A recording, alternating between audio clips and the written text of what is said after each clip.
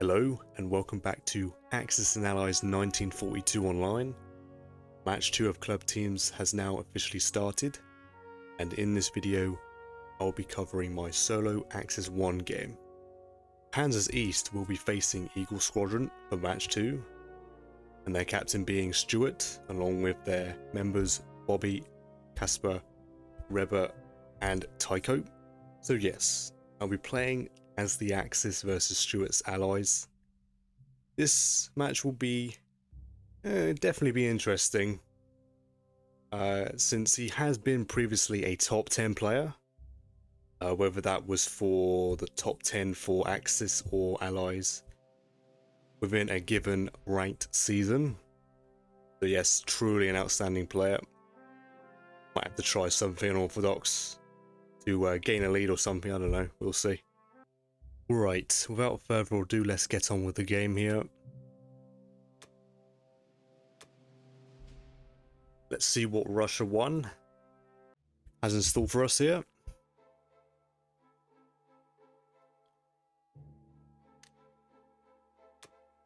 Yes, so STEWART as allies, myself as the Axis here.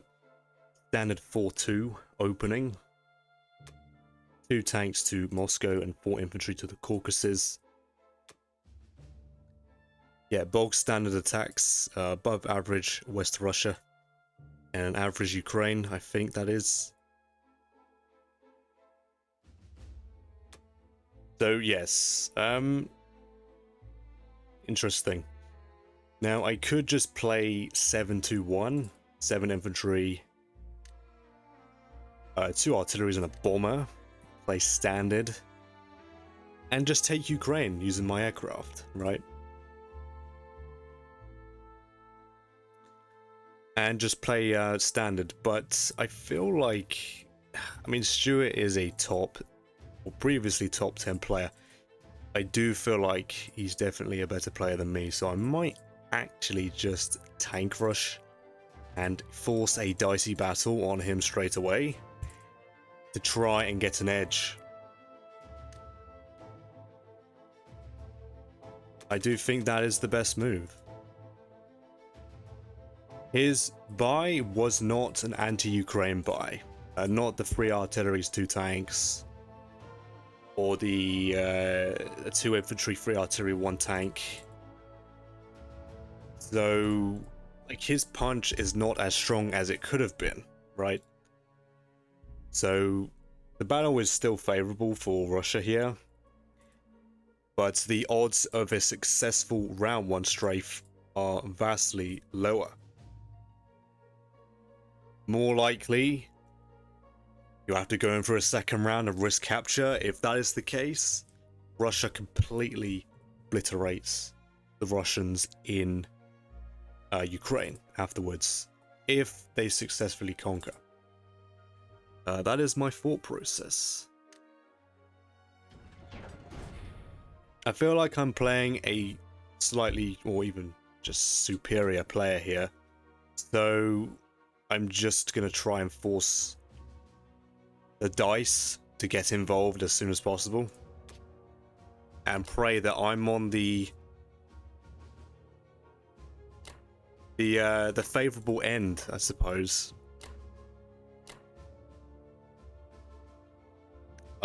Yeah, I'm just gonna kill that destroyer, and I'm gonna pick up an infantry AA gun, and yes, have it so that Russia risks their planes as well. Just give me all the dice, right? Give me all the what ifs, all the potential. On a worst case scenario, 2 hitbacks.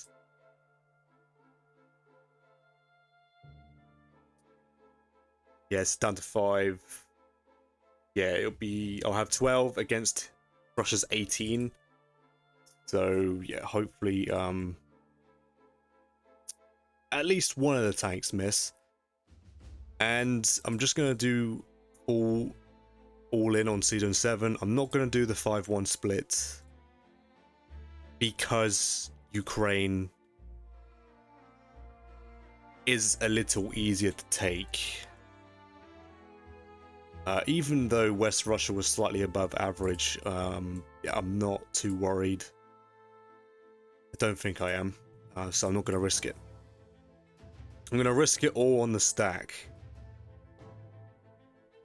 So yeah.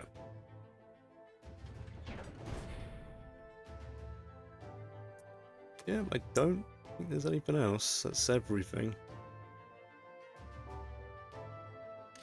Yep. I was thinking of hybriding with five tanks, 2 infantry and artillery, but no, let's just all in this. Good luck to the Germans.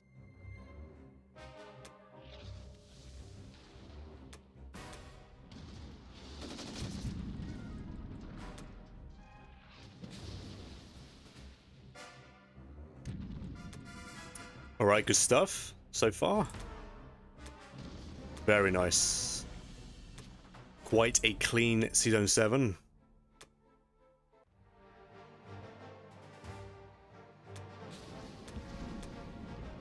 Always a good sign when the battleship kills that destroyer first round.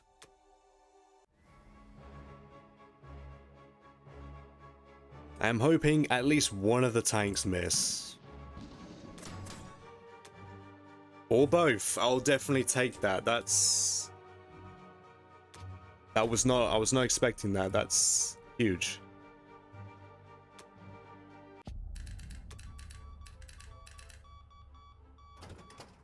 What a result. Okay, I'll definitely take that. Completely flawless G1. Definitely take that.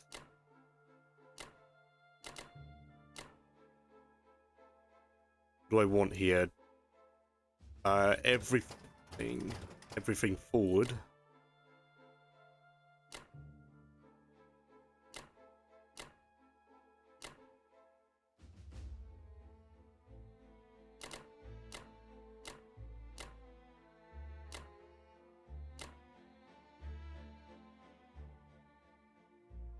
And do I push forward here?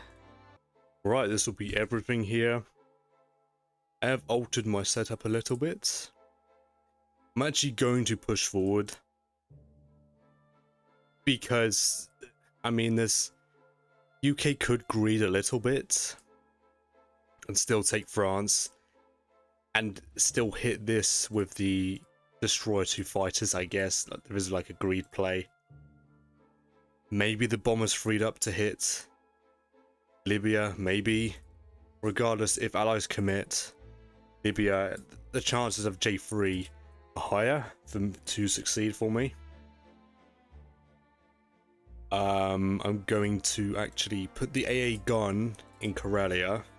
I don't really like shoving just infantry in there. I mean, the idea behind shoving all infantry is to get max pressure on West Russia, but obviously that's a pretty good strafe.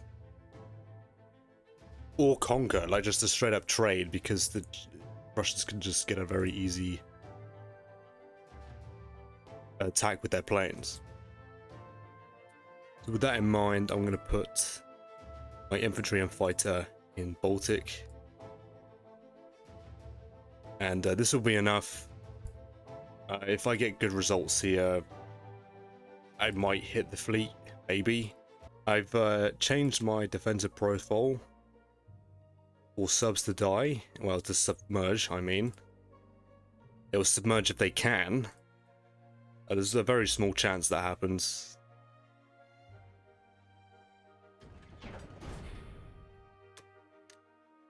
Yep, everything into Berlin. I do expect UK to take France and take it with 2 units. Because of the chance of that double hit back and I failed to take France back. G2, right? There's always that chance. But yeah, I do like this setup.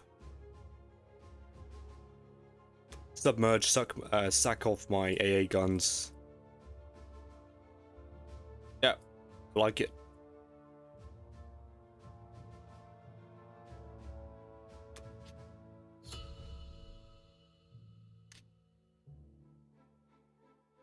Alright, that is the end of Germany round 1, and I'll be back with Japan round 1. Right. Japan round 1. Destroyer carrier, 3 infantry for the United Kingdom. 3 infantry to India. Carrier destroyer to Season 8. A flawless round from the UK, taking out the transport in 5. Taking France for 3. Taking it with 2 units, as expected. That'll be a tough retake, you know, the potential double hit back. So, depending on how well Russia 2 goes, because this is going to... Russia's most definitely going to hit Ukraine on their turn. Depending on how well that goes, I might be willing to commit a tank to the cause. To guarantee it, maybe. Yeah, cleared Season 7 with no units lost. So that's quite unfortunate for me, that's for sure. So there's a lot of surplus fleet for the Allies. So they can just buy their transport straight away. I've not bought air with Germany. And yeah, cleared 61, flawless as well. Yeah, reinforced Szechuan, placed their bomber in Kazakh. Yeah, retreated from Egypt. This is literally bog standard UK1 in response to a tank rush.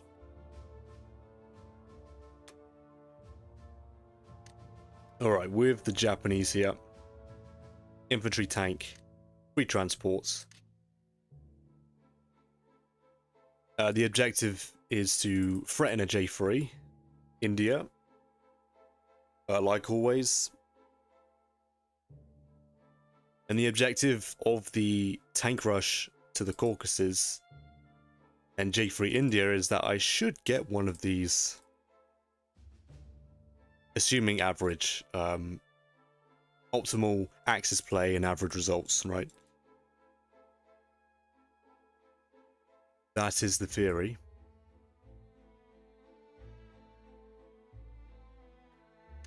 Yep. Just bog standard Japan.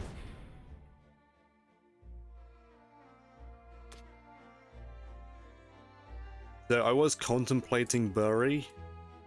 I like to ignore it sometimes, but in this scenario, Russia will most likely be alling in on Ukraine with their planes as well. So assuming if Russia doesn't get a hit back here, then 3 infantry against 3 infantry, fine. If the infantry does get a hit back, they do get a hit back. Russia can just chuck 3 dudes at 2 and pray. It's a pretty effective move without fighters.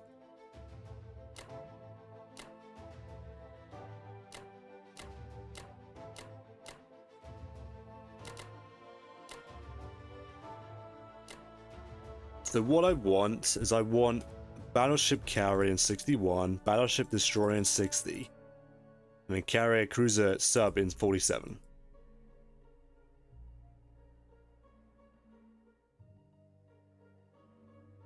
I want to do this configuration so I can dead zone 45.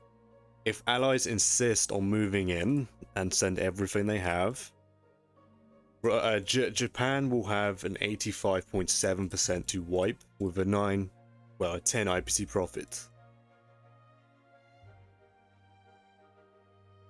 Now 60 is a bit iffy because the allies actually have a 25% to wipe with a 1-2 punch, assuming the US successfully go for Iwo Jima and conquer. This UK bomber can go 1, 2, 3, 4, 5, 6. US can send 2 fighters. 25%. I don't mind offering that. I don't think I've ever seen the allies go for that move with those odds. If it was just a lone battleship, maybe.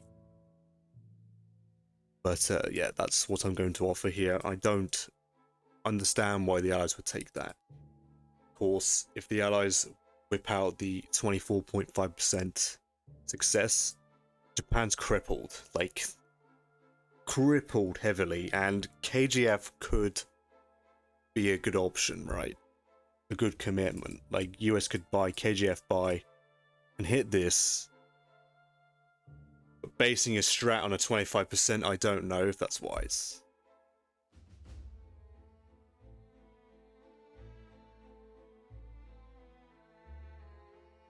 Yes, I have to make sure this is wiped out. Now, do I want to commit? I think I won't do fully standard, fully optimal J3, because I want the option to wipe out Kazakh from the retreating units with the tank and my air force in Guangdong. So this should be enough, so I can then freely commit 2 fighters to this battle. I do want to make sure that this cruiser dies in the first round. As we saw previously, in my other team game, I got diced. The cruiser got 3 hits in a row, and killed my carrier and fighter, so I really do not want that happening again. Alright, good luck to the Japanese.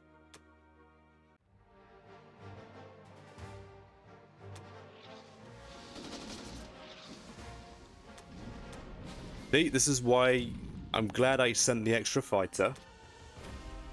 I've learnt my lesson from last time. I mean, it's not like I'm expecting my battleship to hit or not, or anything like that, you know? But I'll take that, of course.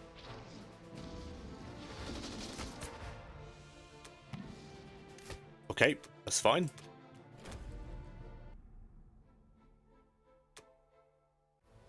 Right, I'm hoping Russia misses here. Oh, beautiful. Beautiful stuff. Okay, Anway's the very, very iffy one. Always makes me nervous. But as long as the fighter gets their hit, there you go. And very nice. There's no weird US attacks on way that can heavily cripple Japan if successful. I just want to kill the unit. Okay, that's fine. I'm completely happy with that. That was a very good J1.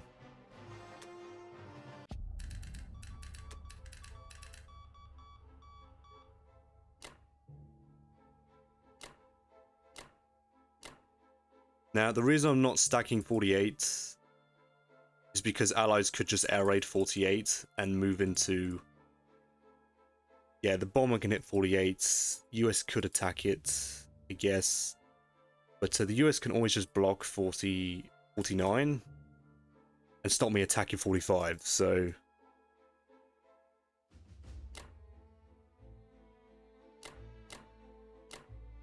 And that'll be it. I'm going to leave 2 fighters on the carrier. So the fighters can go 1, 2, 3, 4 and land on the same carrier. And then the carrier is placed in 47, so 2 fighters from Guangdong have the option to go 1, 2, 3, 4 and land on the carrier. Very nice J1.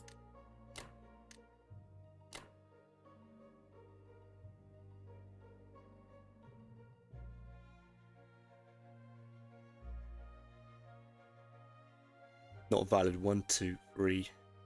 1, 2, 3, 4. Yeah, US can send a lone fighter at this. I do not see the reason why. And yes, the 1-2 exists if US actually commits to conquering Iwo Jima.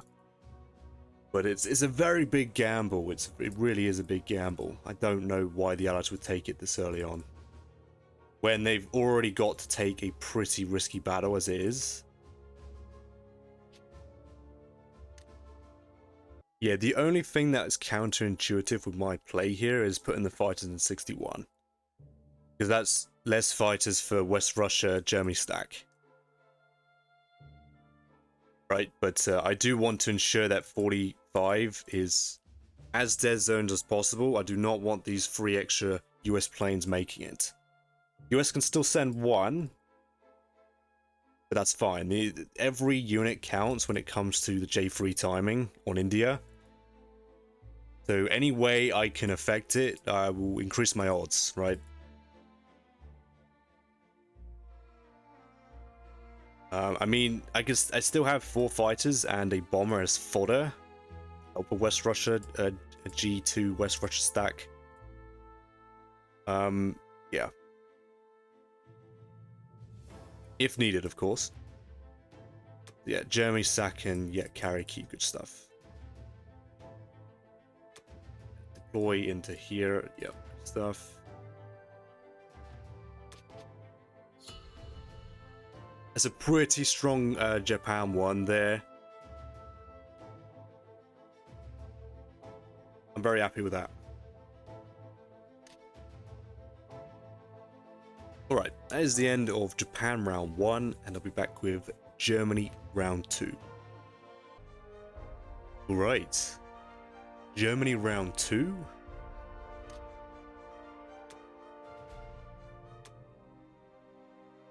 We're back to USA 1 here. Bought an aircraft carrier to transport 2 infantry, 2 artilleries. Of course, all into Eastern and Season 11 here. Took out the transport in Season 16 and then took Morocco for free. Yep.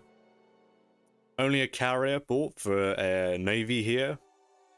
Which I agree with that. I didn't hit Pearl. So US has extra fleet and UK has extra fleet from a flawless Season 7. So yeah, US does not need to buy extra fleet, an extra destroyer, convert it into a couple more, get some artillery and get some firepower up as soon as possible for the Allies. So yep. So as you can see, US actually committed to 45 anyway. That's definitely a move. I was not expecting that, actually.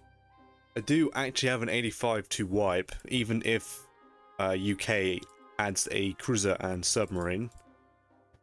If I'm not mistaken. Yeah, an 85%. I guess he's going to see if I'm bluffing. Very interesting move. If the problem with me hitting this target is I'm essentially sacking a carrier and 2 fighters. Yeah, because this carrier is obviously gonna go in, and then 2 fighters from Kwangtung. Oh, actually no. Oh no, actually, because I can't hit C-Zone. I still can. Interesting. I wonder if Allies realize that I need to stack West Russia this turn. Stacking West Russia this turn requires all Japanese planes that are available. So maybe US is just going to push forward. I'm actually going to calculate my odds without those 2 fighters then. Yeah, interesting. This adds a completely different perspective to how I see the game. Yeah. So if I commit to the West Russia stack, which Axis should in this situation, I can't hit C-Zone 45 because just with this alone, I have a 40% to clear. Only a 40%. If UK adds their own, if the UK adds their own sub even, it's actually a 79 to hold. Very interesting.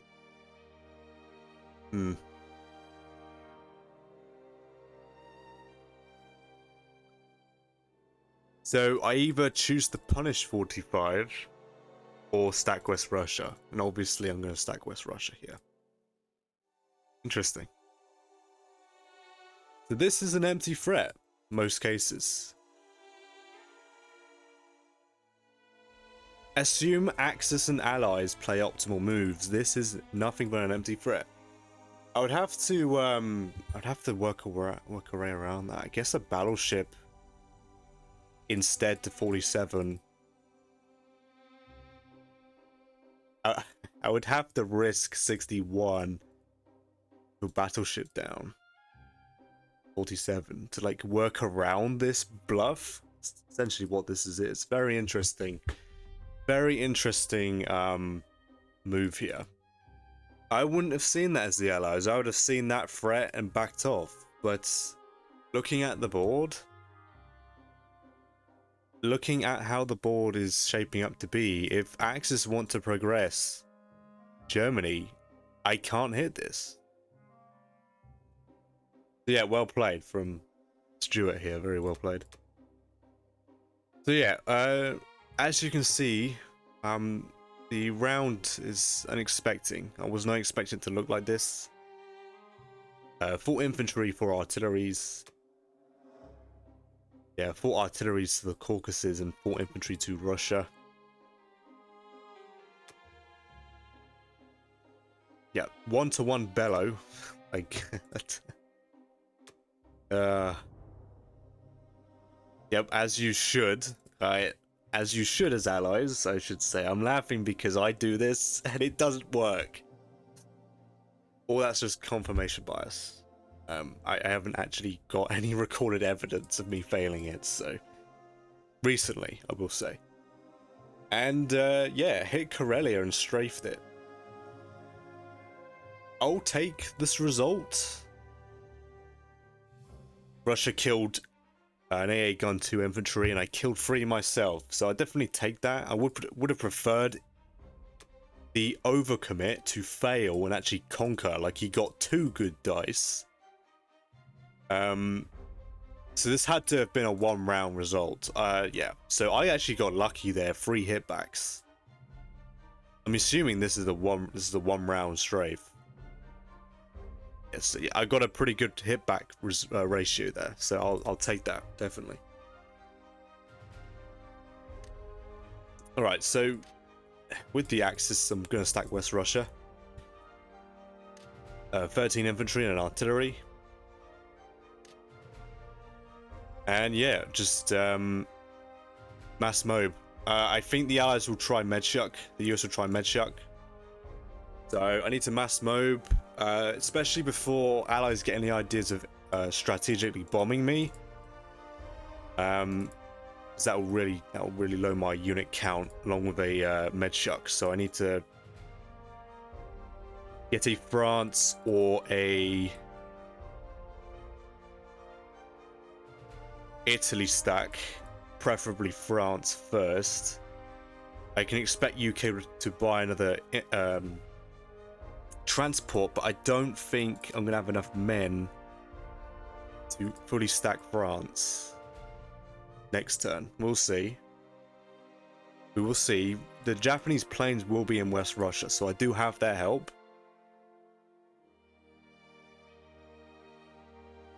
I do have their help.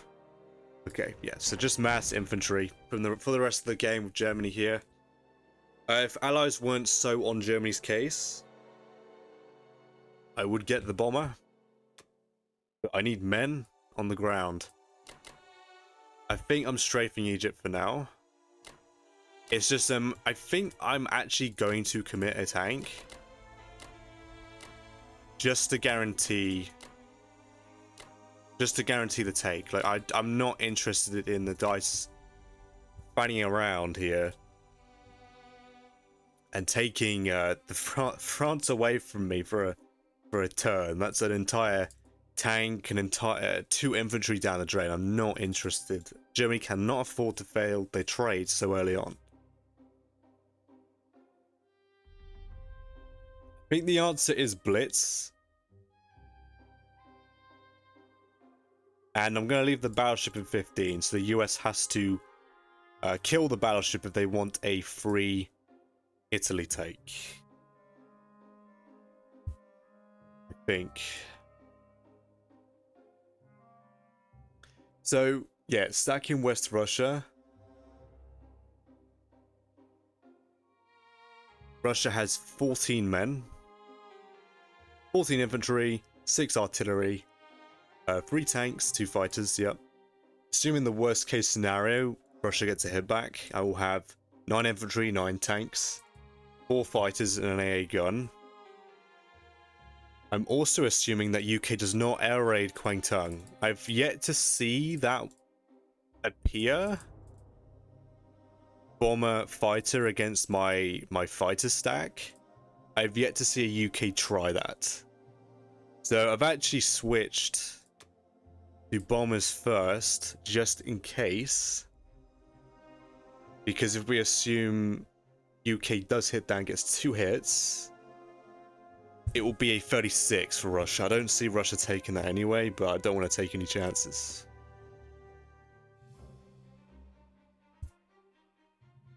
So yeah, and then Karelia. There is actually a 1-2 on Karelia, which is interesting with Russia here. This is the optimal setup for Russia. Right, and then threatened to retrade this. But I could stack Karelia with an 83, so there's no problem there.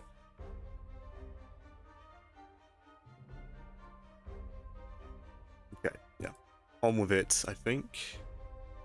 Yeah, unfortunate about the tank, but best case scenario, I will have 2 infantry and a tank and an AA gun, which is an awkward target for the UK to handle with just 1 transport.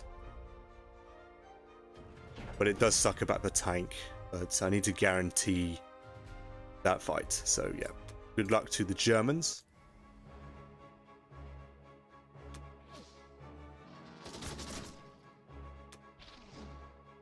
See, that's what I'm talking about, right? The best result. I'll shove an AA gun. I'll happily shove an AA gun in there. It's such an annoying battle for UK. The potential is huge for the German hitbacks in France. Unfortunate about West Russia, but I did calculate the worst case scenario.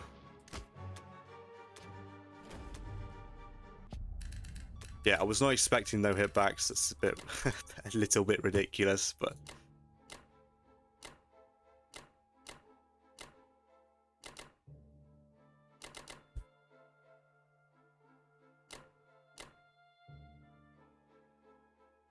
So yeah, US has to clear the battleship, and then I get a free transport if they insist on taking Italy. The Italy battle will not be very good for US anyway, because I am deploying 2 dudes there, so it's not an easy target to take out. There's a chance. I mean, otherwise 1, 2, 3. Do I even want to do that? Should I just leave the battleship here? 1, 2, 3. Well, yeah, I could just leave the battleship there. I mean, US could take it to infantry, and then what? 1, 2, 3, 4. 1, 2, 3. I guess you could sack off 2 US fighters. I don't see the value there. 1, 2, 3, 4, 5, 6. Well, the battleship still dies on US's turn. Yeah, so.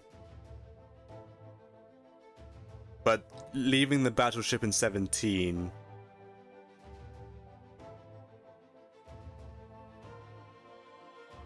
Yeah, Transjordan is technically not. I could actually put my battleship there. It makes these.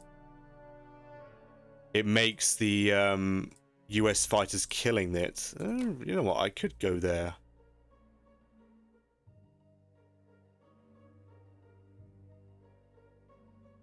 Why not? Yeah, US goes 1, 2, 3, 4 into a dead zone.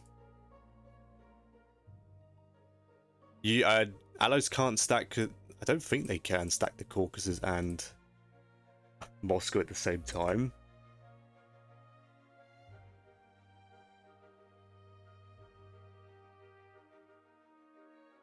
Hmm.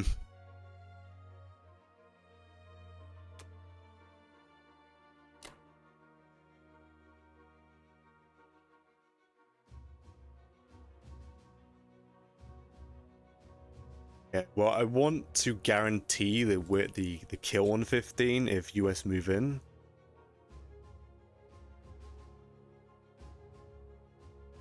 I'll put an extra fighter up north to put as much pressure as I can. I mean, that's 9 infantry, 14 tanks, and 3 fighters. Like, I don't see how allies stack both. Yeah. Alright. Yeah, I'll leave my battleship in the Black Sea. Yeah, alright. Good stuff. Artillery forwards, might as well.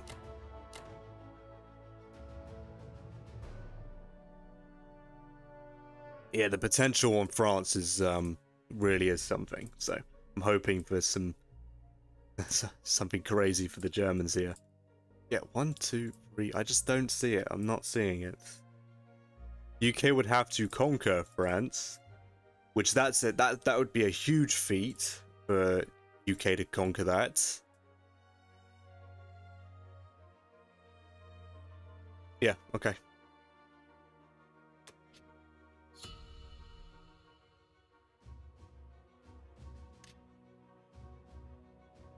Alright, that is the end of Germany round 2, and I'll be back with Japan round 2. Alright, Japan round 2. 3 tanks, transport and 4 infantry for the United Kingdom here. Transport to Sea Zone 7. 3 tanks to India, and then 4 infantry to the UK. Took Egypt for free. Interesting. Okay. Yeah, took Northwestern and took Ukraine, no units lost.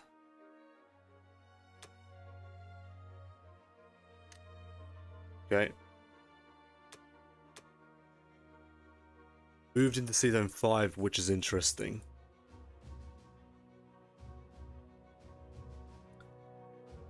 Yeah, so UK ignored France. I expect US to have a shot. I don't think the Allies should allow me to get away with this. It's a very easy German France stack if US does not try to hit that.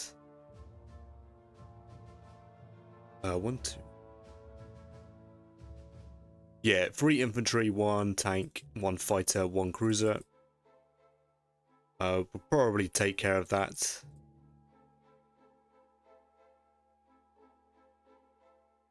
Okay, yeah, sent a stack into Persia. Yeah, no doubt I've got no odds here. Can't take it anyway. And then UK also reinforced 45. Part of me is like, I'm happy with that, I think. I don't plan on hitting 45 this turn, not anymore. But this cruiser will be out of commission from the Atlantic for several turns now, if it ever makes it there. We'll see what happens with this fleet, because it could move to 37 and do some weird fleet drop. There's something weird that could happen here. But I'm not going to worry about that. I don't want to build something that would stop that move. I don't need to. There's no transports here.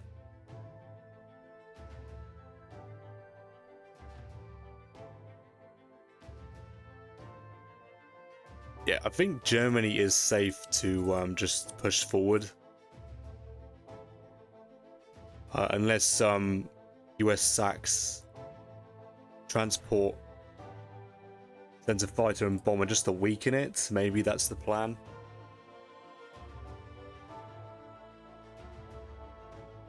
If that's the case, then France is defended, but Africa's dealt with by pretty much round 2, right? Yeah, interesting. Okay, so yeah, with Japan, 6 infantry and a tank with a transport. For now, I want to try and do an eco game with Japan, see if I can grab some money, see if I can grab the men off the islands and be a bit more efficient. with my spending. We'll see what... I was going to get 2 transports, but that's quite greedy. There could be some weird KGF pivot if I buy 2 transports in the same turn, so I'll be a bit respectful and wait for him to leave.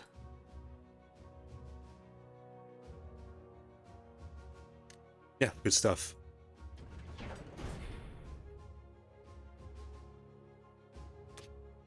So just take Burma for free. I'm gonna hit Kazakh.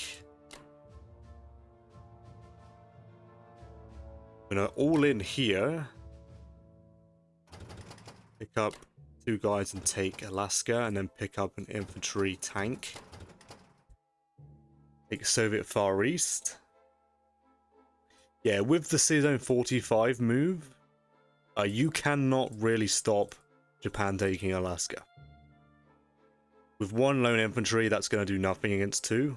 And I'll hold that for round 3 as well. Most likely. And that's cool. I'm just going to threaten to take Hawaii. It might keep this fleet hanging around for 35. I'm not too fussed. Well, I don't think I'm too fussed about what the fleet does, yeah, because the transport is also leaving the Pacific. There's no weird harassment on the VC. Yeah, so yeah, in the end, this turned out to be an empty threat. I still have an 85. I could still hit it. And still have like a 40% to hold West Russia.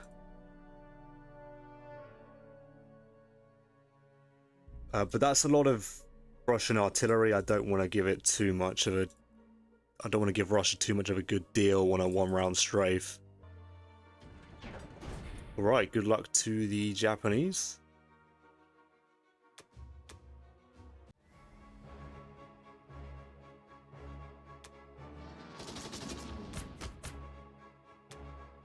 Oh, beautiful. No hitbacks. I'll take that. Amazing.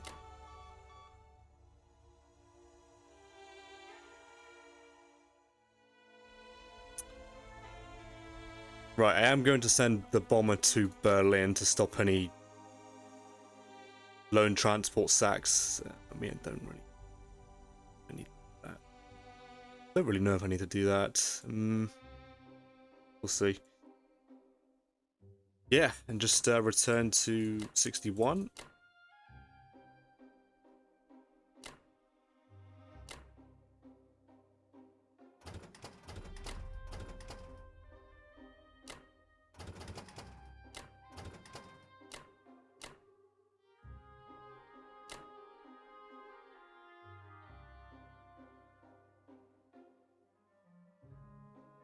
Yeah, so Russia's got 3 infantry and a tank on this.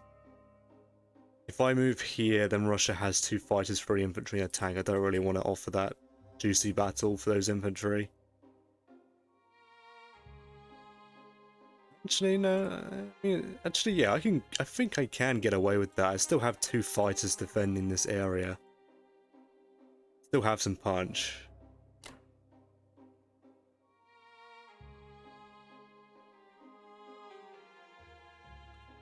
Yeah, so destroyer, cruiser carrier, double carrier, battleship, and 2 fighters. Should be enough to wipe the fleet out. They insist on moving there for whatever reason.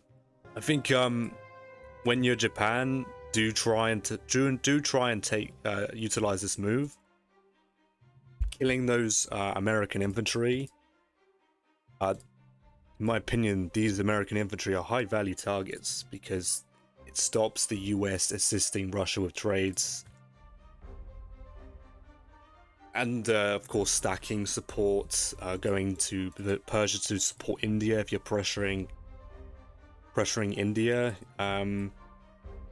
Yeah, like if US want to assist in here, attacking anything, they have to air raid, which is costly, can be costly. So, yeah, I do recommend going after that every time you can. The Allies should have defended that, but I assume Stuart was assuming that I was going to hit this target, but yeah, like I've said, if I hit this, Russia gets a pretty good round 1 strafe on West Russia. I'm not really interested in that, to be honest. And the battle is a strange one because I don't have a destroyer, so these subs are pretty impervious to all damage besides the carrier and the sub.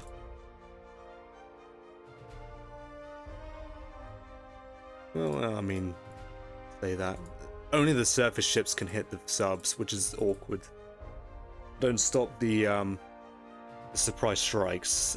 Like, I'm most likely going to be sacking a carrier and 2 fighters if I want to keep the rest of my fleet intact. All of that just to remove 2 fighters. So be it. If I fail, wipe this out. This is just an easy pivot to KJF because I just lose all my fleet, half my fleet here. I wasn't interested in that risk in the end. Yeah. So with the UK, they bought tanks, which I'm a fan of myself. I do expect a stack from the Allies in Kazakh. Allies would probably stack Moscow and Kazakh. It's something I like to do as allies. If Germany is this aggressive, just stack Moscow and Kazakh. Dead zone the Caucasus. You halt Germany and you shut out Japan in this KGF. So yes, I expect a very early Kazakh stack. I don't think I could stop it. I'll try. Yeah, 5 infantry, 2 artillery, 4 fighters, 6 fighters actually, and a bomber. I might have to hit that to weaken the spot. Might allow Germany in over here somewhere, I don't know. Yeah, I'm just looking at this move from the US. I'm actually going to just put my transport there anyway.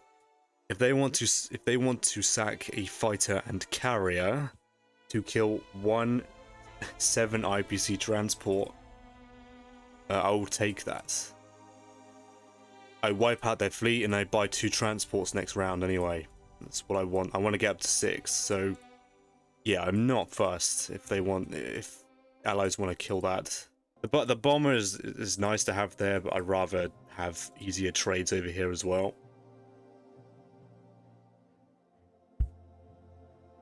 Yeah, I think I'm happy with this. So yes, I'm going to intentionally put that transport in 60 in range of his fighters.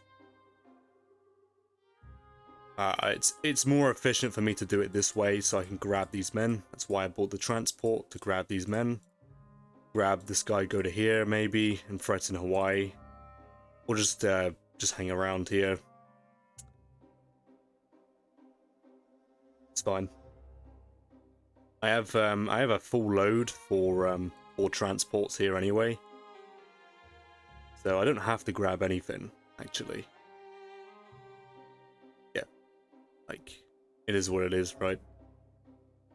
But yes, if they want to take out this transport and move the 48 entirely, I have a 96 to wipe his fleet. The only way I see allies really get away with that is if UK drops a carrier transport to go harass East Indies in the same turn. But I don't think that does anything anyway. 1, 2... No, not really. I don't see it. Yeah, I'm happy with that. I'll intentionally put that there. Alright, so yeah, I think this is a good start for Axis, but this is also a good start for Allies. It's very close. Right, that'll be the end of Japan round 2, and I'll be back with Germany round 3. Okay, Germany round 3.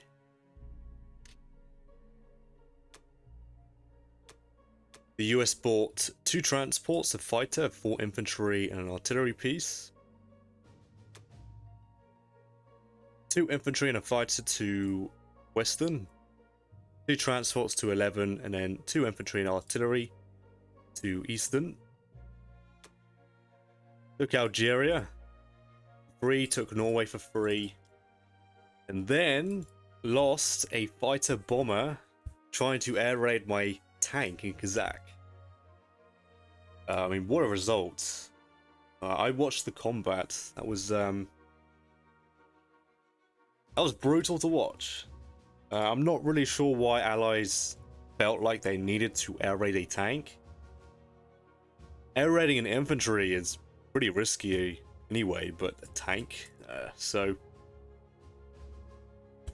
But I suppose, on average results, I don't conquer on my Japanese attack, so I suppose to keep up with the tempo, I guess, allies thought they needed to air raid the tank and basically pray that my tank misses, but literally a disaster for the Americans here. I'll definitely take that. Yeah, I wasn't expecting US to risk that much.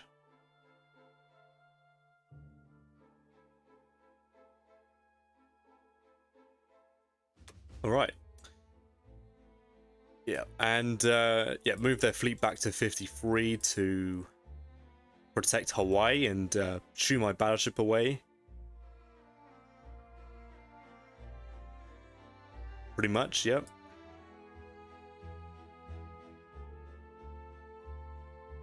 The Russians bought 3 infantry, 4 artillery pieces, so this is one of the most aggressive rushes I've seen in a while. Hopefully investing that much into artillery will bite him the backside. Is what's that? That's 40 IPC. The 10.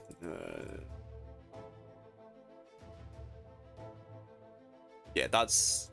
How many rounds of artillery is that? Yeah, like 4 artilleries and then 4 more. That's...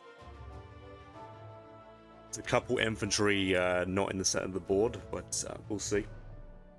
But yes, very intimidating. No doubt that's a very strong 1-round strafe. Allies want to test their luck. It took out my tank in Kazakh, and my tank actually killed another unit. So that's... I couldn't have asked for a better result. That's literally the best result for me. Besides Russia also failing, right? But that's awesome. And then attacked Xinjiang, which is a strange one.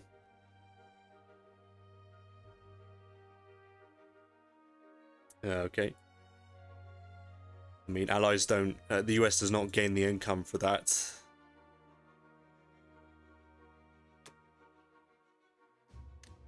So with the Germans here, 12 infantry, 2 artilleries. The plan is to try hold France, Italy, West Russia and Karelia at the same time.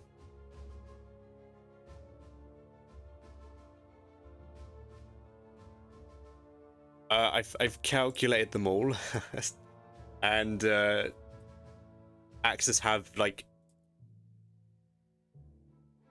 the lowest odd is a 70% on... Where is it? A 70% on West Russia, is assuming allies hit France. I think I can get away with this. I want to maintain the France stack to stop UK getting boosted income. It also helps me dead zone 8 with Germany. I want to hold Italy, so Japan can actually dead zone 15.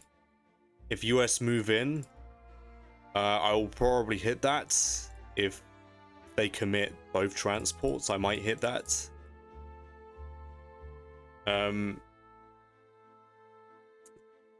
Technically, Germany will also have all their planes on this and a battleship. I would have to carry a drop though, so I'm not really sure about that, but I think I can get away with this. Yeah, 12 infantry and 2 artilleries. That's the plan. I will try and take Northwestern. Take back Ukraine, hopefully. I need to conquer Archangel to stop a 1-2 punch on Karelia with the UK and Russia. And assuming all the combats work, I should be fine.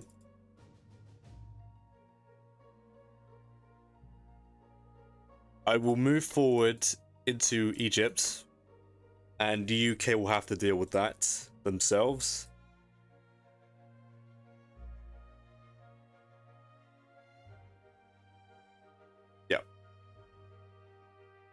Yeah, I'm gonna try and maintain Germany and West Russia for as long as possible. I might give up Karelia on a specific turn to keep odds in my favor, and move a German stack into Baltic states. As long as I have the France stack maintained, I should be able to pull this off. Yeah, G4, I'll try and move a German infantry stack into Baltic. Maybe, I don't know if I'll have enough.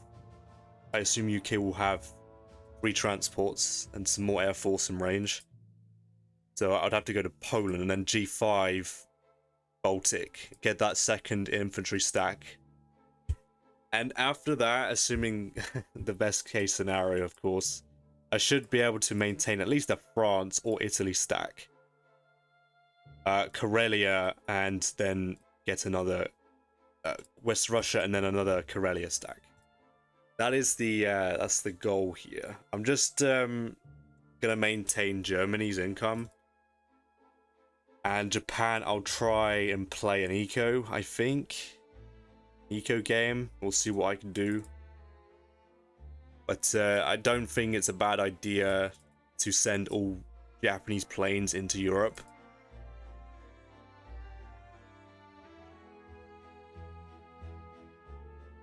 Early in this scenario, just try and kick UK or keep US out of Med. So yeah, that should be the combat. Yep, Northwestern. I should have 2 infantry left over that I need to move down to Italy, I think. Yeah, because I need 10 infantry, 1 tank, an AA gun. France. Yes, that's 4. So I have 2 to spare, which both of them need to come down to Italy.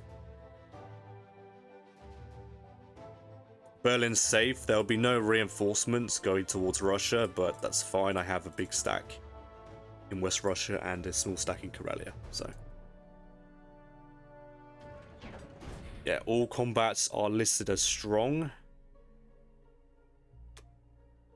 Good luck to the Germans.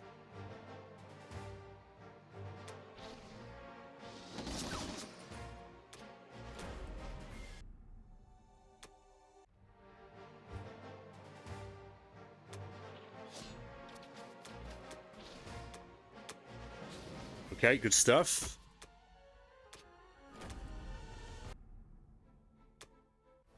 Okay, I must take Archangel here, otherwise I will just have to give up Karelia this turn. Alright, good stuff. No hitbacks, flawless so far. If UK doesn't get a hit back here, it's actually a painful retake. Okay, well, I'll take that. That was a very good Germany round there. Yeah, I'll definitely take that. So 1, 2. Need 2 fighters down here. 3 fighters here, and I need to send everything.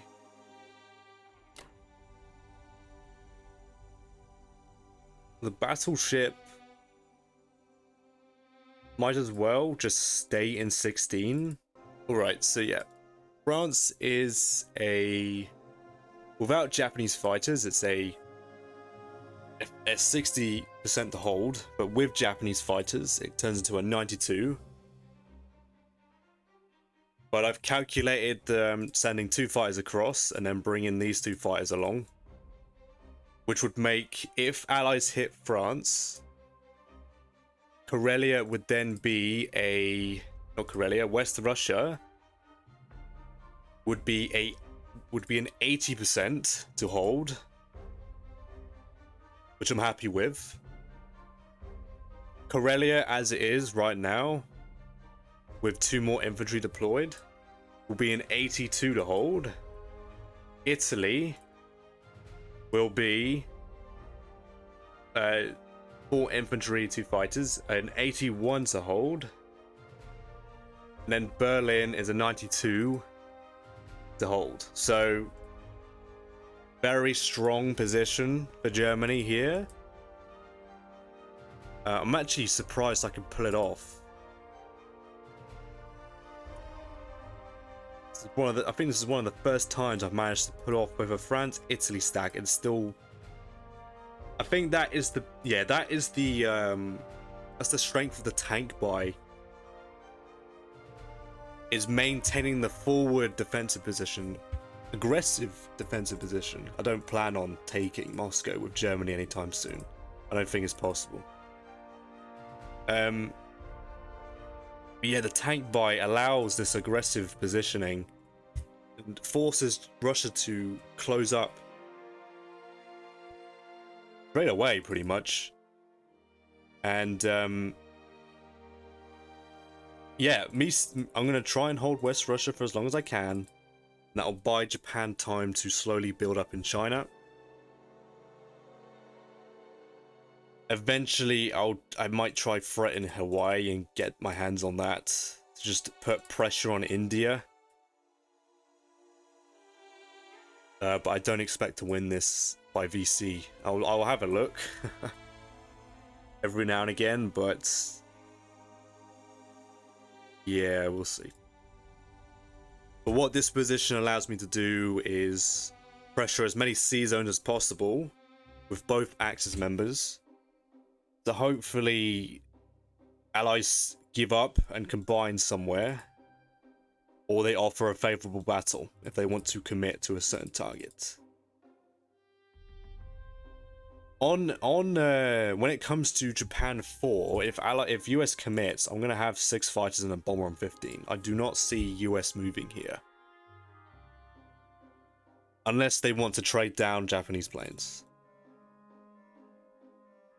But besides this, that should be it. Very good stuff from the Germans there.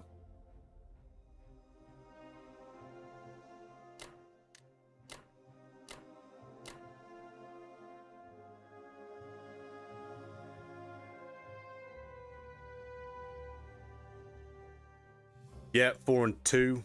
I might just, if Allies don't hit anything, I'll probably just add just a Japanese fighter to make it guaranteed. France, yeah, that's safe. Really, yeah. 4, 1 and 3, yep, 80%, good stuff. And I'm on keep AA, just in case. Well, just in case Allies do go for this and I shoot at both Allied planes.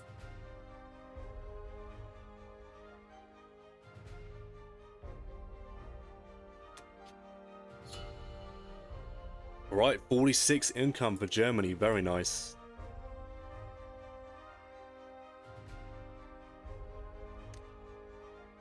Okay, well that is the end of Germany round 3, and I'll be back with Japan round 3. Alright, welcome back to Japan 3.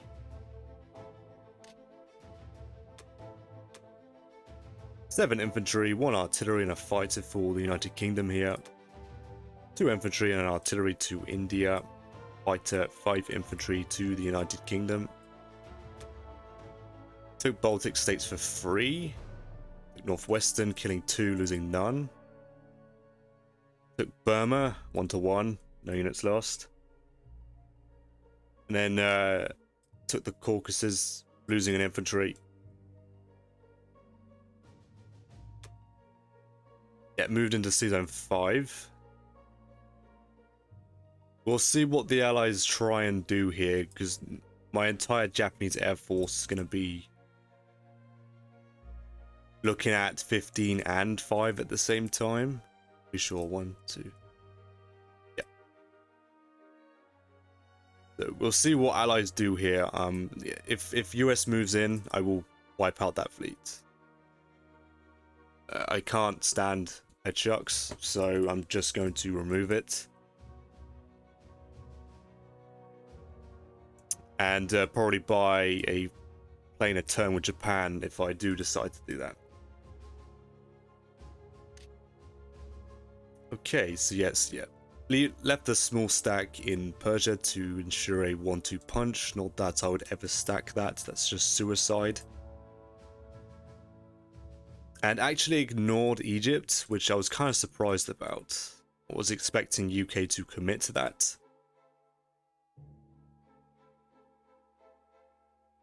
I'm pretty sure UK could have committed to that and still protected India or Dead Zone Kazakh. I don't know why they ignored that, but I'll definitely take that. Yeah, sent their cruiser to 53 as well. Subs down here. So with Japan, 7 infantry and a tank with an industry. I'm going to save the 2. I don't want to get any more artillery. I think I've got too much already. Yeah, save the 2, so I've got 40. On a good day, I will have 40, 41, 43, 44, 45. Which is pretty nice.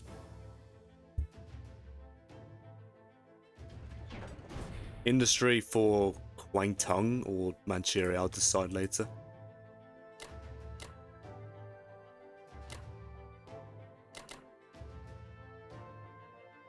I'm going to commit this and then probably split the artillery like that.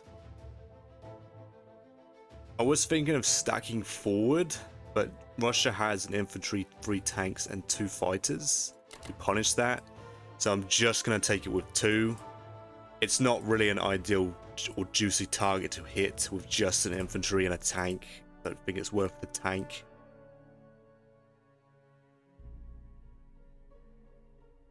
Actually, 1, 2... I can't do that. Can't do that.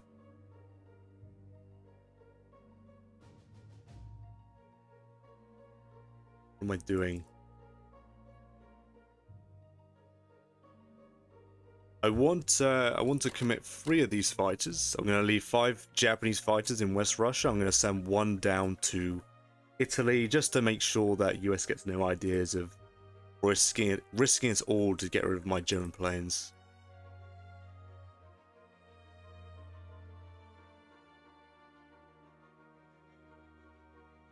Over here, I'm just going to leave the units in Alaska because he only has 1 infantry and 2 fighters to try and retake.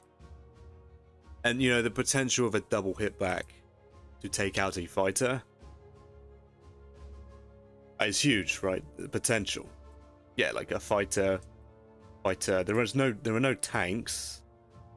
So that's a very interesting buy. Like I could have gone for that, but I don't think I'd ever will try that. So I'm just gonna stay put. It's a very difficult battle to retake. I am worried. I think Russia could attack Xinjiang. Like the only reason I'm worried is because Russia, for some reason, traded Xinjiang this turn. So I don't know what to expect if he's gonna commit units here again. But I'm gonna have units to trade back Xinjiang anyway.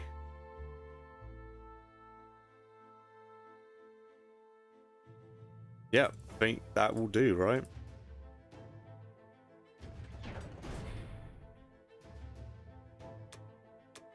Good luck to the Japanese.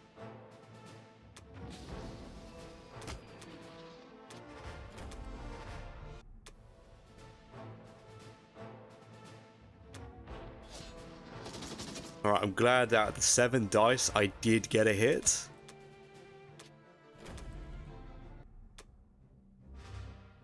There's been too many examples recently where I'm chucking 8, 9 dice and getting no hits.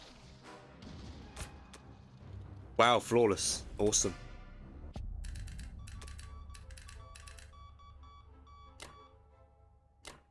I want to leave the bomber here. The only problem with that, there is a weird US sacrifices 2 fighters to clear Kazakh and then 3 tanks, 2 fighters to kill the bomber. Very anti-Japan in this kill Germany, for sure. I'm not too sure about that.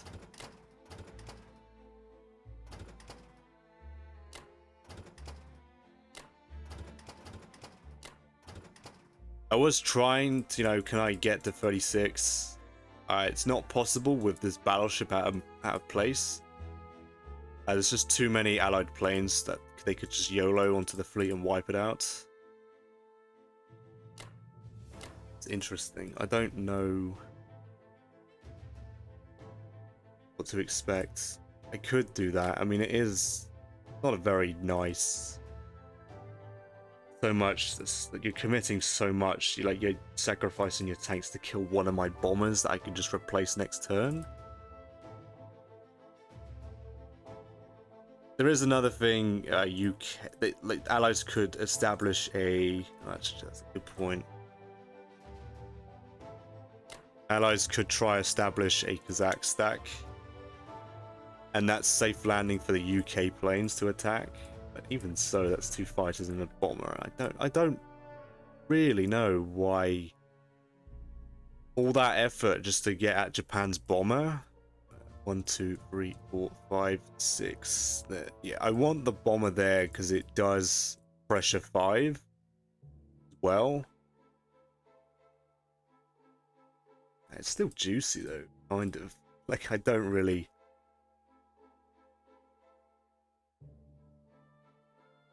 Okay, I mean, I still have 6 Japanese fighters on 5. I might actually just settle for fully dead zoning 15. And Japan's still got 6 planes on 5. I think I'll deal with that. I don't really like it still. Yeah, there is an artillery to kill as well, so I suppose the target's a bit juicy.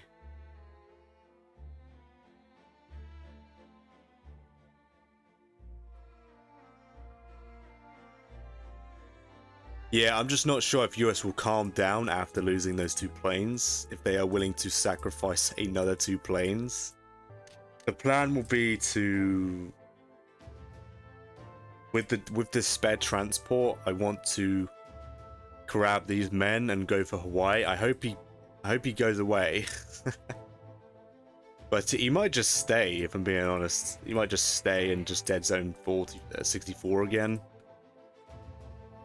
If that's the case, then I'll come down to 49 and go after Australia that way.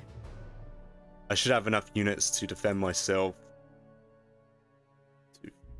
in 61 and still move to 49.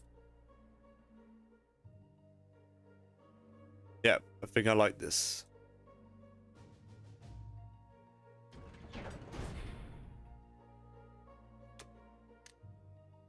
Just where is that industry going to go?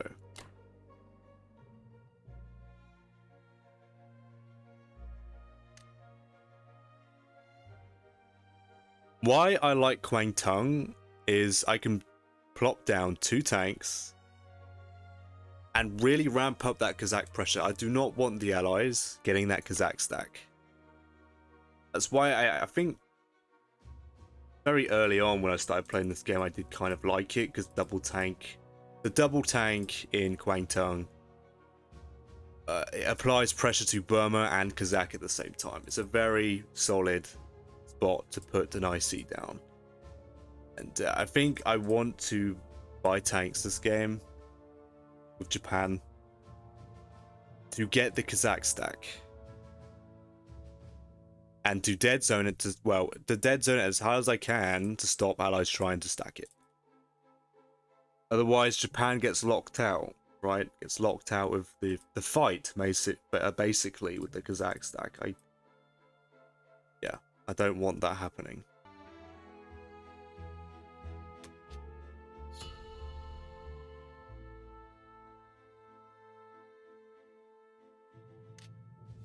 So yes, yeah. As long as the Axis retain the AP lead, the game looks okay for Axis. But I need to start contesting the income, and then the AP kind of doesn't really matter anymore.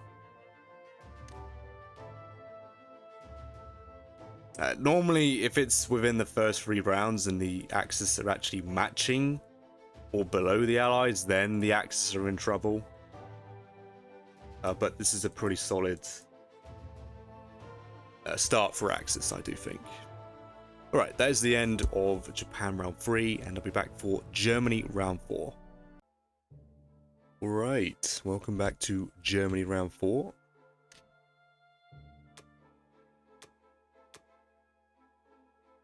Five infantry, 1 tank, 1 artillery for the US with an IC for Norway.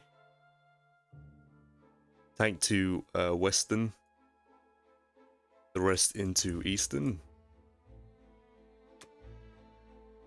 Took Finland for free. Took Libya for free. Attacked France, killing my infantry AA gun. And failed Alaska, losing an infantry, retreating with 2 fighters. Killing 1 infantry. So I'll take that. I get to hold on to this for 1 more turn. Very nice. Yeah, I had my defense profile on SAC. I guess that was a slight mistake. I guess I left it on SAC just in case Russia is going to hit West Russia. I suppose he picked up on that and just went after my AA gun and did get hit, so that's quite unfortunate.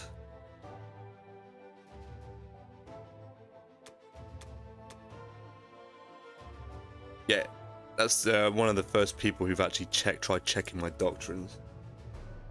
My defensive profile, I should say. Yeah, so 5 infantry, 1 artillery for the Russians. And took back Archangel, losing an infantry. Held ground. Stopped with the artillery purchase. Okay, that's nice.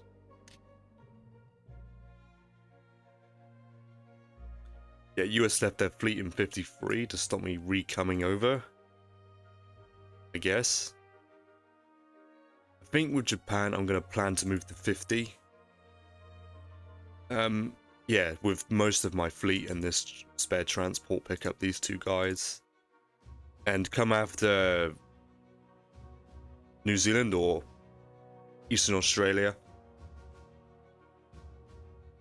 I assume this fleet will just hang around in range of Hawaii to dead zone it.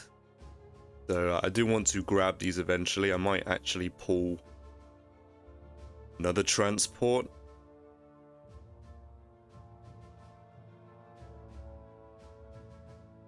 To concentrate on Australia or something like that. Or maybe the turn after, once I've taken New Zealand, I should have room for a spare transport just to hang around, I think. Maybe.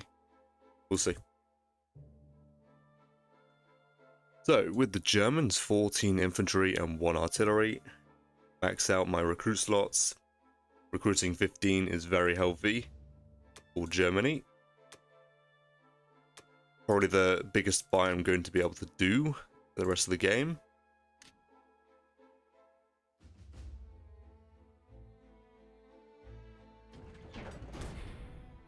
So the plan will be to hold West Russia and Karelia.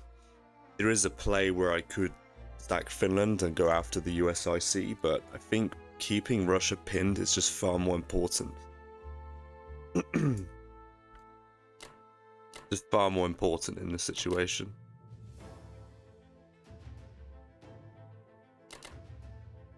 I'll try and, yeah, I'm going to take the Caucasus, try and take back Baltic. And I'll attempt to trade Northwestern. Don't expect that to go well at all. Normally that doesn't work against 2 infantry. But at least kill both units, I'd be fine with that. And yeah, I'm just going to hold Karelia, West Russia and France. Italy I don't have to worry about from these transports because this battleship could just sit in 15 and protect both Southern Europe and Italy for me. Because it's very unlikely that a lone fighter will kill a battleship. I'll be very, very surprised. And even if US push through with that fighter, if they go all in on Italy, it's unlikely to succeed anyway. With Egypt, I could choose to push down to Sudan. But the 1 in 3 chance, you know, allies get a hit back here, and US could just go in, tank 2 fighters and just clear it up and free Egypt. So I'm kind of want to just stay here, I think. If I didn't take a hit back the last round, I think it was. Yeah, if I didn't take a hit back last round, I probably would actually push. Because a 4v4 is very dicey, whether he would lose a plane or not.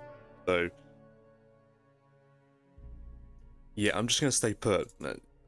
Yeah, US will definitely threaten next round, and I'll probably be pushed to Transjordan, which would be fine because then the UK would be using men from Persia to trade Transjordan, which it trades down some of the units in the center of the board, which would be useful for Axis, hopefully. Left a note here for Japan that they must conquer Archangel, because I don't want Russia blitzing their tanks and fighters and hitting Karelia. They try and 1-2. Oh, well, I don't actually have to. I only have to do that if UK hits Karelia. Which Karelia is a very solid 96. So if UK hits this, I have to conquer this with Japan. Yeah, if UK doesn't, then I don't have to worry about the tank blitz. Completely fine. Yep, favorable and strong. I do need to take the Caucasus here. That's why I'm staying in West Russia, to boost my income. It looks like I'm going to fail this. Oh, okay, very nice. Got lucky there.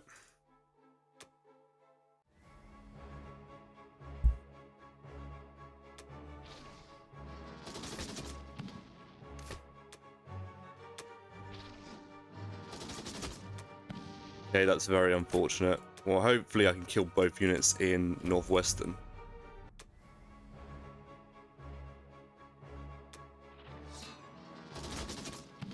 Okay, the exact same result, I think.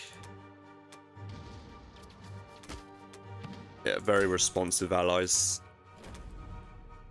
Yeah, that hurts a lot. It's, that's what the allies need. Need me to start failing my trades. Yeah, that's pretty brutal. But I can still buy 13 men next turn.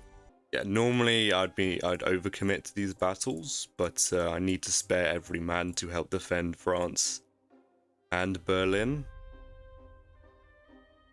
And even if I take, UK easily takes it back, so... Yeah, that's an artillery piece down the drain if I wanted that. So France, I need to send... Well, I mean, let's look at West Russia. I need to send 2 more infantry. I need 1 Japanese plane, 1 more Japanese plane. So I should have 9, 2, 13, 1, and 6 Japanese fighters. Yep. Karelia. Yep. 2 infantry, plus 2 more for Karelia. Tank 5 fighters is a 96. Yep, no problem. France needs 12 men. and 1 tank for a base of 85, and if Allies insist, I have Japanese planes to just fly over. Berlin will need at least 13 men.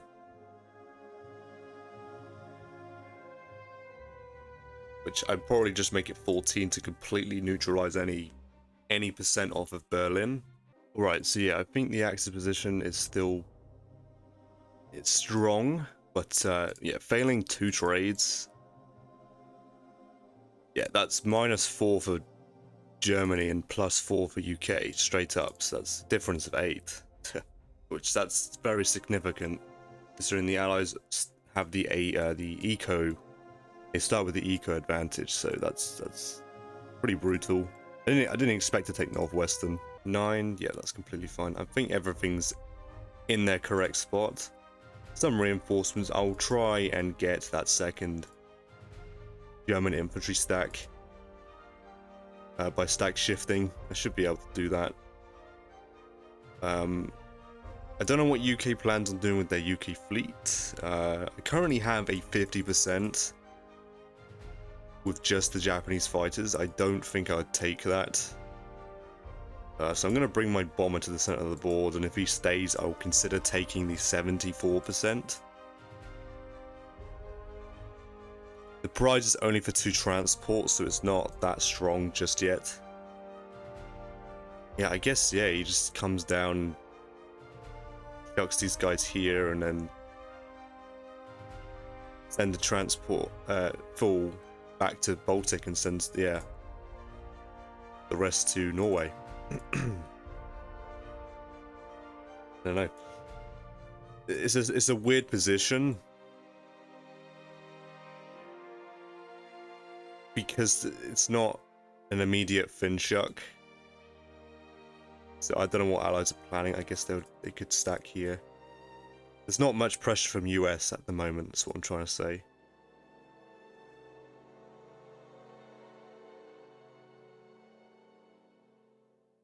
Yep, okay. That's 14.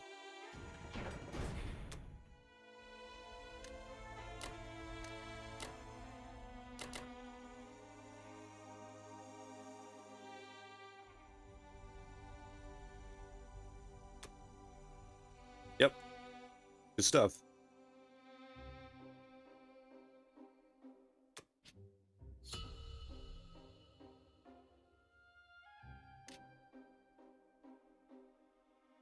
Yeah, the gap's closing, and it will close a lot faster because I've failed both trades.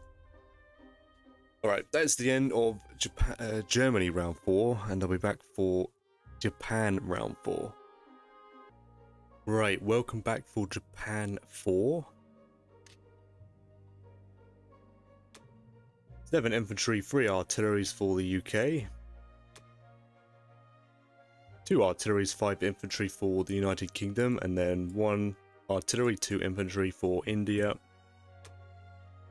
So I've done a bit of a boo-boo here. I did miscalculate my France defense.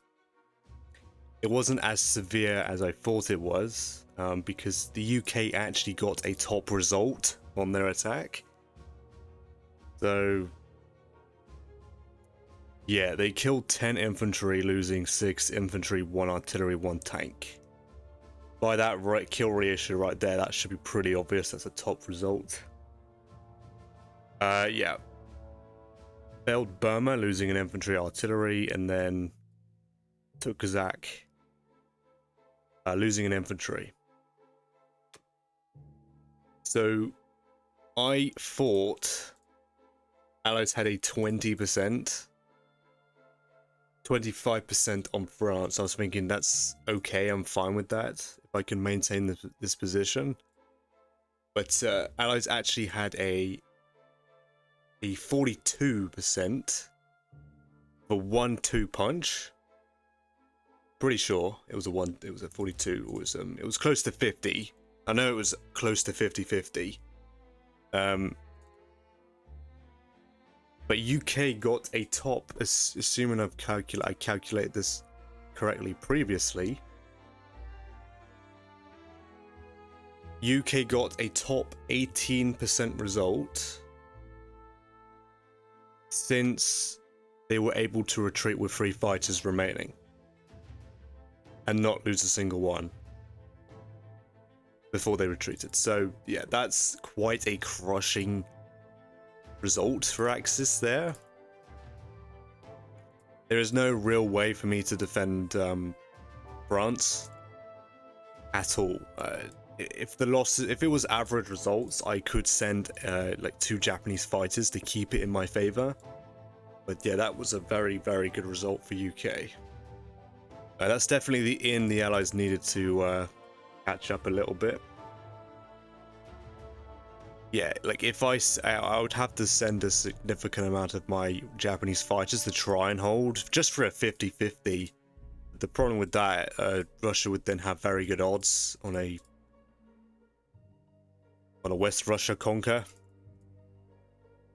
I just can't allow that. So yeah, this is very punishing, especially since Germany failed 2 trades previously. So that's a lot of units this round that Germany's going to lose. It's very unfortunate.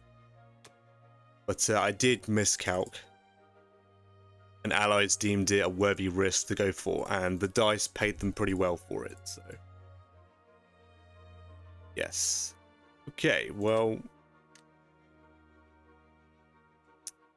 I'm just going to stay the course with Japan here. I'm going to get 6 infantry, 1 artillery, 2 tanks, and a transport. I'm going to get up to my 6th transport and try and expand into Australia. Or go towards Africa, depends which is better.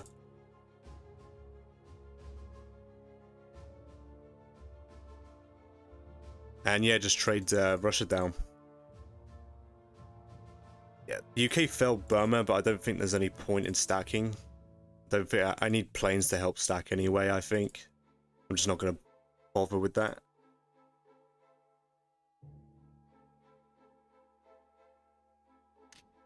Yeah, this will be the buy. Pretty sure 6-2 is safe. 1, 2, 3, 4. Yep.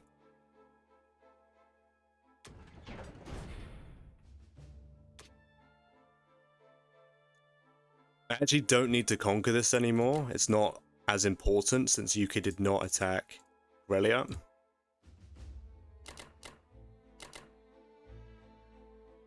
Take this for free, take this, and commit 2 guys.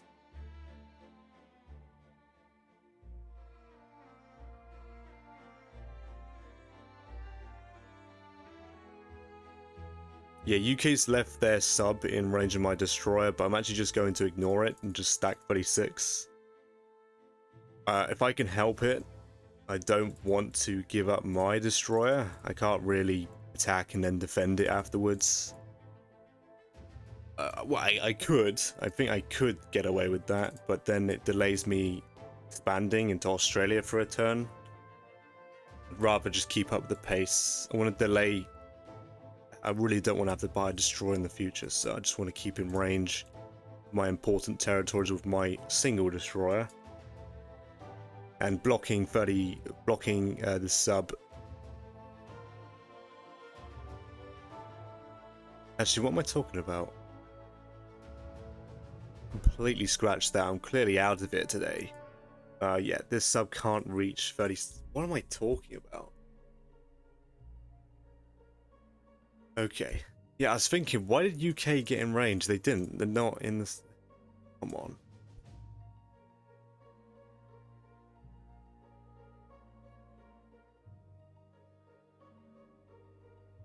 I mean, that would change how I play this turn, but I've already committed. It's not a jarring mistake. I don't even think it's a mistake. I could just ignore it anyway, even if it was in range. But I still will stack 36. Allies have a 18%. 18% on this. Well, I can send an extra boat to that, I guess. I don't know why Allies were taking 80% on a fleet. Yeah, I don't see it. Anyway, yeah, but at least the soft underbelly of Germany is protected by this battleship.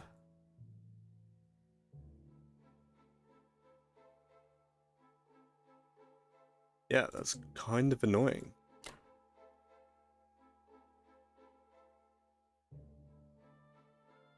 Okay.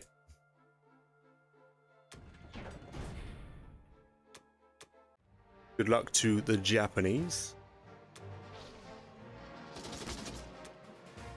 Very nice.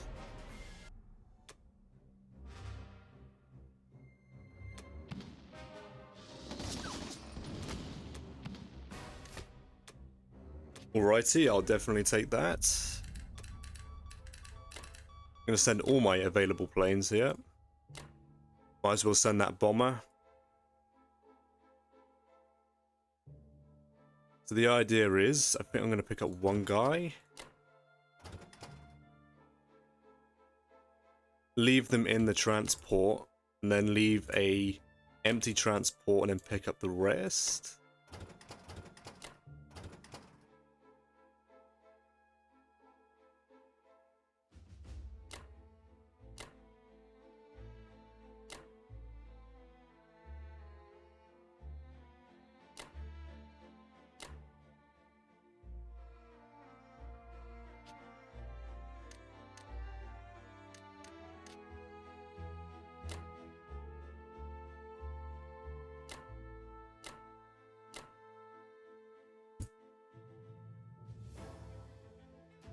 So yeah, UK has 2 fighters, 1 bomber, 1 sub. I don't know why US would risk their 2 fighters against 2 battleships. That's yeah, the probability of him breaking through both my battleship hits is so unlikely. I don't know why US would go for that.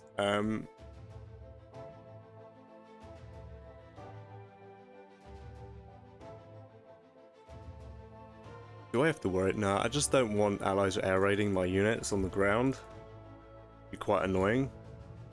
But yeah, an 18% for allies to win, to survive the battle, but then I have a 94 to survive myself.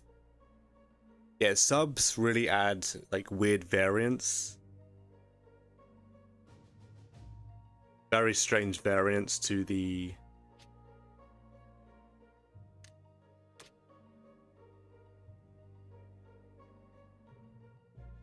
odds. Yeah, on average I have 2 battleships left. Do need that carrier there, that would be a blunder. Alright, so yeah, at least West Russia is nice and safe. It really sucks. I'm losing, yeah, that's 12 infantry, 1 tank. That's quite a brutal loss.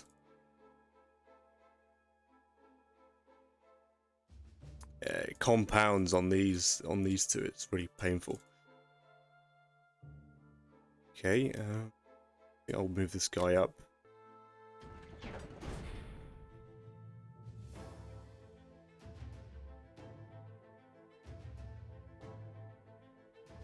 don't know, maybe the target's more juicier to hit with me having these guys in the transport, but I don't know why allies would hit that still.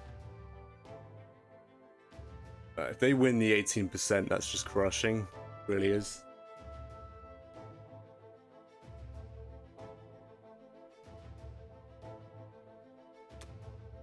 Alright, yeah, transport, double tank, and then the rest here.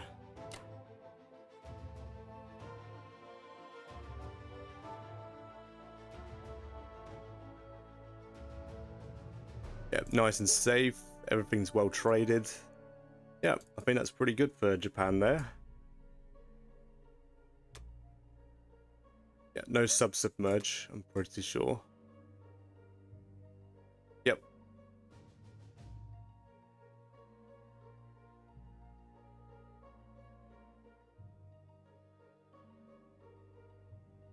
No hidden sub there, is there? No. Okay.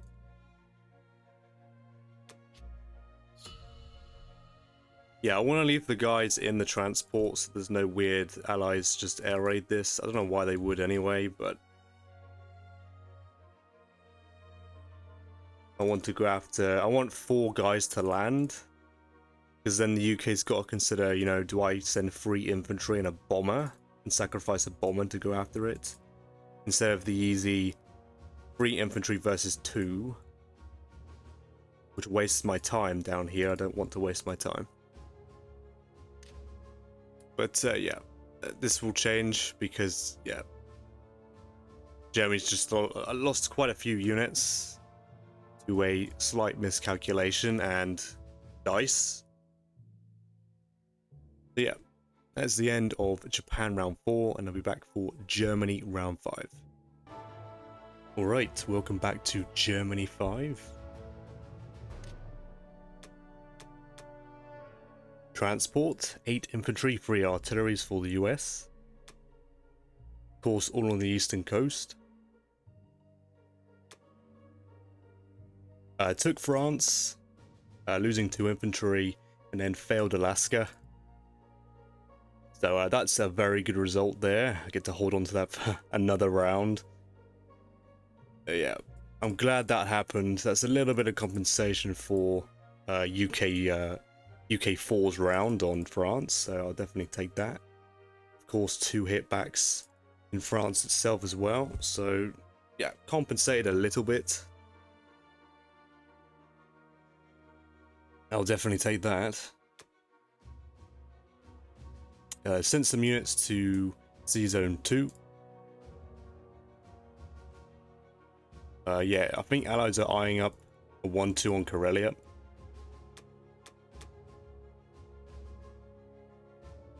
Four infantry, 1 artillery for the Russians, all into Moscow. Yeah, took back the Caucasus, no units lost, and then took Vologda, no units lost. So perfect round for Russia there. Could not have asked for better.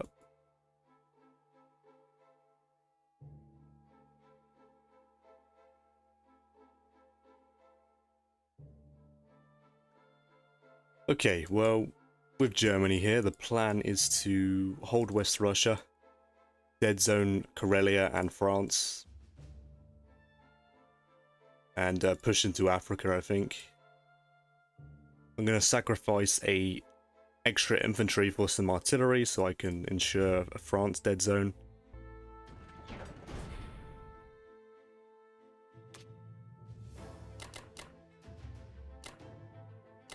Gonna blitz my tank here and then send these guys up. Commit 2 guys.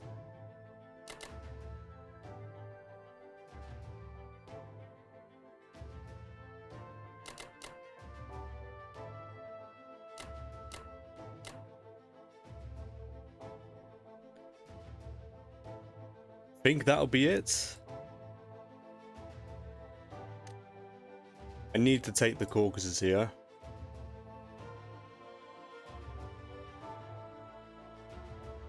Or should I overcommit by 1?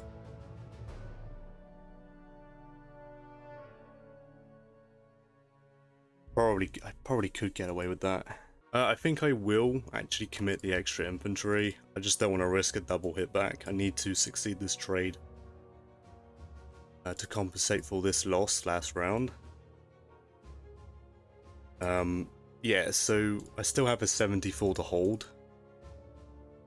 West Russia. So I'm not sweating too much. I can improve that, in fact, by sending this tank.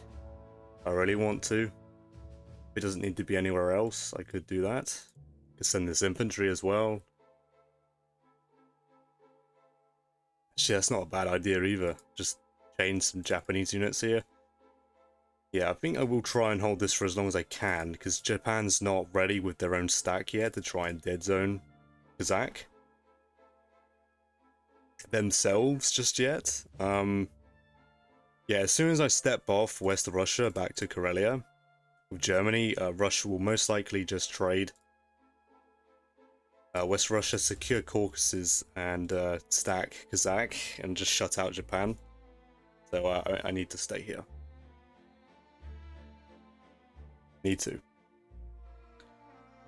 If this game was going to be a Finshuck, it would be a different story. I should prioritize stacking this, but I'm not sure what the Allies are doing. They might switch to Finshuck now. but I should be able to step off next round if I need to stack it, to shut it down straight away. If need be, of course. And yeah, I think this will be it. I'm going to leave my planes in Bello as well. I just want to keep in range of France to ensure a dead zone, but keep some planes on range of Moscow as well. Yeah, I like a lot. It's strong and strong. Now I'm playing a ranked, and I did this configuration against 2. It went on for 4 rounds, no hits from either side, so I'm really hoping I've thrown all my bad luck away and can just succeed my trades.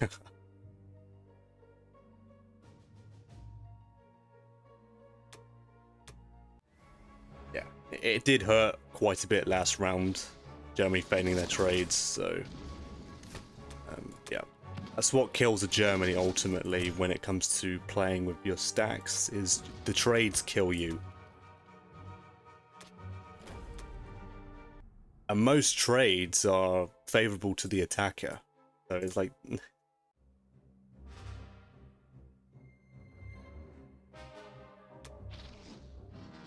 Alright, good stuff.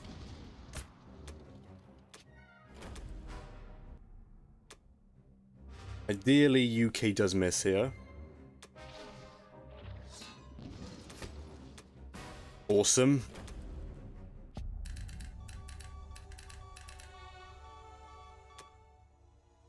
I'm gonna move my battleship back to 16, so because UK has 3 planes on it. 4 planes, including the bomber. I've left a note to put the Japanese bomber there if it is free. It most likely won't be because I need to trade Burma next round, most likely. But if it is free, I'll put it there just to stop this 13 move that's clearly coming. It won't stop it. It'll just force US to move a bit.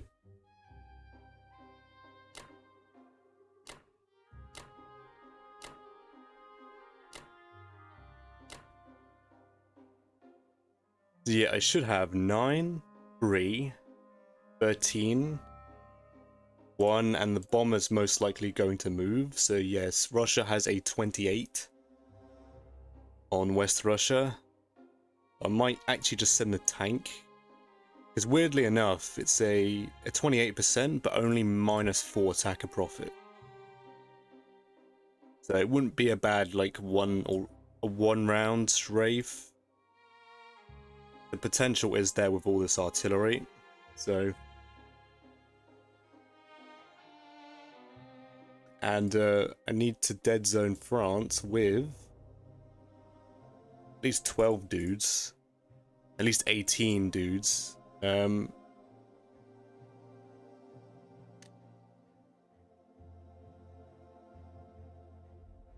Okay, so what am I doing? 7 and 1. 7 and 3. 1 and 1. I have 8 and 3 at least. I'm leaving 10 here so I can move 3.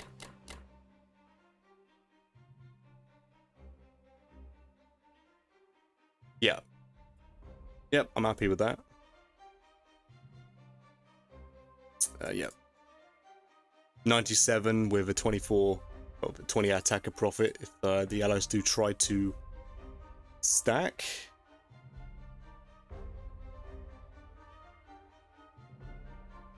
And yeah, same goes for Karelia. If allies try and stack that, that is a, yeah, it's a 99 with 62 attacker profit. Yeah, I don't expect that. But UK, I do expect UK to move into 5, despite the Japanese Air Force here, because UK still has a 54 to hold. But the battle is roughly 14 IBC profit for Japan, but it's not really worth hitting it if I have to defend West Russia still. So yes, UK will move into 5. They should move into 5 and trade. trade France, Northwestern, Baltic, and Karelia, and US would just stack Finland most likely.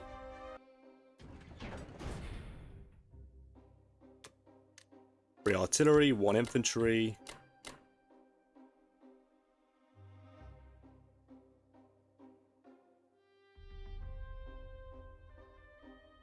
Yep, good stuff. I will leave. I've only got one AA gun, so it doesn't really matter. Just leave it on sack.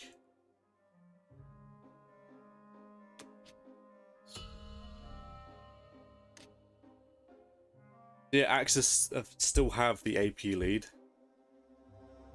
But the gap is getting a lot smaller since France. Oh, that will be the end of Germany round 5, and I'll be back for Japan round 5. Alright, welcome back to Japan 5 here. 8 infantry, 2 artilleries for the United Kingdom. 3 infantry to India, and then 2 artilleries, 5 infantry for the United Kingdom. Took back Egypt for free. Took Northwestern, losing an infantry. Took the Caucasus, losing an infantry. Took France, no units lost. Took back Kazakh. No units lost. So I guess UK did not like the Japanese odds on 5. As to why they didn't move into 5 and trade these 3 territories. Well, in fact, could have just traded all 4 with just the UK. So I'm a little surprised by that. But went and just heavy traded the front. So to tackle this, I'm gonna have to probably try clear Northwestern and just stack France again with everything I have. I should have enough units. I have my Japanese planes. I should be able to either choose to stack West Russia again or bail and then move my Japanese planes into France to hold off against the US. Another thing which is very well played by Stewart here is India is actually very lightly defended. If I send everything I have it. I have India.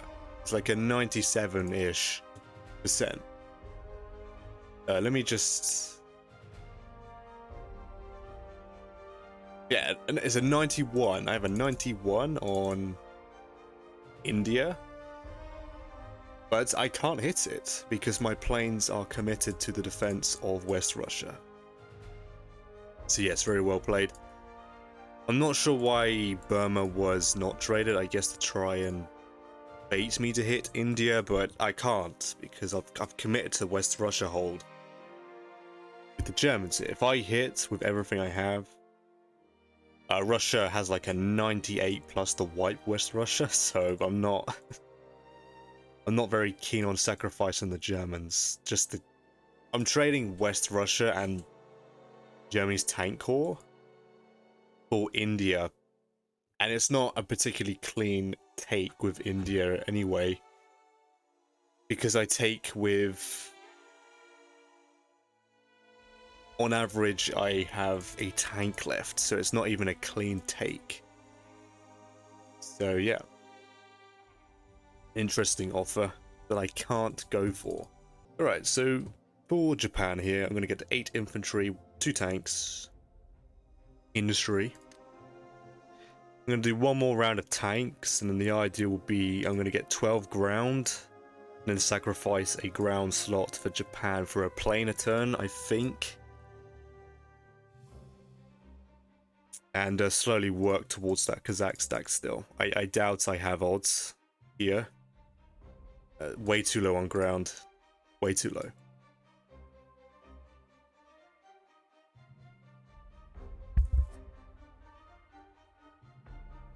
I expect US to trade Karelia, the infantry 2 fighters, maybe even the 3rd one.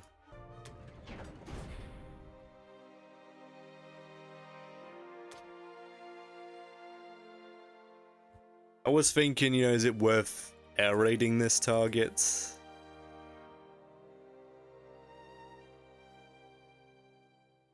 But I don't think so. Like, worst case scenario, US gets a hit back, I have to sacrifice my bomber. And then US can sack a transport. That's only a +1 IPC positive exchange for Axis. So I do get a transport out of it, most likely. Unless US move in to 5, I think they can get away with that themselves. Yeah, it doesn't, it's not really, I don't think it's justifiable to hit this with an air raid. So, I will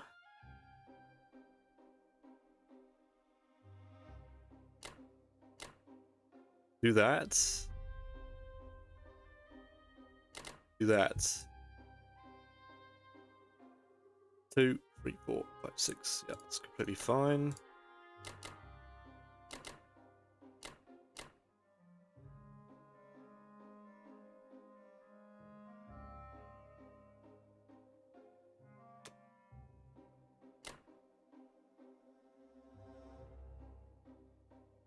Yep, just go take Western Australia.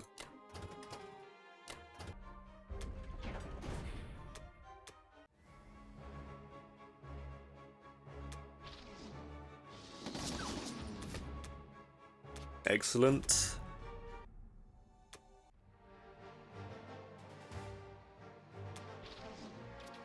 Oh, outstanding rolls. Yeah, okay. Wow. Yeah, outstanding round 1 from those Japanese fighters. That's why I overcommitted harder. For that reason alone. It's truly fascinating. That's just stupid. Yeah, I will send the bomber there, might as well. It's what you expect when you throw 6 dice in the first round and you expect all misses.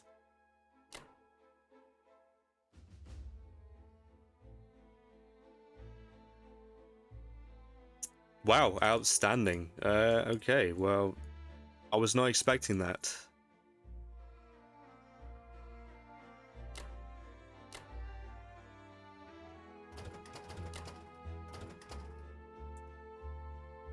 Don't think that's where I clicked with my mouse. I guess I'm seeing things.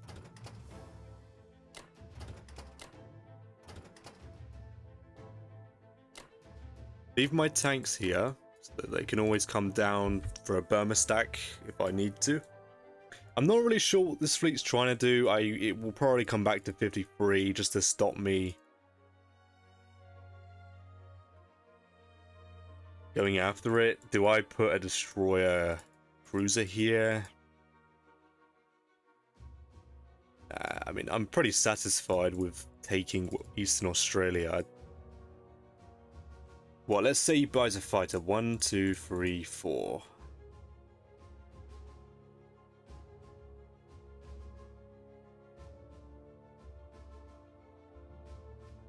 Buys 1 fighter, carrier, destroyer, sub, fighter. I might have to leave that destroyer there because I do want the option to move to 45 or 40 even. And a single fighter buy might be enough with this fleet to threaten it enough just to keep me away. I'll keep that destroyer just to stop this sub's surprise strikes. Yeah, and I don't expect that bomber to go after my fleet anytime soon. Yeah, I mean, that was... Yeah, that completely caught me off guard. I mean, that's happened several times recently. I'm chucking 7 dice, no hits in the first round. It's like, why am I wasting my time? it's just stupid. Oh man, they're truly wonderful moments in this game. Like this, I cannot imagine. There's probably like a 0.9% chance Japan fails to take It's silly. It really is just silly. I mean, that's the thing, right? Especially with Axis in a very strong KGF with UK, with allies. If Germany fails their 90+ % trades, they just die. Just die because they can't keep up with the waves of allies. What it reminds me of is failing these 99.9% battles. Okay, well, hopefully that does not continue. I did fail 2 previous round with Germany, which was painful. Yeah, right. Let's just move on from that. Alright, so Japan should be up and running now. With these initial tanks, it might seem a little inefficient at first, but it gives me movement, gives me mobility with Japan.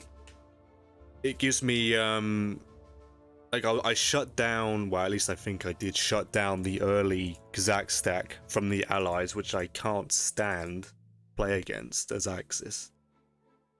And buying this IC early and popping 2 tanks for the first 2 to 3 rounds of production from this, it does shut it down.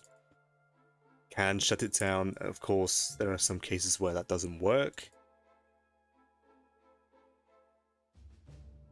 But yeah, it gives you options. You can go very easy pivot to a Burma stack if time is right, of course.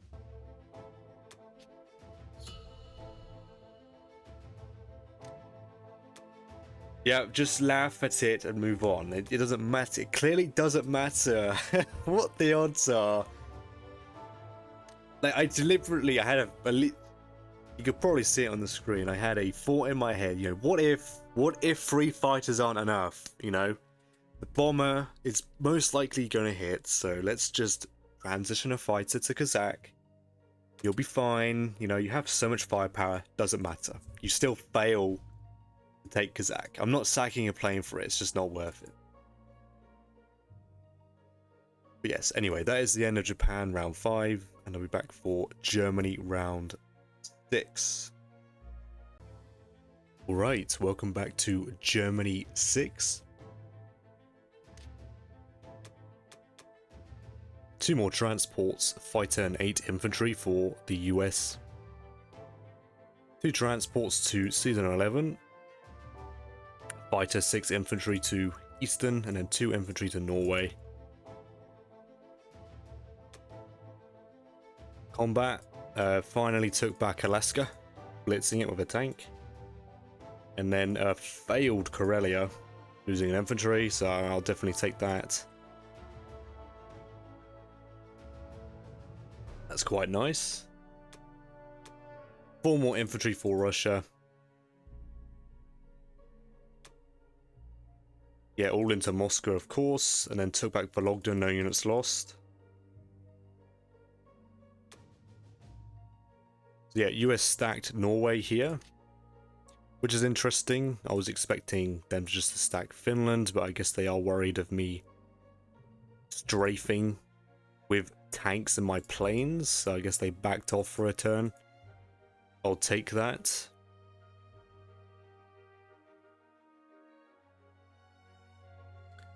Yeah, this fleet is just going to stay around. I would expect probably a fighter purchase to dead zone. Me pushing into 53, I mean. Take Hawaii, maybe, I guess.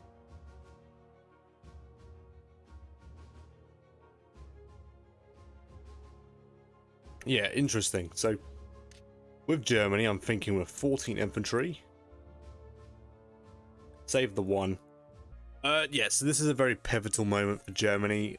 I could stay in West Russia, but the UK has chosen to stack very hard and not light trade at all.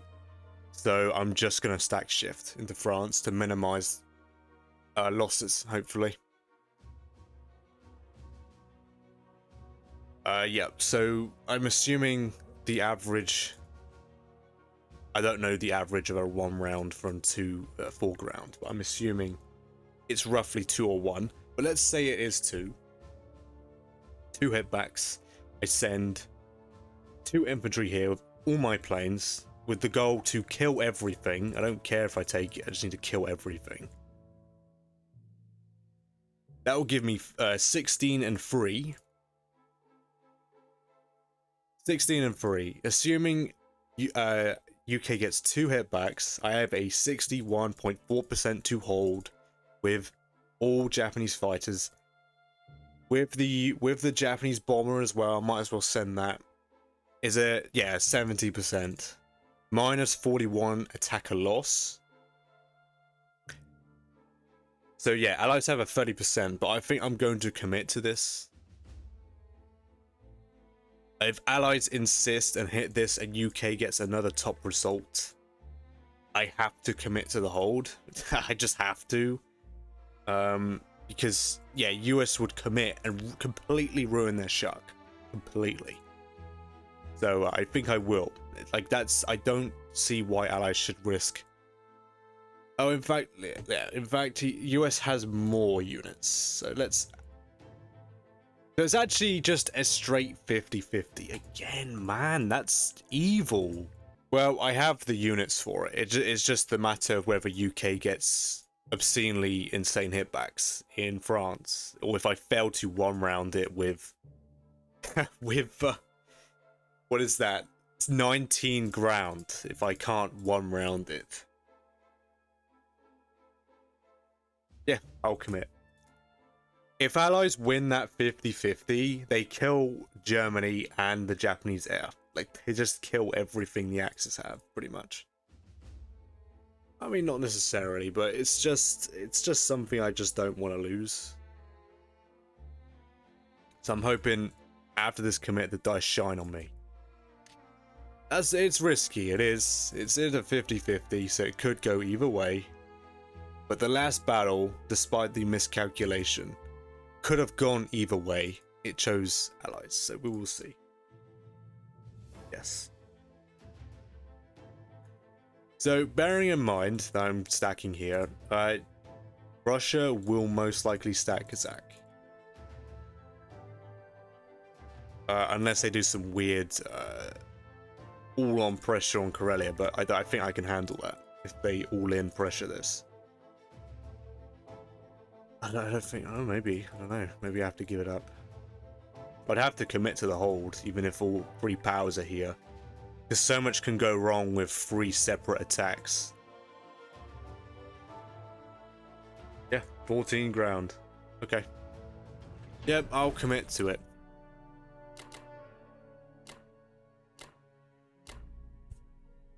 Regardless of the result, I'm forced to commit anyway, so...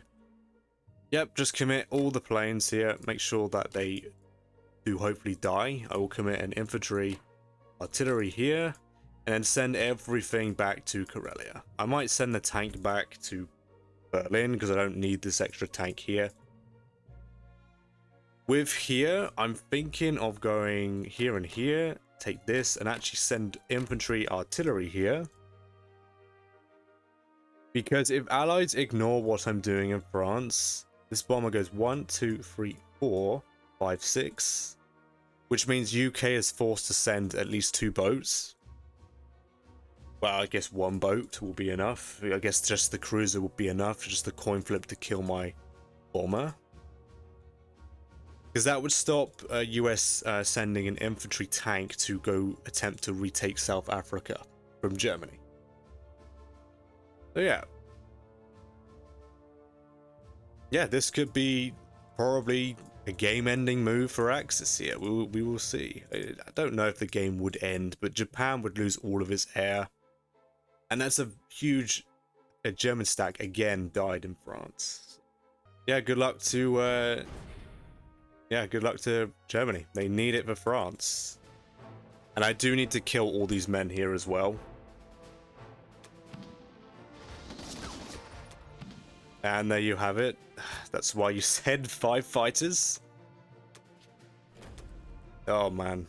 Yeah, well, the hitbacks are even more important here now, of course. Couldn't one rounder, that's so bad. Yep. Oh, dear. and another hit back. That's probably game, because I have to commit to the France stack. Yeah, that's probably one of the worst results that could have happened. Damn, that sucks. That really does. So I'm down to 13-3. But UK has an extra artillery piece. Yeah, that's probably game. We'll see. Yeah, Allies have an 80%. Oh my days, man. Okay. Very unfortunate. Yeah, where I overcommit, the Allies don't even get a hit back. Yeah, that's a pretty crushing result.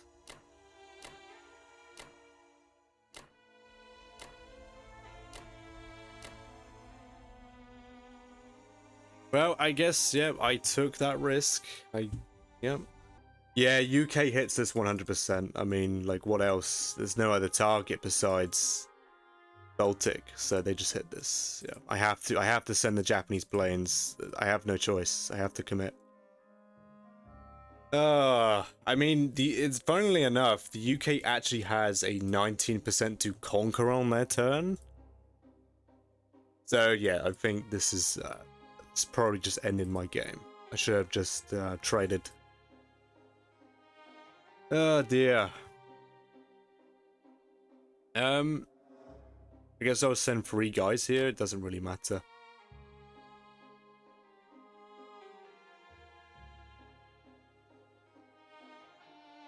Yep, really unfortunate.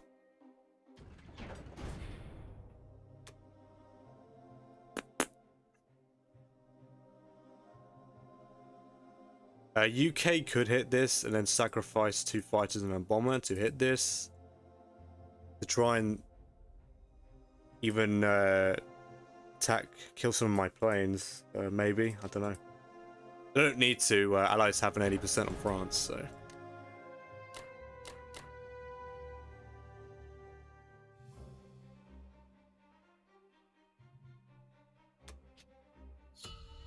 Oh yeah, we'll see what happens on Japan's turn, but if I was UK and I saw this 80%, I would take it, even though I would say Allies are not that far behind. I would take this as UK. Like, what other target does UK have? They don't have to re-land in Northwestern. They just have to hit this. Yeah, that's a very bad round for Germany. That's... yeah. Alright, well, that is the end of Germany round 6, and I'll be back with Japan round 6. Alright, welcome back to Japan 6. Fighter 8 infantry and an artillery for the UK. 2 infantry, 1 artillery to India, and then a fighter and 6 infantry to the United Kingdom. Took Burma, losing no units lost, and then took Anglo-Egyptian Sudan. And just shucked into Finland. Yeah, I was convinced Allies would hit France here, so I guess I've been let off the hook. I was really, really worried about that after that beating Germany took on their turn by the British.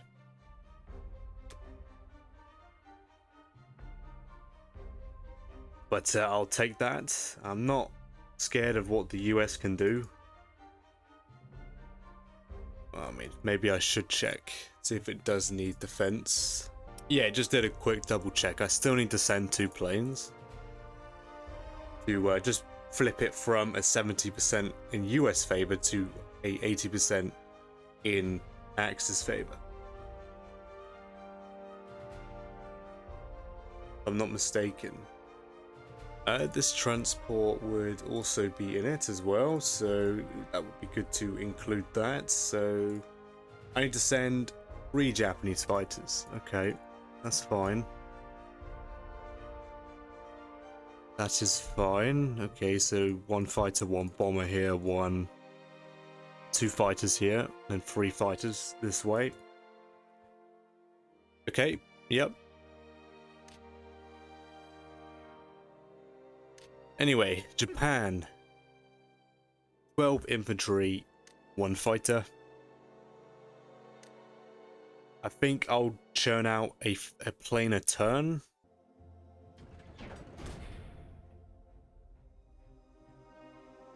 Let's see, 1, 2. It's fine.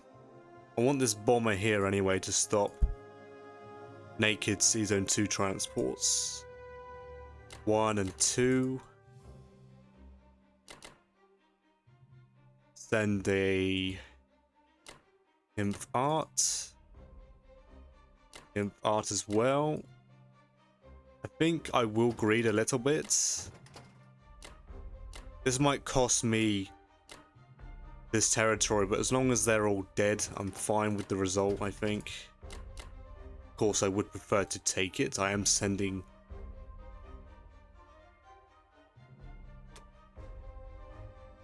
both battleship bombards. Hang on.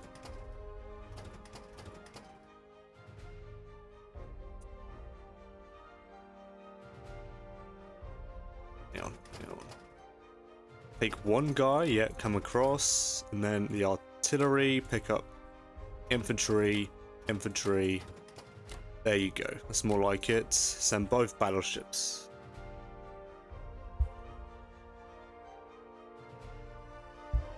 I think that's safe. That sub's way too far away. Aircraft carrier's too far away as well. 1, 2, 3, 4. Nowhere to land. The sub's too far away.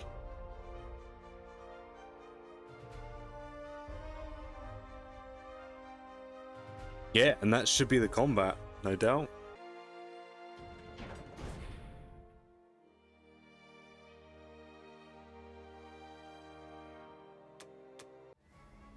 Good luck to the Japanese.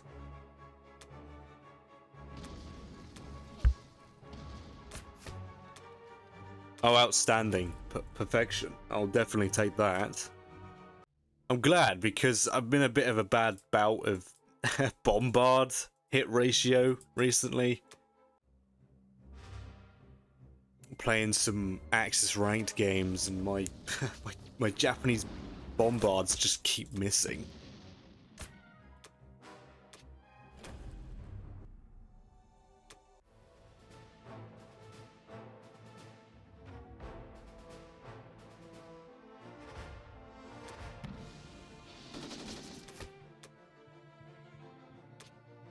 Okay, very nice so far. Hopefully I can get a hit here.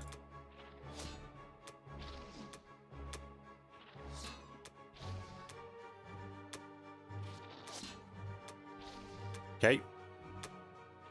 8 dice, 8 misses. There you go.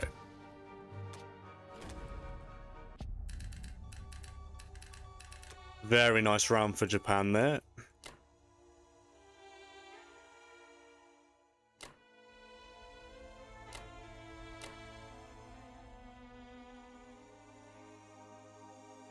Go up here, put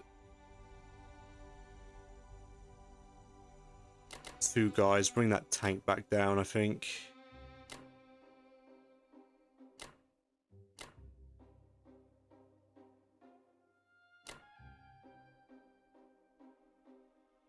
Okay, yeah, move these guys in formation.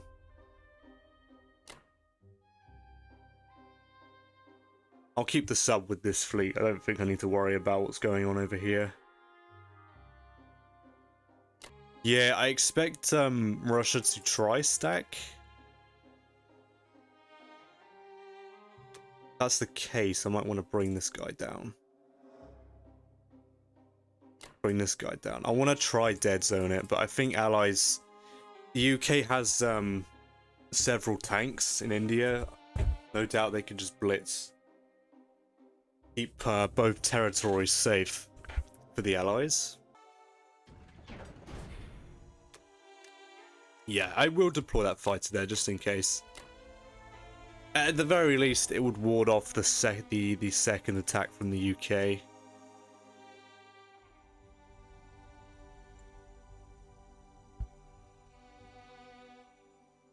It would be annoying because it could just move in there whenever it wants.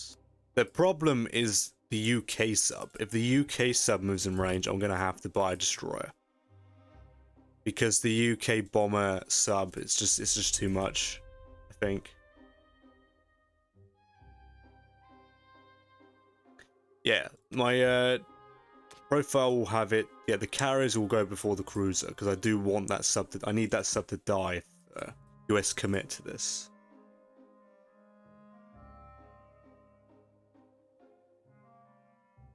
I don't know, but it's probably worth it. You make profit. The battle is very well. It's not very profitable, but it is on average profitable. 1 IPC profit just with the US sub alone. So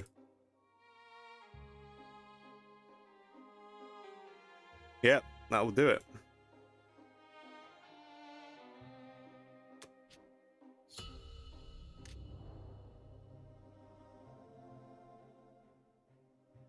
Okay, so yeah, decent income for both Axis members here. Japan is done. I just want to take Hawaii and then I can move on to going for Africa, but that's a lot of US units already committed, so it would... I would need to send a decent amount of transports across to bypass China. India, I mean. Okay, yep, that is the end of Japan round 6, and I'll be back for Germany round 7. Right, welcome back to Germany 7 here. Go back to USA 6. US bought a bomber, 8 infantry, 2 artilleries. Everything into Eastern besides an infantry artillery to Norway. Took Union of South Africa, losing an infantry. Then attacked and failed to take Archangel. Is that an air raid? It is an air raid. Okay. I guess, yeah, makes sense to pull this off here. Yeah, and then of course stacked Finland with everything. They must be quite desperate landing every plane there.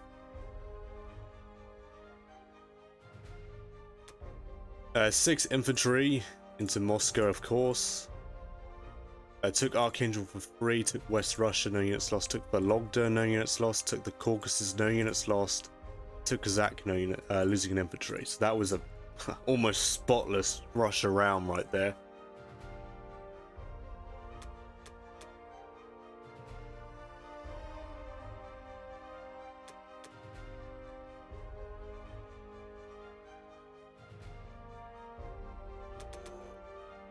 Yeah, stacked Kazakh on Japan's turn. I will see my odds, but there's too much UK material in the area to get a solidified stack. As predicted, as soon as I stepped off of West Russia, Russia stacks the Kazakh instantly. That's what you should do as allies. Yeah, in a Finn Shuck strat for the allies. Allies should pin Germany and Karelia, and Russia should try pin, well, keep Japan out for as long as possible until eventually the Japanese stack will get strong enough to push to Xinjiang and threaten to stack Novo.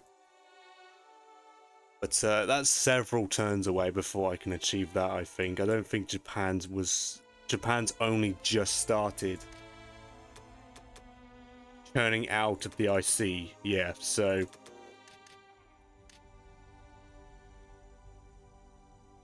yeah. Submarine to 61. The only concern is if UK puts their sub in 35, and then I might have to buy a destroyer. Because a lone US submarine strike, surprise strike, might take out the cruiser. And then the sub bomber might have a go. There's a pretty good chance just to kill the 4 transports from that 1-2. I guess probably about an 18%, maybe not that good unless I put more planes there, but I might have to buy a destroyer. It's unfortunate, but I'm probably going to have to. I commit my destroyer this way just in case allies were insistent on denying me Hawaii.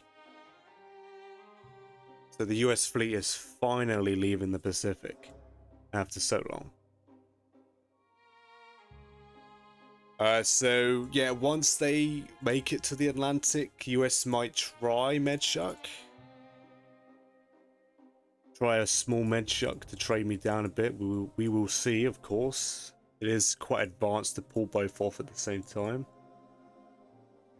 But yeah, US has the fighters for it once the stack is solidified.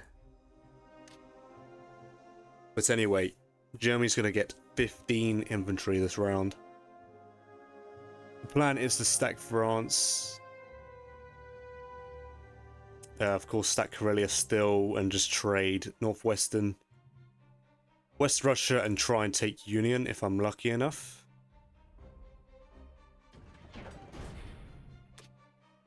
I did look at if I needed to desperately defend Karelia by sending, you know, giving up France again just to stack Baltic, but I don't need to do that just yet. It's not time for that just yet.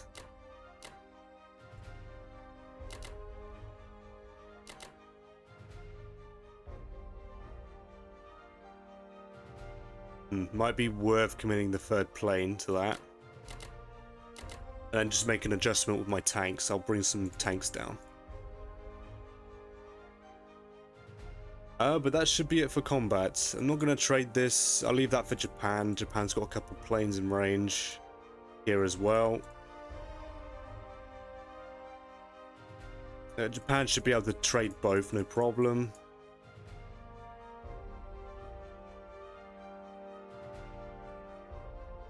Yeah, I'm sending 3 fighters. That's fine, because then I still threaten the carrier drop. The 2 fighters in Berlin. But let's see, do I have enough units for this? Yeah, I need 22 infantry in France to hold it. That's an 83 from a 1-2, and I did actually not. I did not forget this transport again. So yeah, that's definitely calculated correctly this time. It doesn't matter if UK hits and gets a top result again, though. That is one thing. Alright, good luck to the Germans here.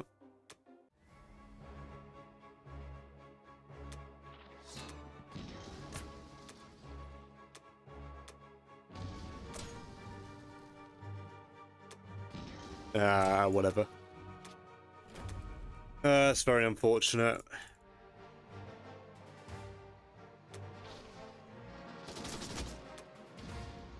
Okay, I took West Russia. That's a huge win.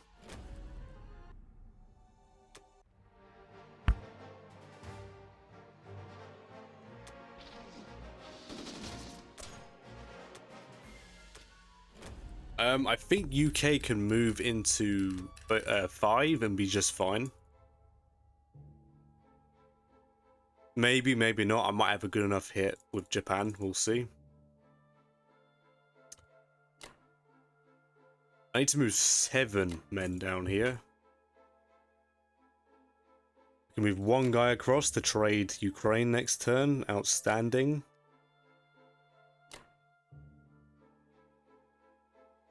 Then we guess bring 3 tanks down. So Karelia, well, Berlin have 10 infantry.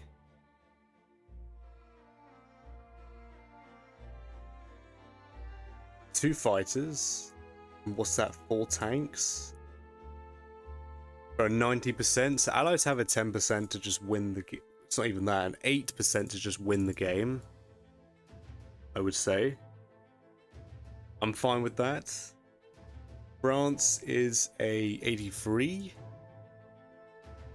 It will be an 83. I am including these 2 planes. Berlin will get these 4 and the bomber as a fodder. And Karelia is going to have 13, 3, 10, 3 and 1 at 99.9. So I suppose I could send an extra tank down. Or an extra infantry. Might do that. I might send an infantry down just to get a better trade option for Ukraine. I would have played Africa differently, but I went for a play with the Japanese bomber to wipe out 23, but Allies stacked it, overstacked it pretty hard, so there was no way I'd go for that.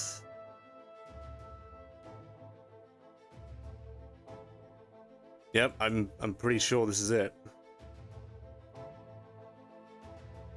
If Allies really want to take a 15% on France, they can go for it. We'll see what... I think the AP will be even. Let's finalize this.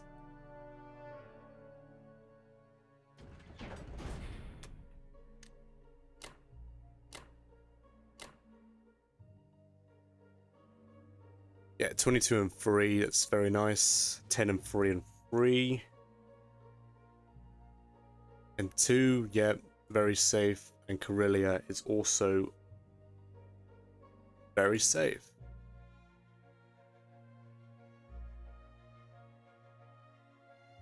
Let's stay on carrier keep. Keep AA, I mean. Yeah, I think UK can get away with moving into 5 just to trade this down.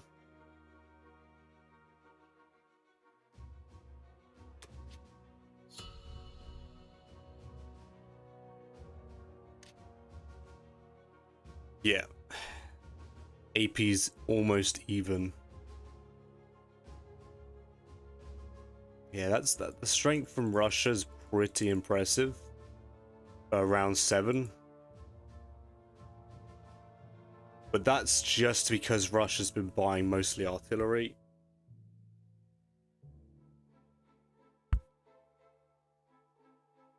Maybe I'll see if I can bait Russia to hit Japan or some crap like that. Because if Russia hits and gets pretty bad dice, I'm just going to move into West Russia again. With Germany and go threaten Moscow.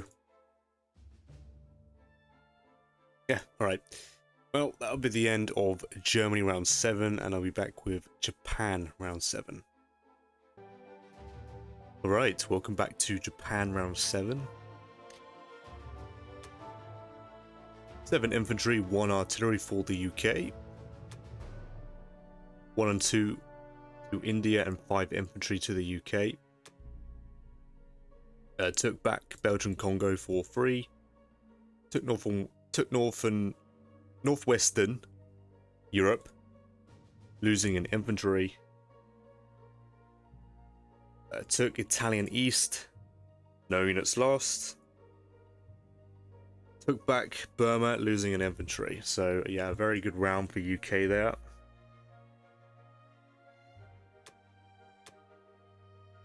One on 1 and then 2 on 2. Yeah. So yeah, UK helped support the Kazakh stack and Finland stack.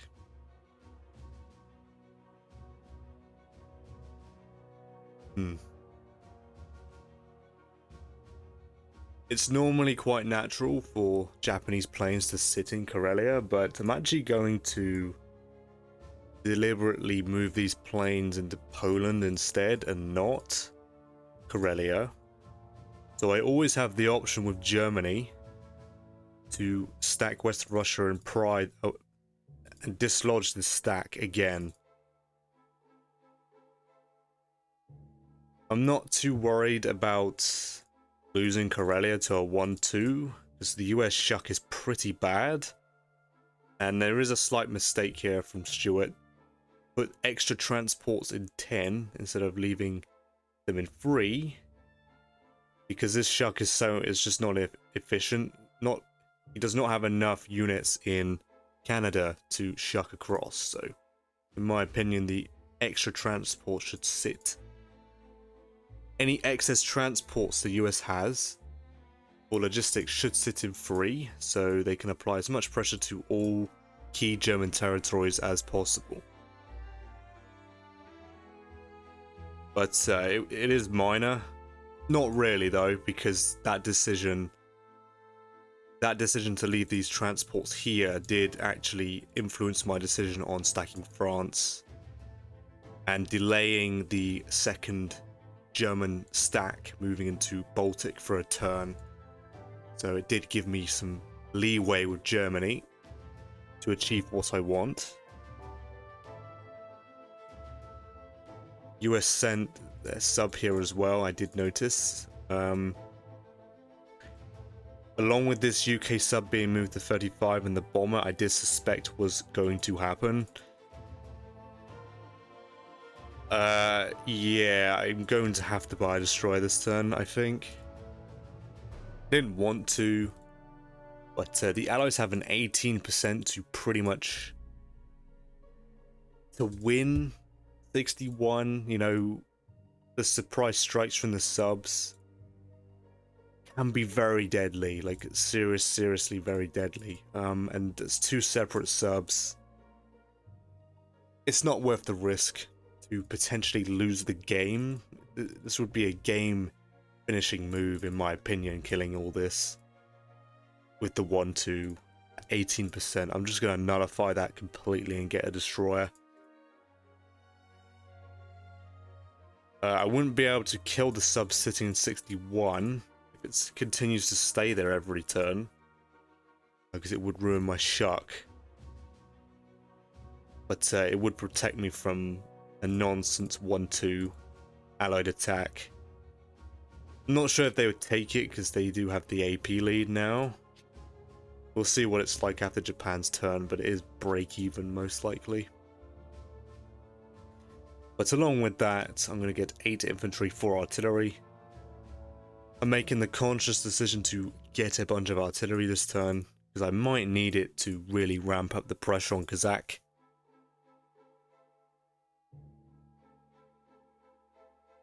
Because if the battle is like close to a 60% in my favor, maybe even a 50-50, I'd probably take it. I would hit it with Japan and then Germany would stack west of Russia the turn following.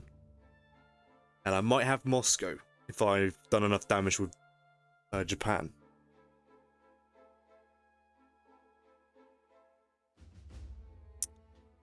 So yeah, that will be the buy.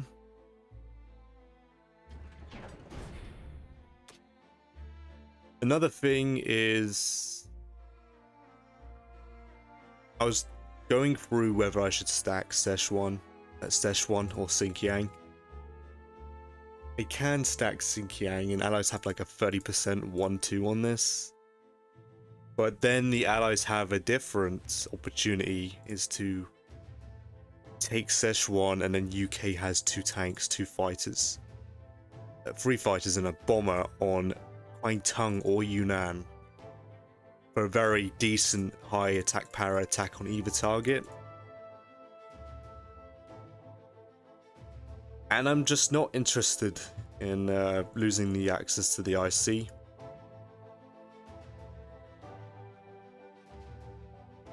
So I'm gonna opt to just stack Szechuan.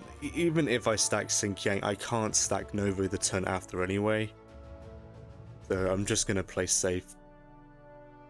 And offer roughly a 22%. The allies have a 1-2 on at a minus 73.4 attacker profit, which allies should not take that at all, in my opinion. So, but yeah, so the attacks will be Vologda,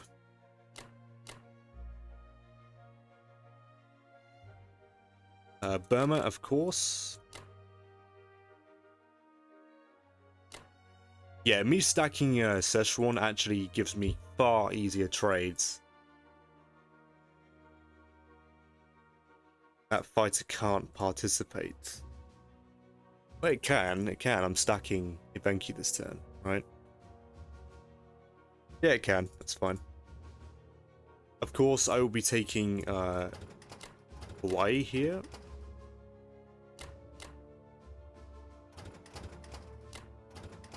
I can hit this with a fighter instead. 1, 2, 3, 4. Then 2 of the fighters come back here. Yeah, that's fine. I'll have 1 less tank. Minus 57. Attacker profit. 37. Sent 1, 2. I don't see why the Allies would take that. Good luck to the Japanese.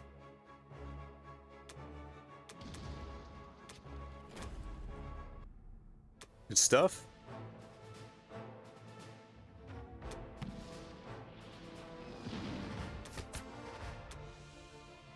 Oh, outstanding. Okay.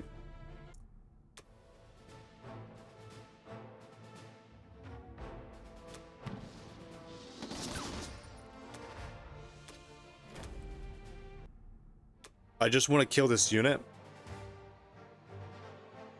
I don't care for taking it. I just need the fighter to get their hit.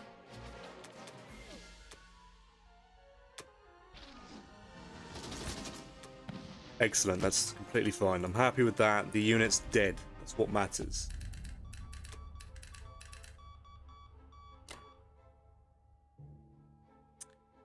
So leave 1 guy, 1, 2, 3, I think. Bring these guys down. Actually, I can't do that because I need to block this territory as well. This bomber could go here. I don't think I need it to be over here. I want this bomber here because the UK might just pick up these guys. Come back to 13. So I want UK to commit some boats to the cause.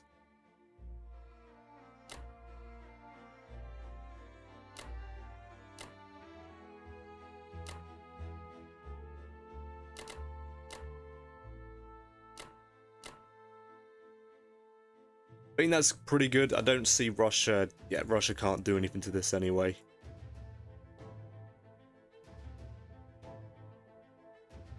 So Russia's got, unless US air raids, of course. 1, 2, 3 raids. They might just skip Novo. I think I would, maybe. I think I would as Russia, actually. I might skip Novo because the tanks aren't pressuring Moscow since they are in Sichuan. So yeah, probably just Vologda, West Russia and Ukraine. Russia can actually heavy trade Ukraine, and Germany would actually struggle a little bit with only 2 guys, but I'm sure I can manage somehow. And yeah, do not forget to shuck. That would be a blunder.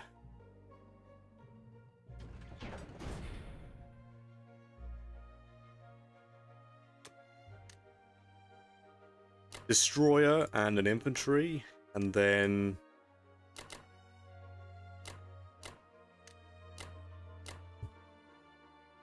artillery. I suppose I could deploy an artillery here. I'm not sure why allies would air raid that, but they could. But the risk is still there. Maybe it's worth air raiding with 2 fighters and a bomber. Maybe it baits them to attack it. I don't know. We'll see. But yeah, get some artillery out for the Japanese. Yeah, good stuff.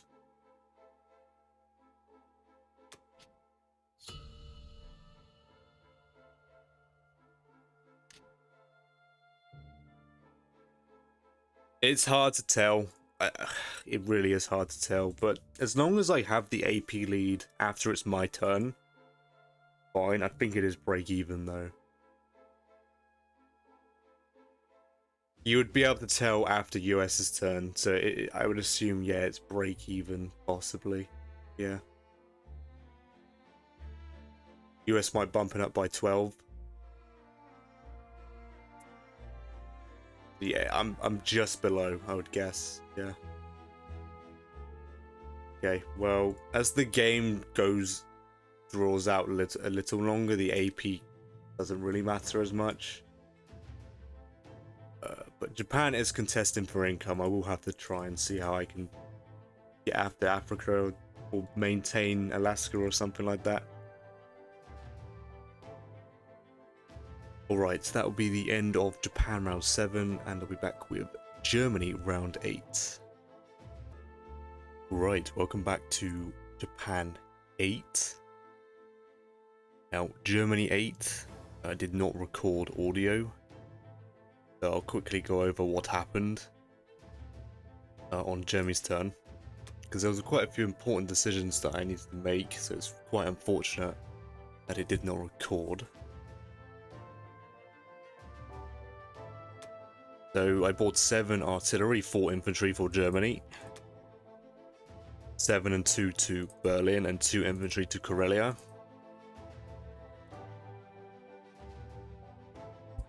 Let's see, combats. Combats were very, very clutch here. Like, I needed to trade West Russia and Ukraine 1-to-1, as you can see, and it worked out. I got quite lucky there and pulled both off and conquered the territory. It was a very big win for Germany, because what I needed to do, what I decided to do on Germany's turn was, well, there was many things to contemplate. My first initial thoughts were to stack Baltic states and stack West Russia. Because what that would do would hopefully pry most of the units from Kazakh to give Japan a better odd on Kazakh, or at least stop this Vologda stack and pin some Russian units back to Moscow, whilst also dead zoning Karelia. Now, to achieve this, I would have to give up France, which is fine. But I could not dead zone Karelia. Allies had roughly an 84% without Russian support, which the Russian support would be 2 infantry, 2 fighters, so they'd probably just leave it like that, because I'm not going to take like a 14% on Karelia. Unlikely, very unlikely to. So I opted for the next best thing, and I must get this secondary German infantry stack to Karelia. I have to keep that door shut. Because yes, last turn the pressure from US wasn't that big, but this turn here, that's an additional 10 US ground, whatever UK could add, plus maybe a double tank purchase, right? And that's a lot more pressure. No doubt I could probably still hold it, but the time for getting the units through Baltic states to Karelia is running out of time. This is the best opportunity to, because there's only 3 transports from the US here, so I was far more likely to pull this off. Of course, I had to give up France, but the France wasn't entirely dead zoned. Allies had like a 44% to hold France, which, you know, was a bit iffy even with this buy. I was going to stack Baltic harder, but Karelia was actually a 25%, maybe even more, because I did not calculate the Russian involvement. But that does not really a worry there, because Japan just needs to conquer it with all these planes and these infantry, which will just remove that entirely. So yeah, Allies had like a 25% on Karelia, a 20% on Baltic, 1-2. These two are 1-2s, but US is very, very unlikely to actually go for a 1-2 on Baltic. Maybe there's a reason for it because of the German planes, but I did have Japanese planes to support me in the end. Same with Karelia, I got loads of Japanese planes. So, but as you can see, The UK did not stack France, so the France stack is not on the table for allies here. I guess they didn't like the 44%. I think I would probably be forced to hit it. Maybe I would have to make that decision, or I go for a turn after attack by buying more artillery, brings some more tanks back. Because for the US to... it would ruin the US shuck, and for them to nullify the effects of the ruined shuck, they would actually have to retreat US from Finland to Norway to supply more units to reinforce France, or pressure Berlin instead.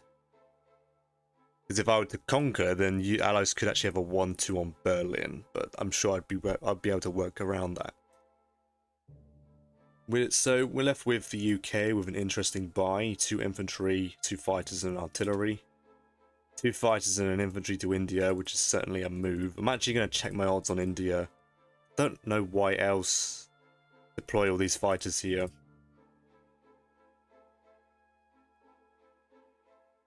Because tanks are slightly more efficient if you're doing this to protect a Kazakh. In my opinion, the fighter drops. I don't know. I'll see my odds. I don't think I've got any, to be honest. There shouldn't be much I can do against this. Maybe there is, though. Maybe that's why, yeah, the 2 fighter purchases. Because even if I do take it, I might have odds like a 50-50 or even a 40%, but then allies will just retake on the next turn, most likely. And there's nothing Germany can do to stop that. So maybe there's a valid opinion for the inefficient placement there. A valid reason, not opinion. Took back France for 3, 2 infantry, and then took Northwestern, losing an infantry. Took Burma, losing an infantry. So yeah, real shame, because there was a lot of thought put into this setup, but whatever. So with the Japanese, 12 infantry and a fighter. Next round, I'm going to consider getting tanks, because that's when my artillery and mass arrive in Szechuan.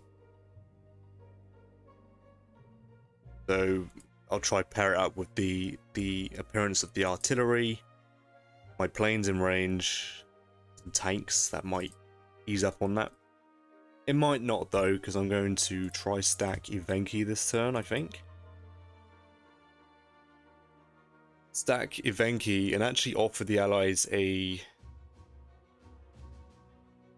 70% without German assistance, so I don't really see allies taking that. There's a 1-2 punch on Evenki. You got UK and Russia, of course. But against Russia alone, it's a 95.9 to hold, which I'm fine with. It's not a very attractive strafe. So you could try with Russia with the 2 fighters and 3 tanks. But trying to strafe a 95 is certainly...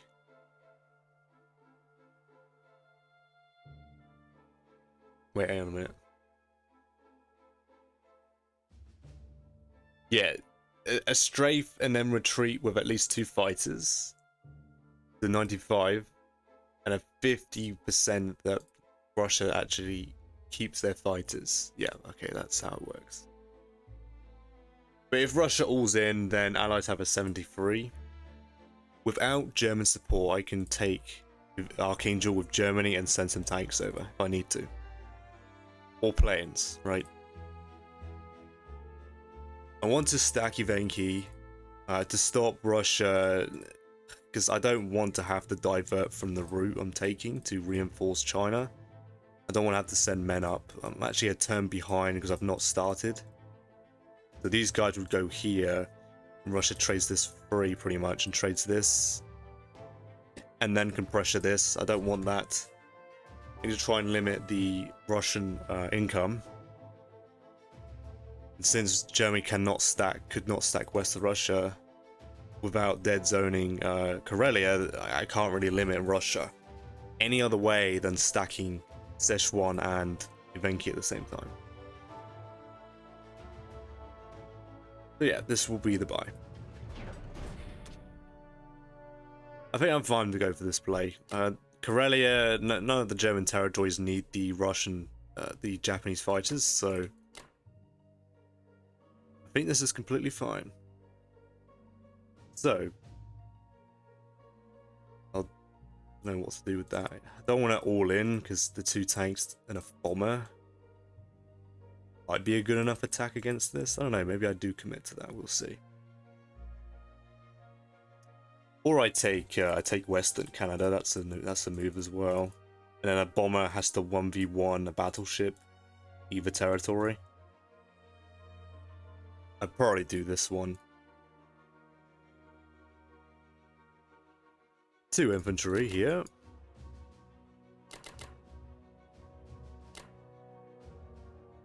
Yeah, I guess I go Impart here. And 2 infantry. I'll do 1 because it's so unlikely I'm gonna hold that off. What I'll do is I'll leave a lone battleship in 65 and a destroy battleship in 64. This sub will make its way back to 61. Alright, good luck to Japan then. This unit has to die, I think. So, yep.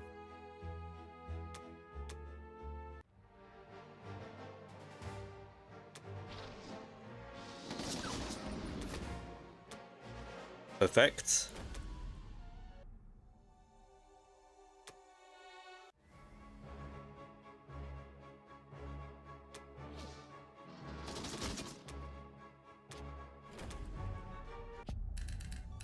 Alright, nothing wrong with perfection there. Love to see it.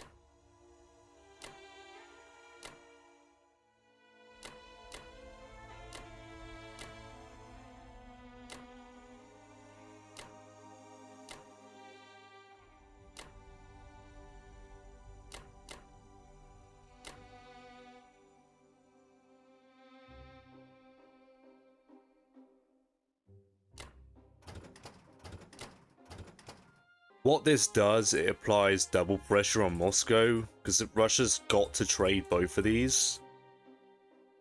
Still, no doubt I'm going to see US air raid one of these and not lose a plane, like they did last time. But I suppose it is a necessary move to try be efficient as possible. But yes, Russia must trade these 2. But then have enough to defend Moscow, because Japan is sitting right here with 6 tanks, all their planes on Moscow. So we'll see what this does, what reaction this will get out of Russia here. But they could try and attack Evenki at a minus 19 attacker profit, which is not very nice for Russia, especially. Even if they hit that, then Germany always has the chance to just stack West Russia, and you know, there's a lot that can go wrong for allies if they don't play this well. I don't think hitting Evenki is the right move, but they have to give at least for Logder up, I would think. Yeah, because like I just said, allies would have to preemptively send planes to Moscow here now, I guess. They probably could get away with that. Because, yeah, otherwise I just blitz with either the Germans or the Japanese. Japan has, yeah, that's 7 fighters, 1 bomber, 6 tanks. That's it's a pretty decent amount of pressure on Moscow here. I'm going around this massive stack to deal with it, but yes, UK is here to support. There should be a workaround, but yeah, I think this is the right move to stop Russia going this way. Alright, good stuff there.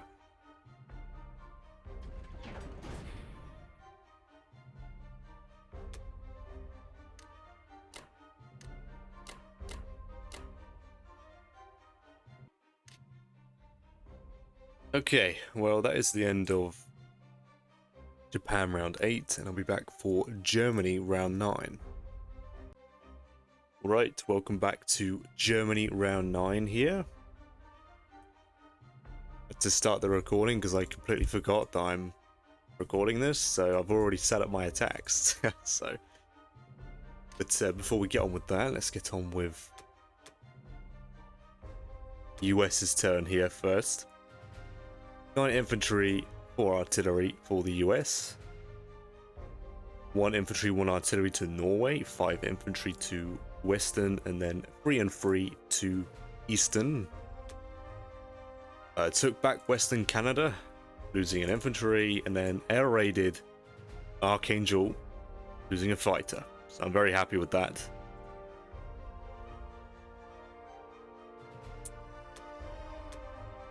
Of course, continue to stack Finland, shuffled their African units across.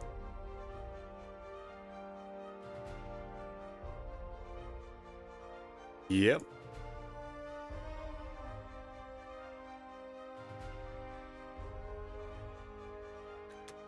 Russia with 6 infantry and an artillery purchase. That's quite a big buy for Russia.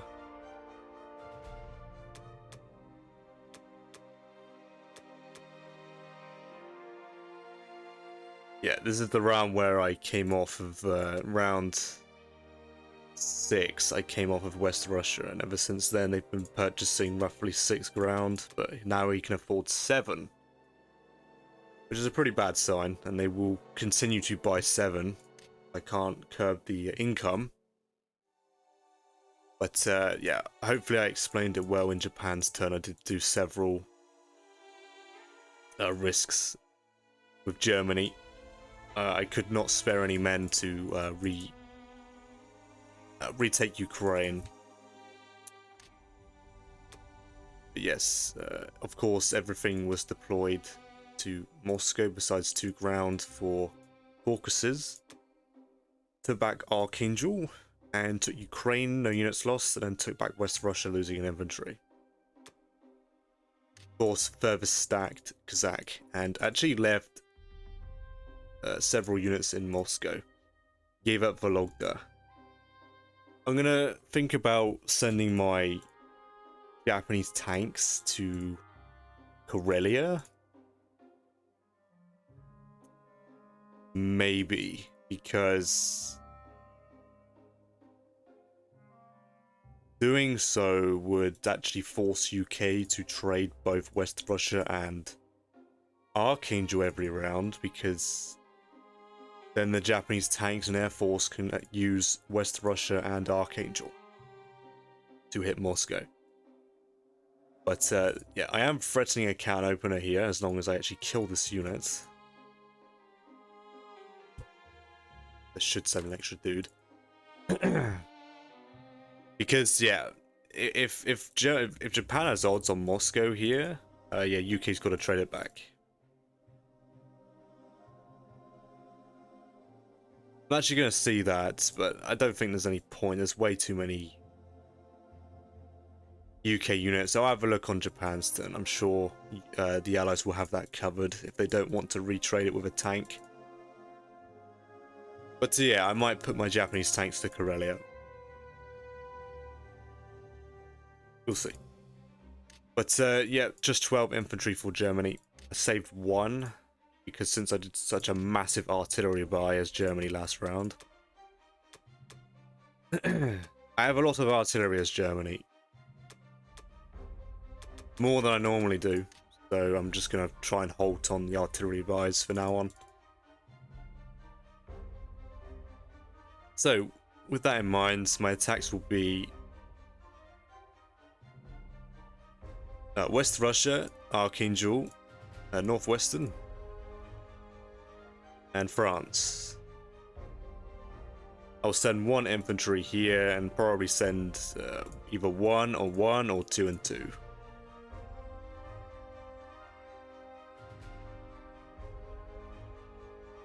So yeah, let's get on with the combat since it's already set up. There's nothing else to do.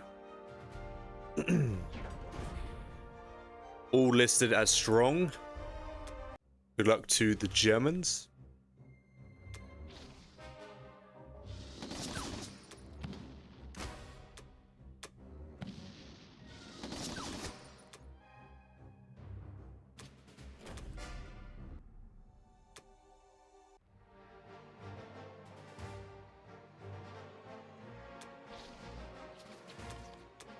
Yep. Those never work for me. Well, I don't know if I've done one this game yet, but they rarely do work.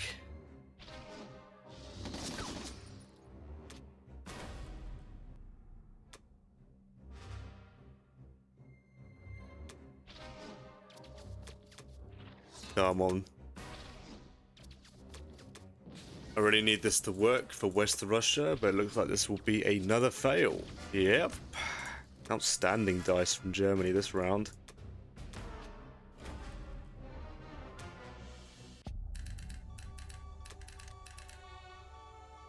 So that's 11 guys. That is very bad.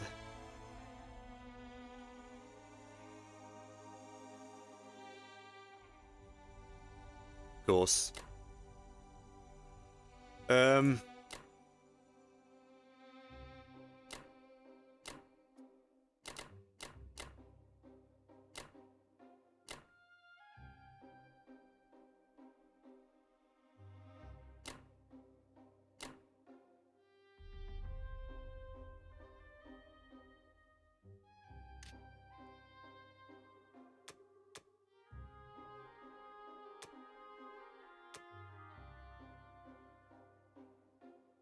Yep, that's pretty unfortunate, but I guess I should use some artillery next time to secure these trades. That's quite annoying because I wanted to kill that artillery.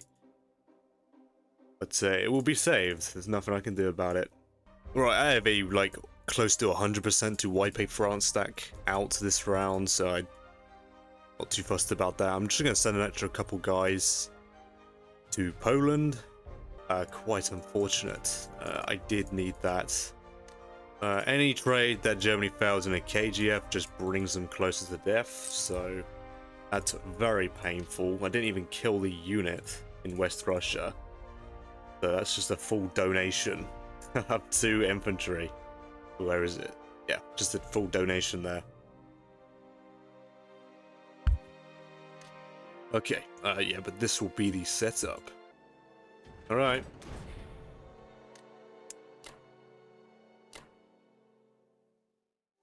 Yep, that's fine. I'm still threatening to carry a drop, as if I'd ever take that with those with that fleet there. Yeah, I guess Russia can try their luck on Bello or be annoying and hit Bulgaria. It's an annoying move, but Bello's better to stop these just chain of reinforcements, right? That's should be the goal here. But yes, UK has to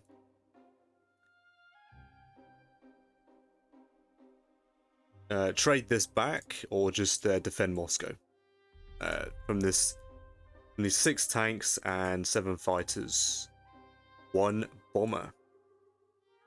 Right. If it is like a 30%, I might consider it. But I'll take a look next round.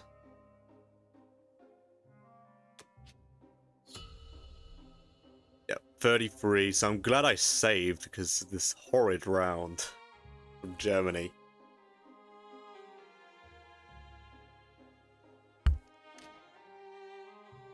Yep, there you are.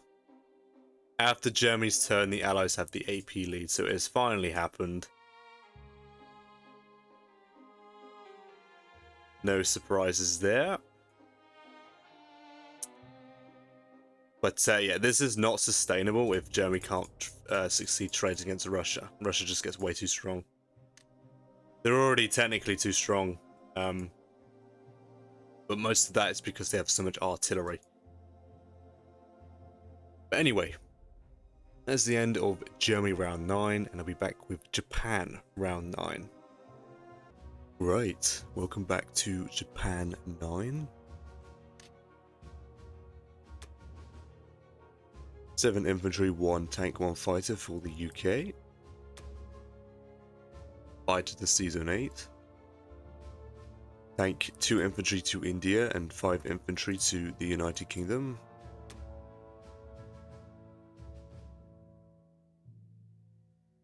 Took back France, losing 2 infantry, killing 2. back Burma, losing an infantry, and then took Xinjiang.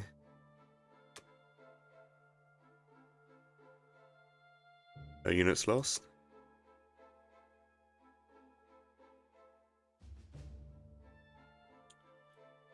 And sent a transport full of units to Finland.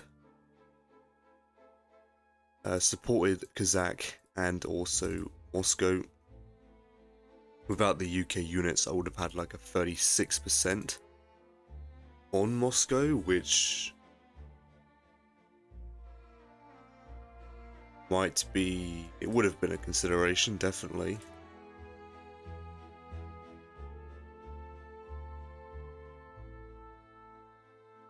Yeah, okay.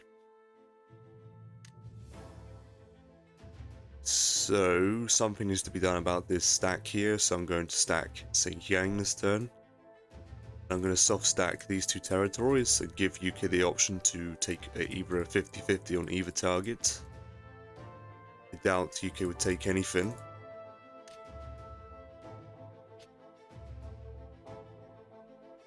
Because both battles are heavily IPC negative for them, but maybe I can manipulate the values a little bit and try and bait them to hit one of them.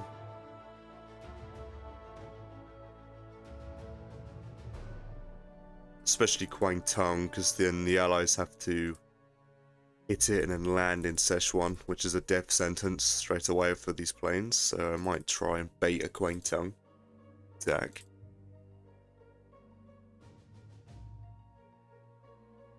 But I will be buying 9 infantry, 2 artillery and 2 tanks. 2 tanks for Kwangtung. Yeah, take Vologda, Novo, stack Xinjiang and take back Burma. And yeah, that should be it.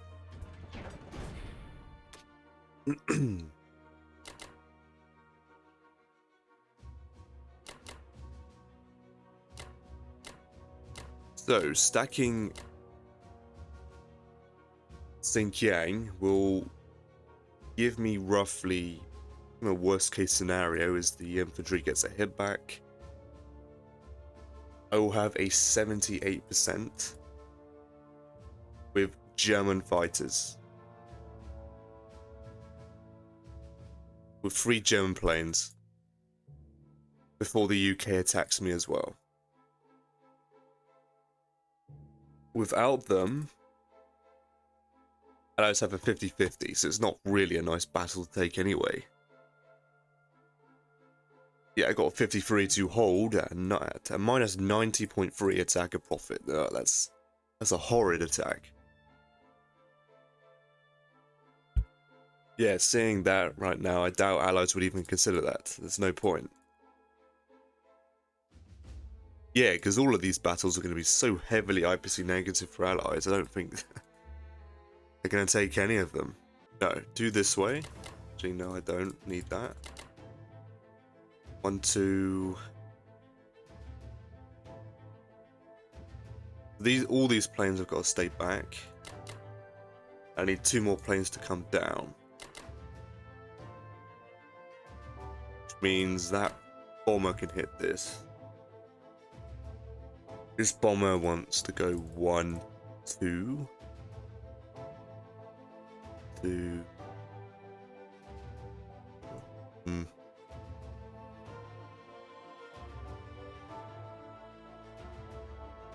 I want this fighter in Berlin. I do not want this fighter in Karelia because I always want the option to restack West Russia's Germany. Would Russia hit that with 2 infantry, 1 art? I don't really think so. Would US air raid me? I don't think so either. I think that's a safe spot. As long as Germany takes West Russia to stop the tank blitz, I should be sending reinforcements here anyway. Yeah, I don't see why not put it there. It would stop the 2 infantry 1 art attack to cut off reinforcements. Yeah, I think I will do that because, yes, most of my Japanese planes are going to be over here instead of in range of Karelia for this turn, so I really do not have hardly any Japanese support. Most likely going to have to commit these planes here and go and then come back up. Yeah. Yeah, well, that should be it then.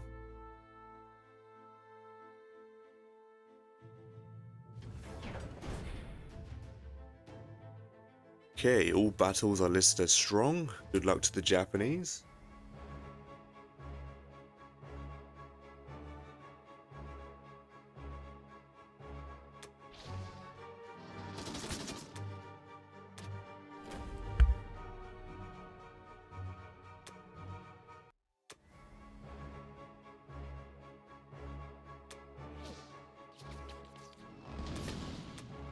Very nice. I was not expecting to take Vologda here. That's very nice. Very nice result. Okay, that's completely fine. As long as the unit's dead, that's all I really care about.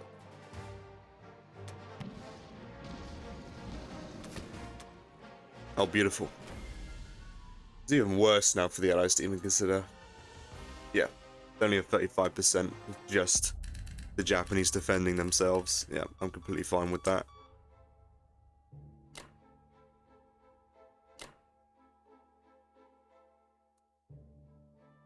So the plan is to have 2 fighters, like that. 4 fighters here, 2 fighters here.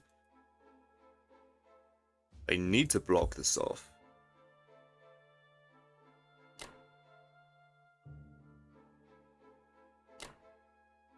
This transport will come down to 52 with the battleship. This transport will pick back up the artillery piece, come down to 59.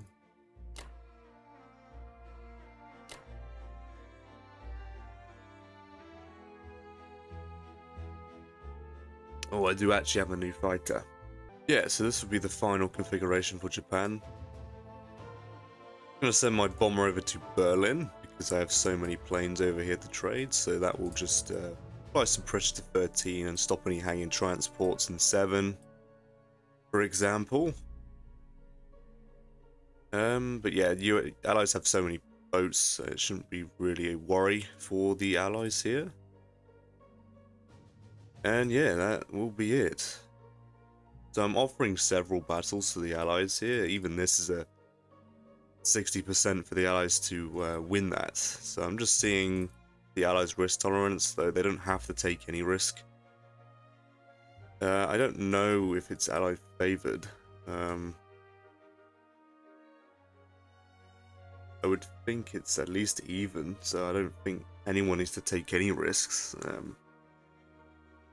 Maybe I do, but I am stacking this now, so there is a 50-50 on this battle. It's just not a very profitable one for Allies. And yeah, if Russia goes in, I actually don't think Russia can go in.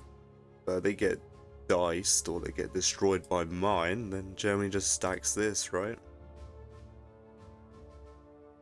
I don't think it matters what the odds are. It would have to be at least a 70% with an 9% profit, but yeah, I mean, they do have a pretty strong one. They have a pretty good potential for a 1-round strafe with all this artillery, but yeah, I don't expect anything. I don't even know if Allies are even going to trade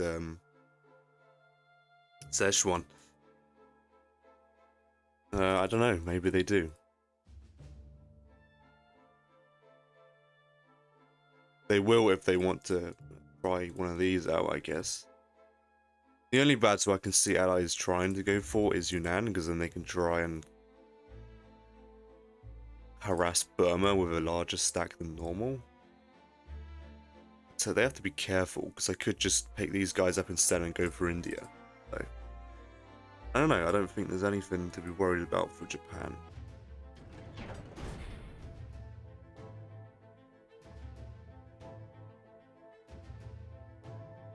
Yep.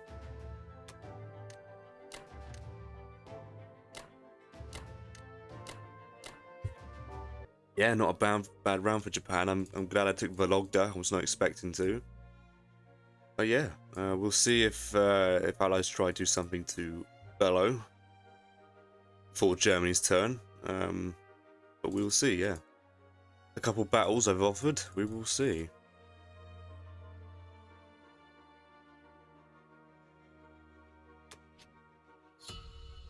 .47 IPC for Japan. Very nice. Yep, some decent pressure again. In all of these territories, so I might come back up to Alaska. We will see. But I would kind of prefer to collect all these men and organize a fleet to cross to Africa in some way. I would have to dodge this aircraft. But yeah. That is the end of Japan round 9, and I'll be back with Germany round 10. Right, welcome back to Germany 10. 7 infantry and 5 artillery for the US. Some serious artillery purchases for the US. They will start to stack up pretty heavily now in Finland. Not really much I can do about that. Sacked a transport, taking back Archangel, killing 2 units. Then took back Alaska, no units lost. Actually offers Japan a 40% on Western, which is certainly a move I could go for. I will decide that on Japan's turn, but maybe these units are far better moving towards Moscow than playing around and most likely failing to take Western. We'll see about that. US sent their planes to Kazakh. Since they've done that, I can offer 2 risky battles to the Allies here and Dead Zone France.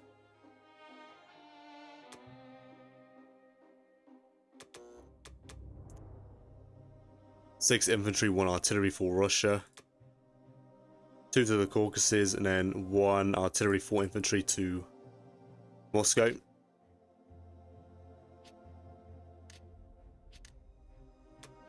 Took back Vologda, no units lost. Of course, stacked Kazakh even more. I'm not sure what the UK is going to do, whether they're going to trade Szechuan or not. Alright, yes, this will be the buy. 11 ground. All I can afford.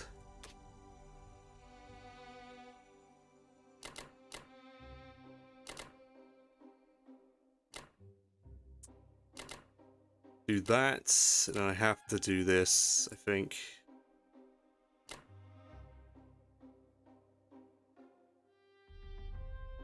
Yeah, very, very stretched round for Germany, so I really hope I can pull it off.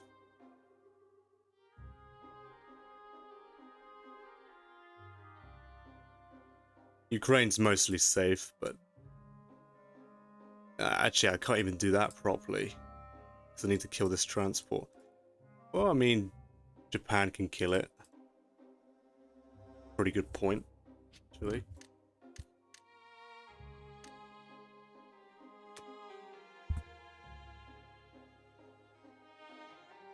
Yeah, Japan can kill it. I'll leave it for Japan. That's a good point. All right, good luck to Germany. They're all listed as strong. We will definitely see about that.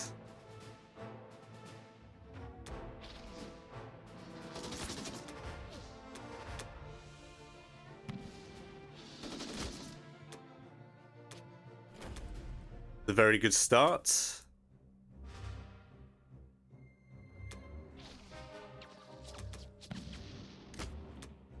Again, I fail Northwestern. Can't even kill the unit.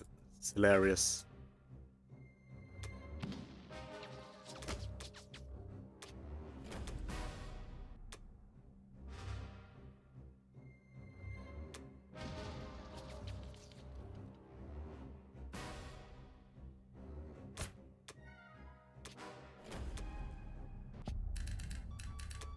Taking West Russia was huge there.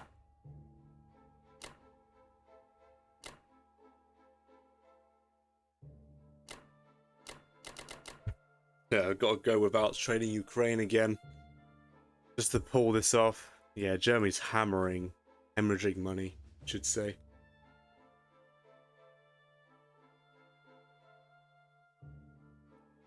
If we have a look at Karelia, it's not as bad as I thought, actually.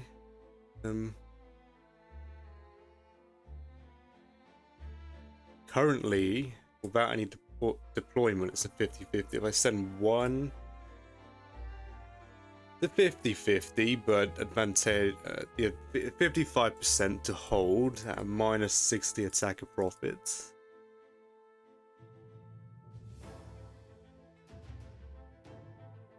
I don't mind offering that.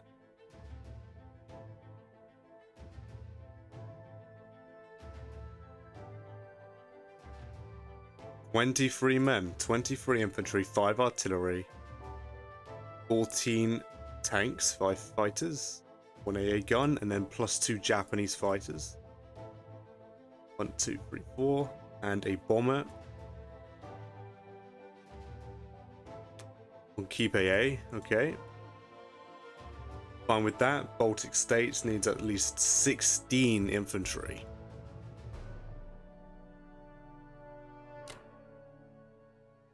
So I have 9 here. The France dead zone is worse because I keep failing to kill that unit. Yeah, it's just straight up worse. It's far worse. It's only at 60%. 66. That'll do.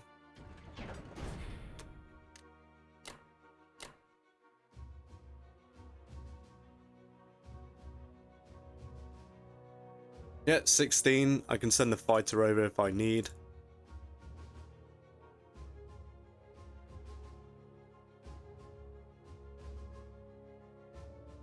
Aurelia. Yep, 23. 5 and 5. Yep, that's the best I can offer. Is that a very high IPC negative for the Allies to hit? So US barely make a profit on their turn.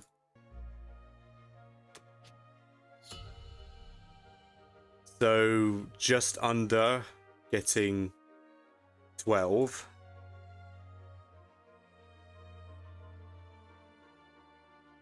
But that's the best Germany can do. Yeah. Allies have the firm lead now. After Germany's turn. But I suppose Japan is now the dominant Axis power. Alright. That is the end of Germany round 10. And I'll be back with Japan round 10. Alright, welcome back to Japan 10. Another fighter. 2 tanks, 3 infantry, 1 artillery. Fighters to Season 8. 2 tanks and artillery to United Kingdom and 3 infantry to India. Very interesting deployment there. Took back France, no units lost. Failed Burma. Killing 2, losing 2. Took back West Russia. 1-1. No units lost. Then took back Ukraine, losing an infantry. Killing 2.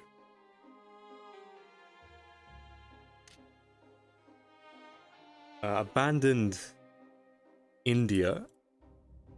Stacked Kazakh.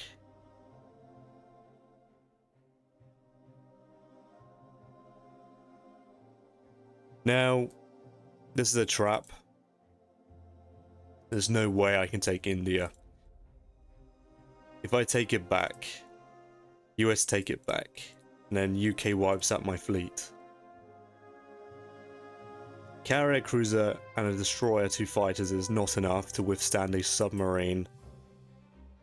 8 fighters and 1 bomber. It's just overkill from the UK, so it is trapped. It actually can't contest India this turn. Maybe if my fleet was in range, but it's not.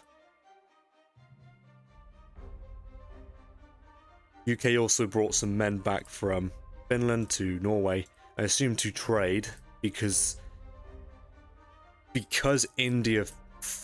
Burma failed.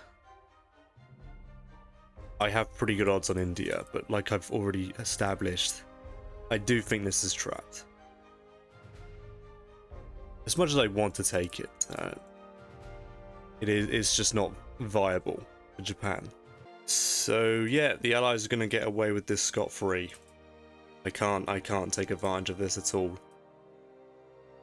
This is curious because I don't know if the US would actually stack France because UK suffered 0 losses. They might try.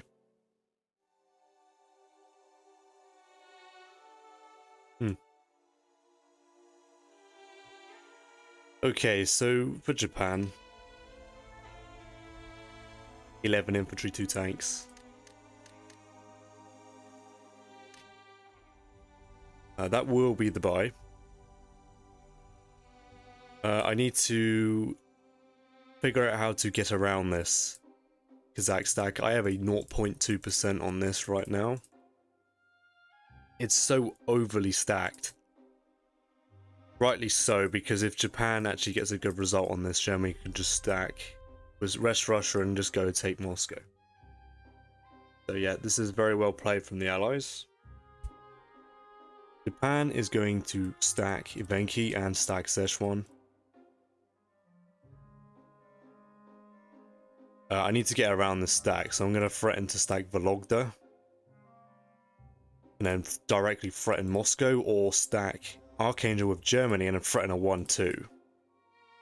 Germany hits, then Japan hits.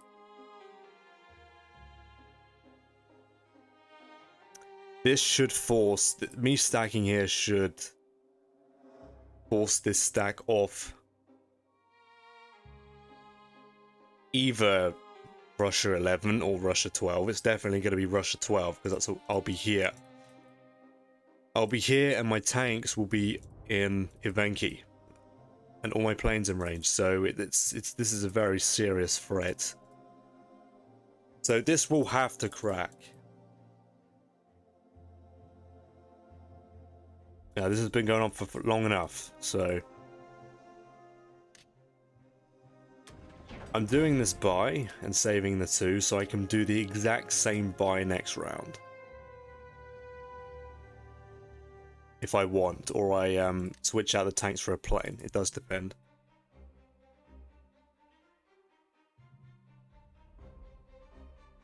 Also, I actually have a 40% on Western, but I'm just going to ignore it. I think these units are far more useful going towards Moscow here.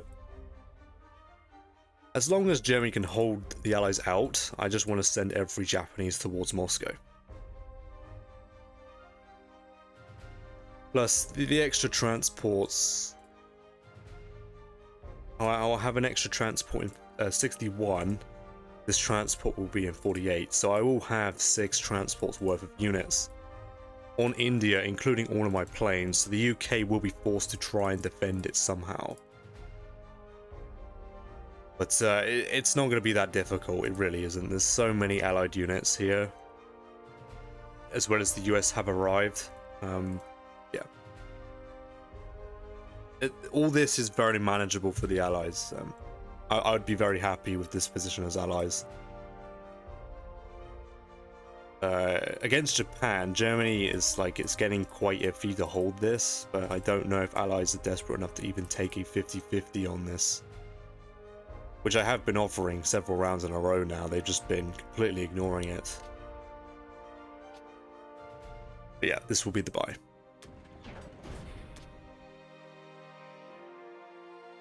The only thing Japan's doing is trading Novo.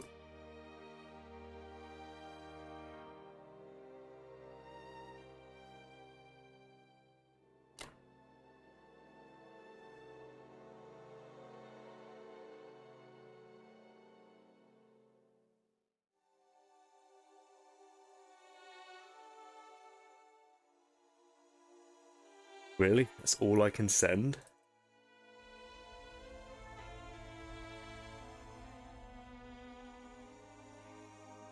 Yeah, that's literally all I can send to Nova is 1 infantry, 1 fighter. 1, 2, 3, 4. I need all my fighters to land in Szechuan. Really? 1, 2, 4, 5. Well, I mean, I can send the bomber there and land the bomber here. So the bomber does need to kill that. 2, 4. That doesn't work either. Yeah, that's literally it. Wow. Yeah. I gotta send everything else besides the tanks to here.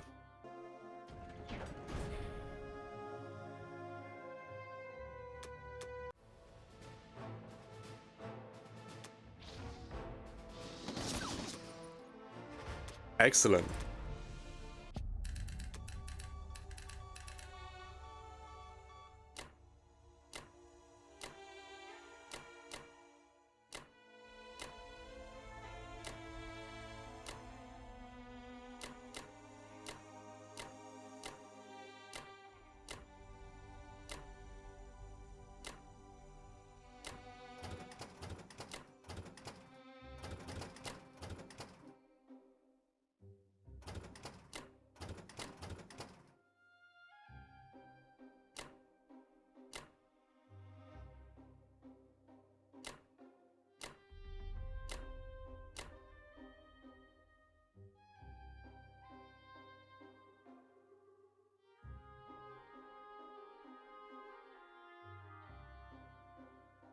So let's have a look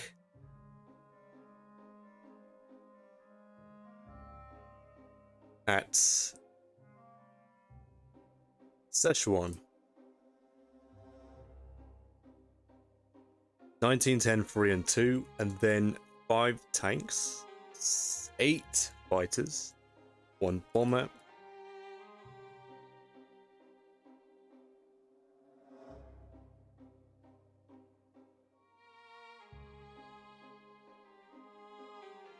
I need 15, 1, 2, 8, and 8.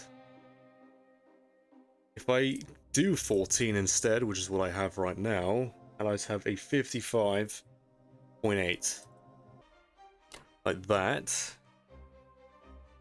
Just to keep it over into my favor. 53% to hold. I'm more than fine with that. It's at a minus 75 attacker profit.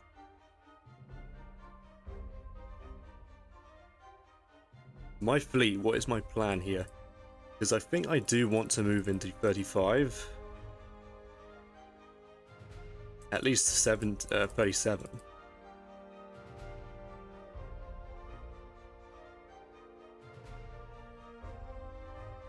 Yeah, interesting. Interesting. So I need to collect these men at some point as well. Well, I have a spare transport that can go off to 47 on the next turn and grab these 2, and one will be left over.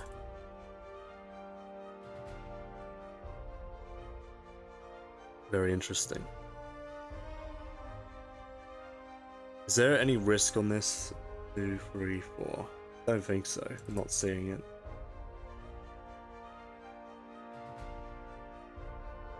No. I think this is the only option I have as Japan, because I can't take India here. I have to bypass this Kazakh stack somehow, so I have to go the long way. At least threaten it. Yeah, next turn I will be stacking one of these and sending 8 tanks here, so the allies have to give this up, like whether they like it or not. Yeah. Okay. That'll do.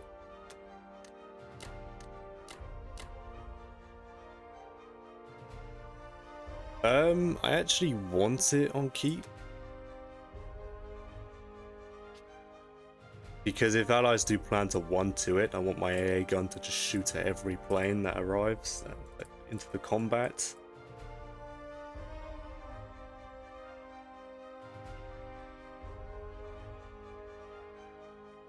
Yep, that looks pretty good to me. I don't think I've missed anything.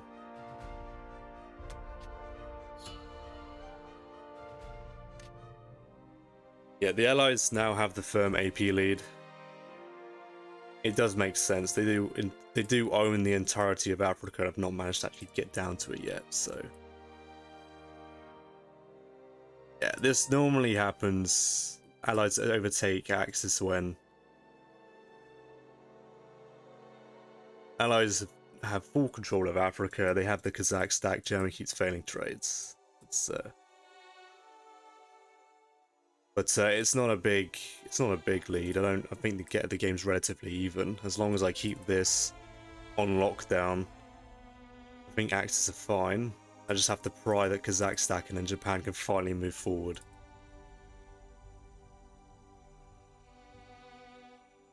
Yep. Alright, that's the end of Japan round 10. They'll be back with Germany round 11. Alright, welcome back to Germany 11 here. Transport 5 artilleries, an infantry and a bomber for the US. No combat. Yeah, everything into Eastern and the Eastern coast, and 2 artilleries to Norway. Of course, stacked Finland even more. Doubled up and moved into the Caucasus. Yeah, I'm just looking at a calculation Karelia here. Without my German planes, it's an 80% if I send every man forward. And at a minus 175 attack and profit, so I could probably play with the odds a little bit on that one. I might send some units to Bello to it looks like Allies could stack Ukraine, US, and some Russian tanks.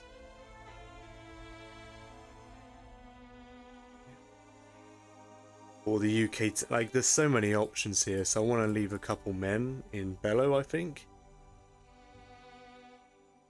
We'll see. Russia was 6 of 1 again. All into Moscow, of course. Failed Novo, killing an infantry. But gave up Kazakh because of this stack in Evenki. This is very tough to play. I actually don't know what I'm going to do on Japan's turn, so I'm going to have to really think on where I'm putting this stack. I know if I put it back in Xinjiang, Russia just restacks Kazakh, I think. So I'd have to see if I can actually dead zone it.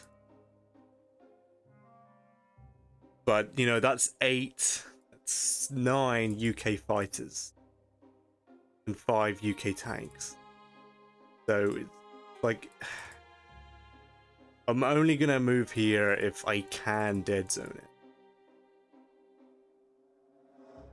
If I have like a 30% on Kazakh, I'm probably going to hit it. Because if I can deal enough damage to the Kazakh stack with Japan, then Germany, all Germany has to do is just move into West Russia. And either take or strafe Moscow.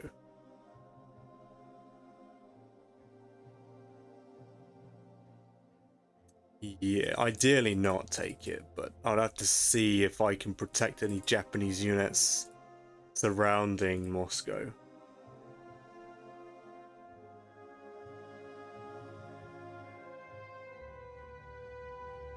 At least I can trade these down with Japan, so yeah, that would help a little bit. Yeah, this is a very, very tight game. Maybe it's a little biased, but I think I would favor the Allies here slightly. When I play as the Allies, I just love this positioning. The Allies, it's such a firm hold on the center of the board. I'm just hoping I have enough pressure with Japan here to stop the restack of Kazakh. Otherwise, I'll just have to go back to Evenki again. And I'm just playing, like, Russia's playing stack, you know, move the stacks here and I'm moving my stacks here. It's Axis aren't progressing anywhere. Okay, well, Germany's going to get 9 infantry and 2 artilleries. Pretty much it. Just stack Karelia, trade Ukraine, West Russia and France. I'm going to skip Northwestern because UK landed so hard previous turn into France. Mostly because I didn't get any hitbacks. They took it cleanly, killing 2, losing nothing. So I have to overcommit to now take France back. Which sucks, it really does. I can't even stack shift. Because then I would have to give up Karelia. And I can't stack West Russia anymore because Russia's dead zoning it. So I'm pinned in Karelia. There's no freedom of movement again. I seriously doubt I can hold both these territories with the amount of allied pressure. It's just way too much. Yeah, these 4 fighters from the US are in range and then can just land on the carriers. It's just too much.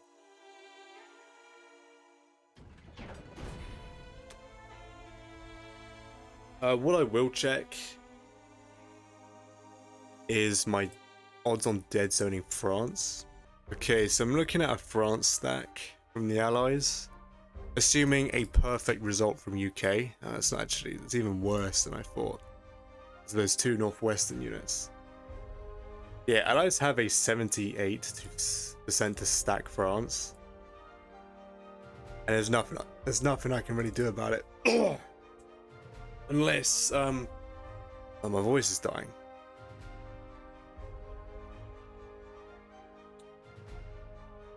I don't know how am I gonna do this.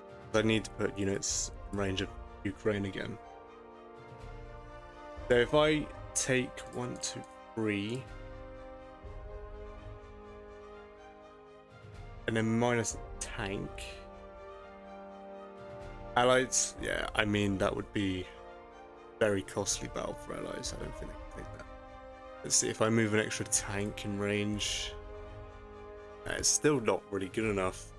I can get a straight up 50-50. Like, this is literally the coin flip of coin flip battles. It's almost perfectly even. Except the attacker has a extra 0.8% to win. So, yes. Allies have a 49.8 to hold. France, if I bring 2 tanks down, but then offer a 50-50 advantage Allies on Karelia. But I'm not worried about Karelia at all because the battle for Karelia is an overwhelming 107 attacker minus 107 attacker profit. So I could probably play with the odds even more. Like offer like a close to 60% because of how IBC negative the battle is. Like I could offer like a 62. Maybe not that good.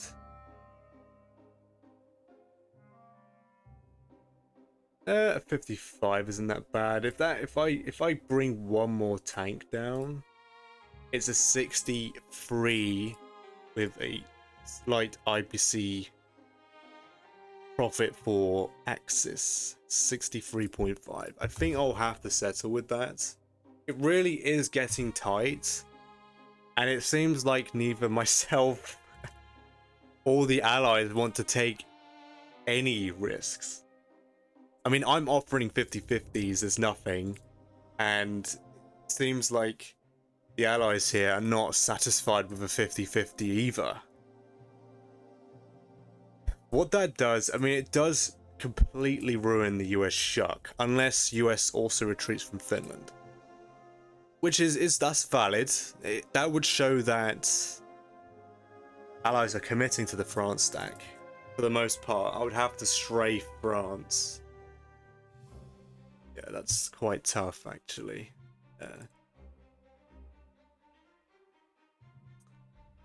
Interesting development, for sure.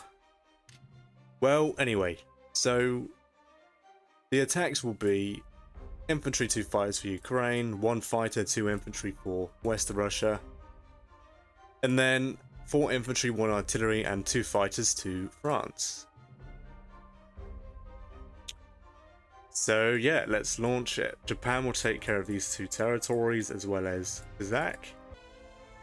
Alrighty. Good luck to the Germans here. Failed France take is absolutely catastrophic for Germany.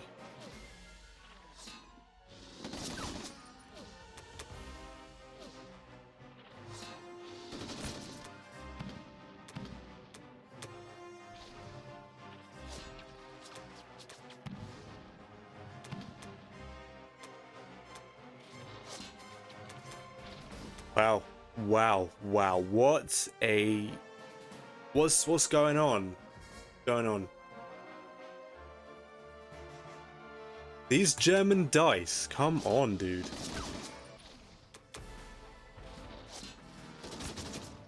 What, I mean, Allies had crap rolls as well, but the Germans was just embarrassing.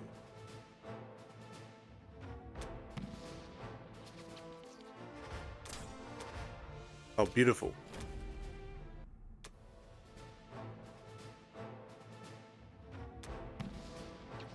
Yeah, I mean, look at these fighters, man. These German fighters should be fired. Honestly, these fighter pilots are worthless. No matter, like, no, the outcomes, the dice don't matter because I won every single combat. That's what matters.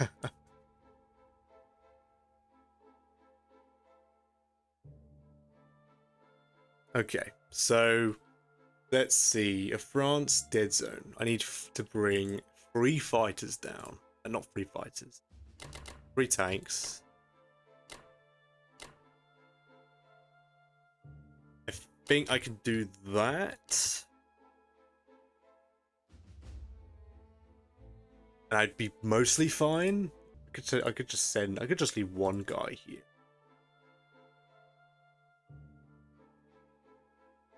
Yeah, I think I have to. I don't want to risk too much. The game is so unbelievably tight right now.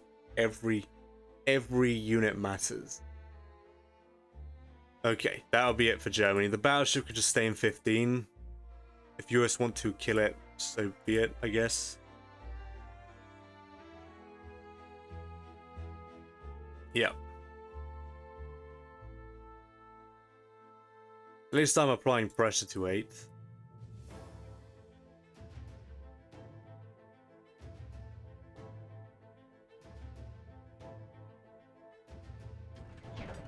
Yeah, 1 guy there.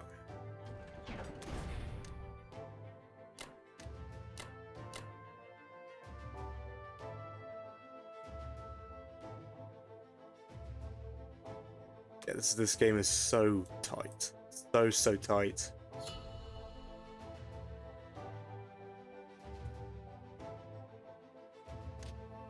I mean, yeah, Allies have the AP lead. They don't have to do anything anymore. They've had the eco lead for most of the game, so they don't have to sweat anything. All right, well, yeah, that was a good round from Germany. Succeeded all trades, which is so important to keep up with the Allied assault. Alright, that'll be the end of Germany round 11, and I'll be back with Japan round 11. Alright, welcome back to Japan 11. 6 infantry and 2 fighters for the UK. 3 infantry to India, and then a fighter, 3 infantry to United Kingdom, and a fighter to Season 8. That is a frighteningly large UK Air Force, which is going to have a lot of impact. The game goes late, for sure. Not really much I can do to stop that at all. UK's really cashing in on taking France every turn.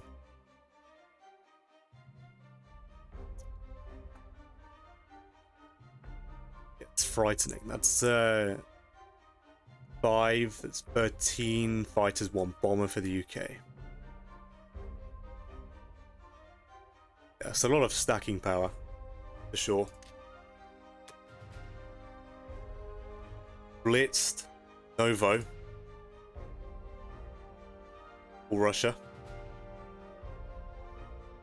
Took the Baltics for free, sending 2 infantry, so that's quite annoying. I'm gonna need to at least commit 3 Germans, I think. I have to make sure these tanks get back. I'll have to see my odds on holding this next round.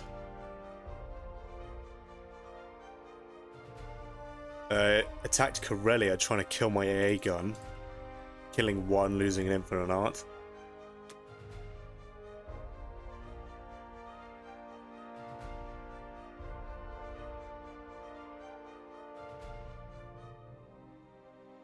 Where is it?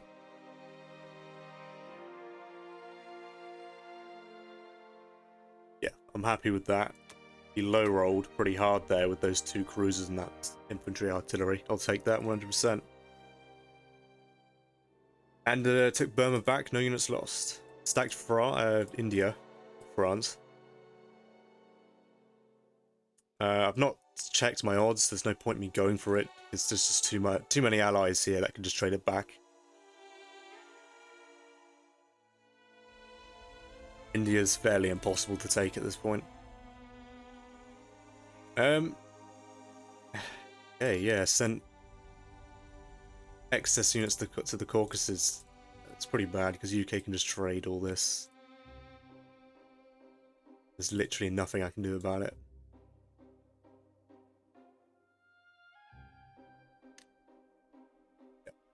Yeah, I would say the Allies have, since they've held the eco income for several turns now. It's definitely slightly Allied favoured. I'm not saying either axis are pushovers, let's be honest here. The AP is so high in this game. It's just so high.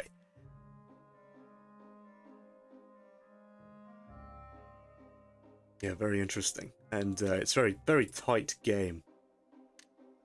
With Japan, 12 infantry and a fighter.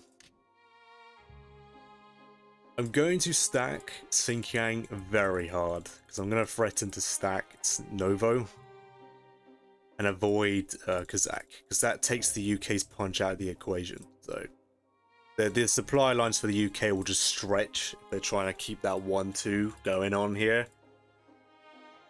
And if I can get a dicey battle for Novo next turn,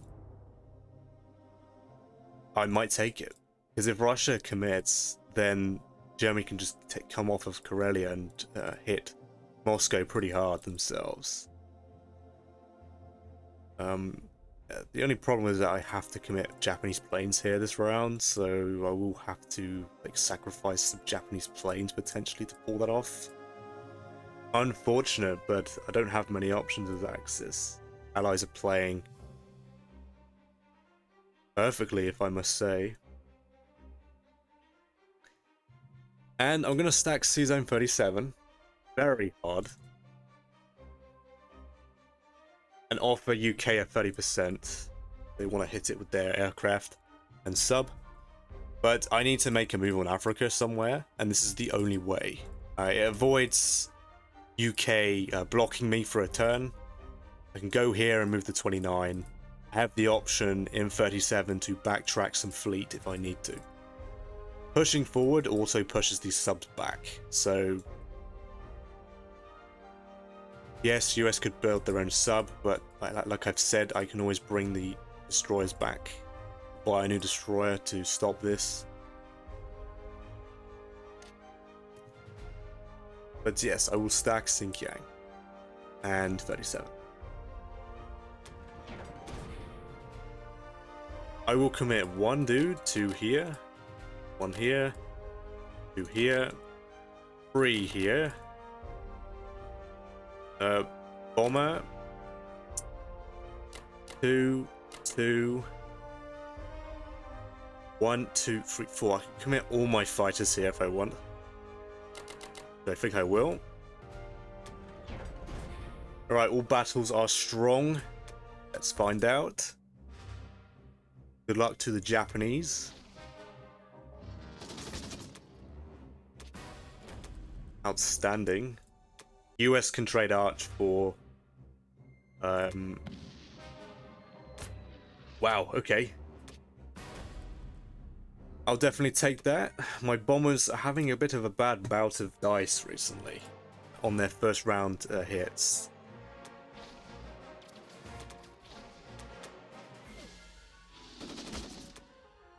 Okay.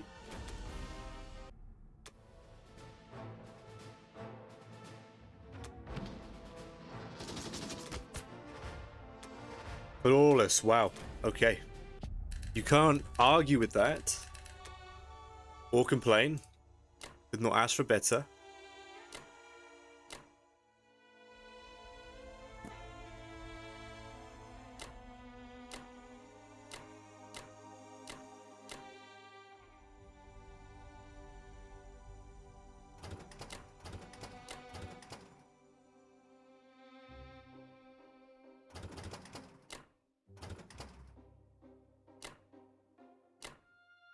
Okay, I need to send pretty much every ship. Actually, I don't think I included a sub in that defense. No, I did. I did. Okay.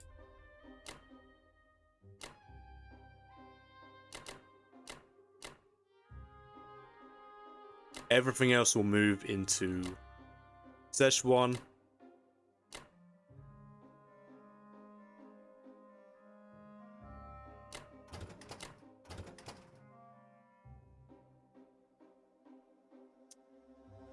Yeah, leave 2 guys here to have the option to trade Archangel for Germany, because it's very likely I'm going to have to do France, ignore Northwestern, Baltic, West Russia, and Ukraine. Germany can't really stretch any further for Archangel, so that has to be up to Japan, I would say. Now that's a pretty damning stack for it. That's a lot of Japanese units, so I might have enough to get a dicey battle where it's so risky for Russia to hit, even though it's probably like a 50 or even a 60%. I might offer it because Russia cannot recover after attacking me. They cannot. I'm gonna bypass Kazakh and go for a Novo 1 next round. I do need to hold this at all costs. I really do. But the UK is pretty much knackered all their reserves. As you should, as UK, you should, as the Allies, you should use up all the UK to trade against Germany and preserve all the Americans. This is... I mean, Stewart is a top player. He's currently... I'm pretty sure he's currently number... Let's have a look. He's number 2 for both Axis and Allies. Like, he's... Oh, he's okay. He's moved down. Kitch knocked him down.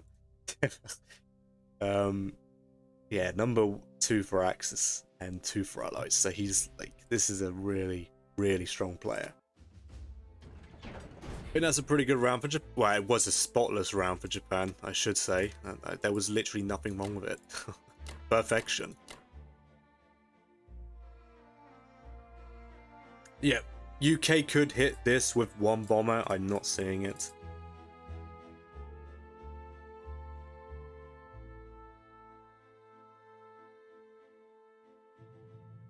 Yeah, that's a lot of artillery as well. That's pretty nice. Yeah, fighter. Yep. Good stuff. Leave it on carrier sack.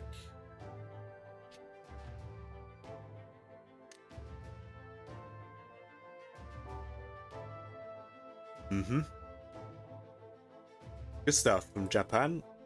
Very good stuff. 49 IPC for Japan. That is far more like it.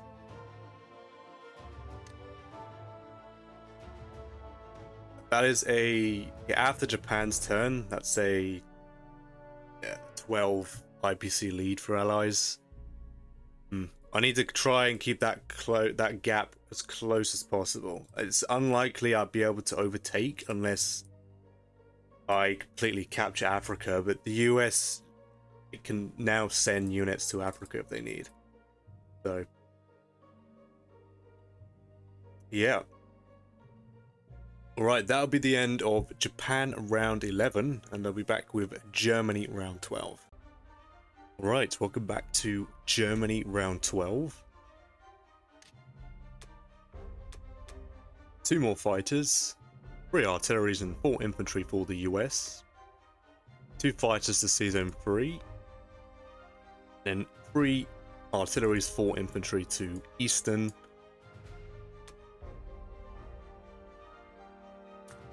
Took back Archangel, killing an infantry, no units lost. Took Kazakh, losing 2 infantry. I'll take that. Failed West Russia, losing an infantry. And then took Ukraine, no units lost.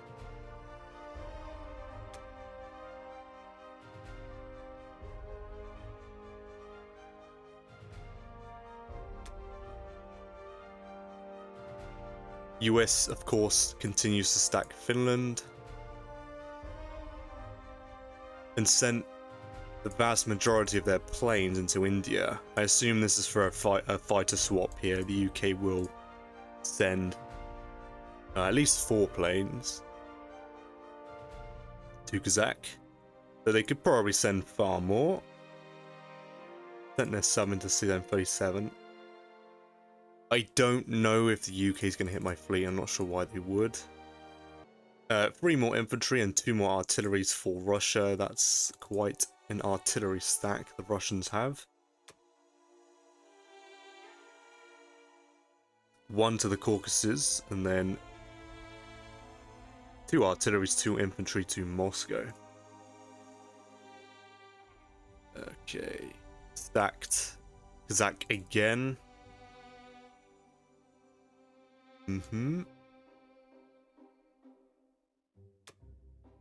Took West Russia for free, took Vologda, losing an infantry, and then took Novo back, no units lost.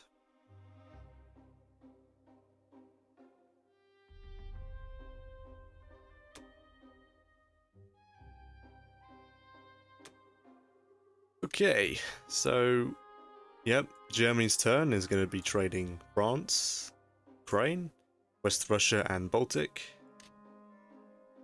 9 more infantry and 2 more artilleries. Yep, for the Germans. On a good day, I get 29, 31, 33, 35.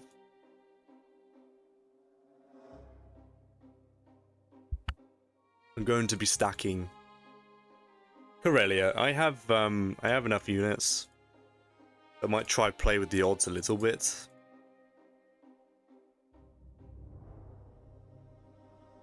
Yeah, an 83 to hold, what I've currently calculated. But yeah, I could definitely lower that.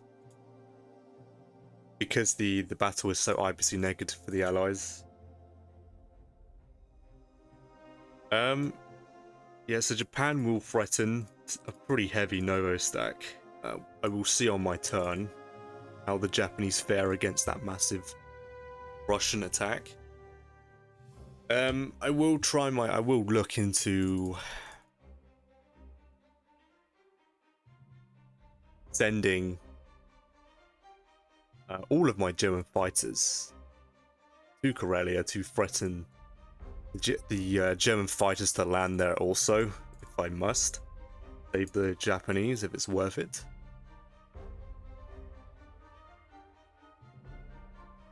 Yep. This will be the buy, of course. I'm going to do 2 infantry, 1 artillery with 2 fighters here. 1 fighter, 1 fighter. Infantry and infantry. Getting pretty desperate.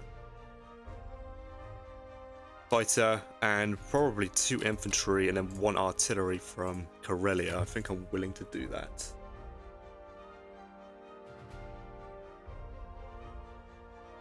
Yeah, because if I have to conquer this. That's pretty dead. Yeah, like it's pretty bad if I don't, because I can't get those extra tanks up. It's definitely not what I wanted at all. make the artillery go there instead. Do I have to overcommit to this?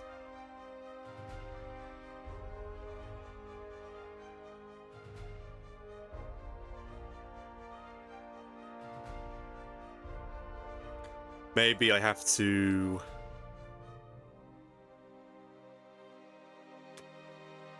do a fighter from here and then an extra artillery. I'm not sure I can dead zone France this round. I might be fine if allies stack it. If it leaves pressure off of Karelia for a turn. It's normally a bad thing to allow a France stack, but I don't have many options here. It is very tight. As you can see with these attacks, I need the units to at least die. So I need the fighters to hit. Good luck to the Germans.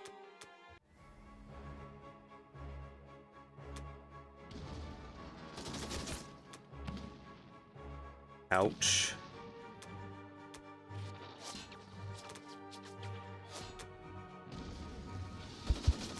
Alright, France is secured. Sucks about the artillery, but I don't have much choice.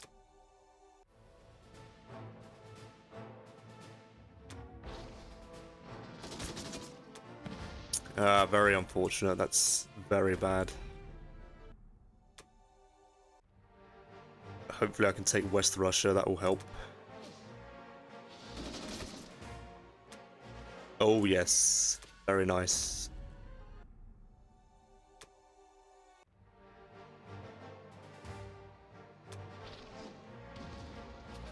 Okay. I'll take that. Unfortunately, that's a very juicy target for UK, but I don't have much choice.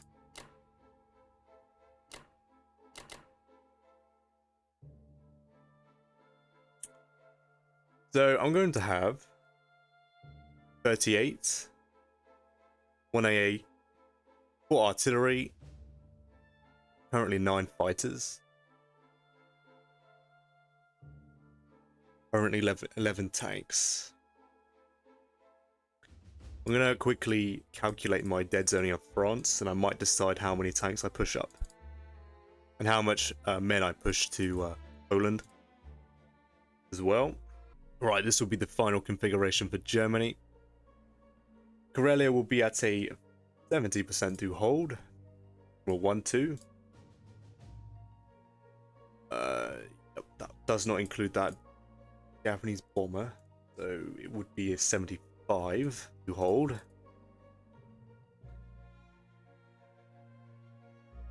US actually has 2 bombers, so what does that look like?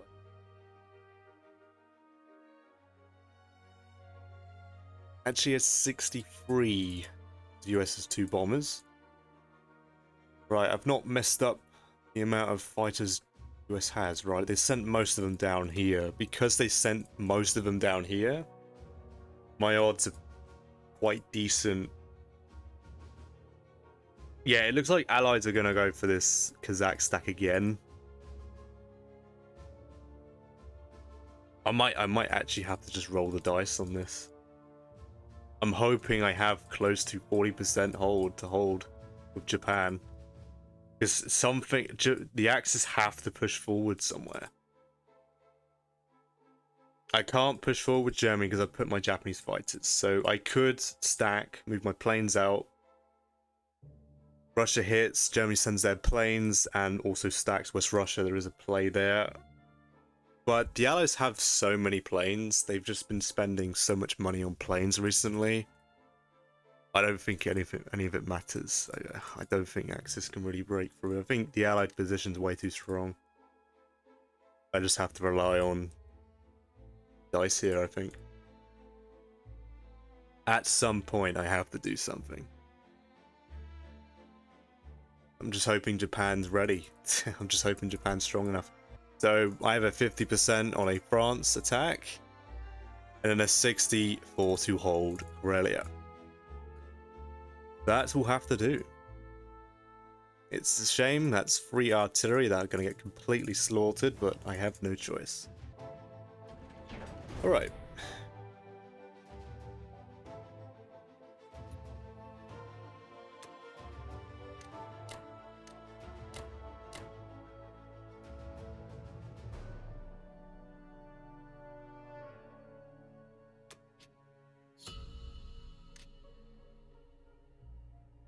The league keeps creeping forward.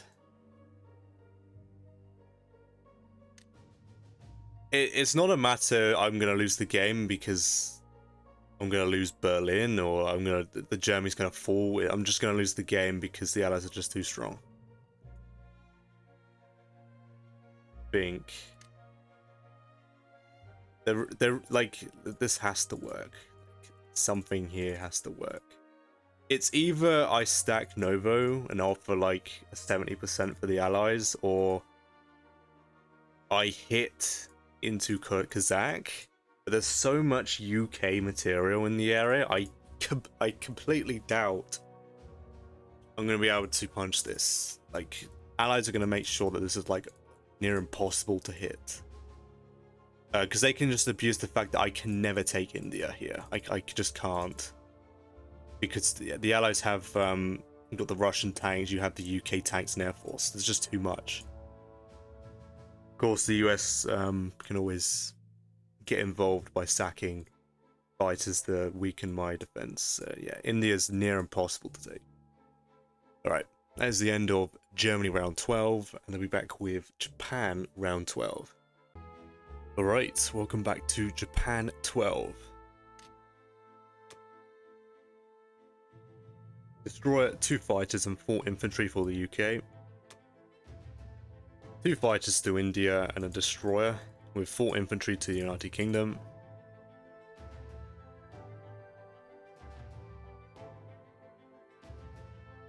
Yeah, massive investment into air. That's annoying more than anything for me. Yeah, that's a massive UK Air Force.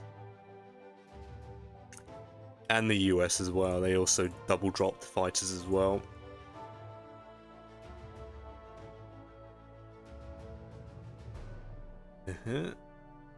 Well, I'm never going to go for India with Allied tanks here. It's just not an option for the Axis. Of course, stacked Kazakh and India. All in on France. I don't know if Allies are going to go for that 50-50 offer.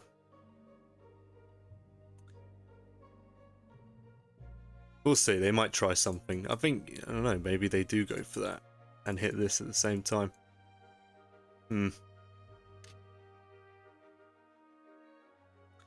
Okay, with Japan, 9 infantry, fighter bomber. I'm gonna take Madagascar, Burma. I'm going to stack Novo this turn. Now, for this to be as successful as possible for Japan, I must stack this, kill these 2 units, and then also kill these 4 Russians. I would stack it, air raid Moscow, and then also attack Vologda with the 2 infantry and a bomber, and hope I kill all the ground. If I can achieve that, and assuming a worst case scenario Russia gets 2 headbacks, I would have a 68 to hold Novo against the 1-2 from Russia UK at a 121 attacker minus attacker profit, though. That's one thing. Another thing is me hitting this will affect my odds on holding Karelia against the US, because the US could just go in now. They might go in and just stack France, because if they can go in and kill my air force, I have no odds on France. Against the US, it's a 65 to hold if I leave 1 Japanese plane in Karelia. I might try and add more. On average, I would have a tank 6 fighters left.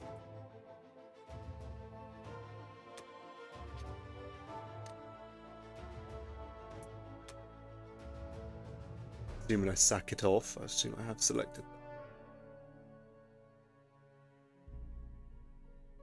Okay, the average, if I sack the AA gun first, the average is 2 tanks left. Okay. Yeah, it's interesting because whatever planes I leave in Karelia, Japanese origin, they're most likely going to get sacked off, because if I stack here and allies actually commit to this, Germany should move into West Russia if the US has not hit Karelia. So a very interesting turn of events that could happen here, for sure. This will be the buy, though. I'm purposely going to collect, step away from a full shark and go collect these 2 men. 1, 2, 3, 4, 5, 6. There's nowhere for bombers to land. The only question is, how am I going to defend Guangdong? Allies could go for a can opener and go for this instead. UK would just completely obliterate all the Japanese in mainland China, but I don't think that's the priority. I don't think the priority is there too much. Don't know. We'll see. I'll see how it looks.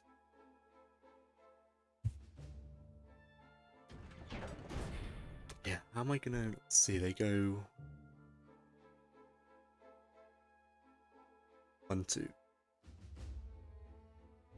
Yeah, I might have to bring a battleship back. 61.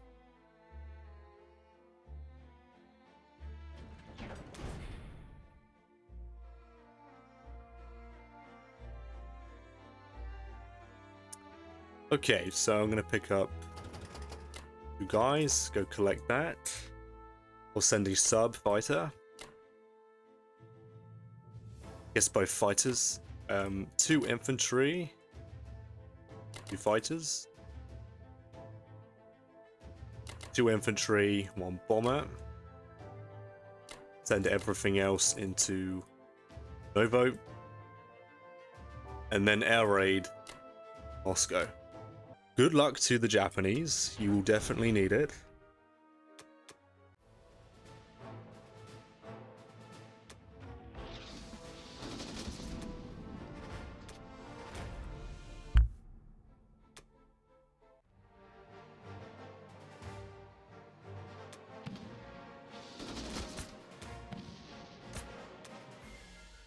Very overkill dice there.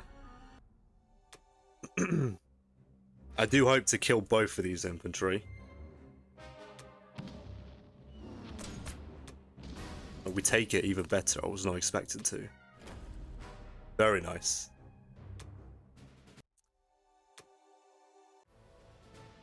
Of course, any hitbacks Russia gets here will drastically affect my odds to hold. They both miss. Excellent.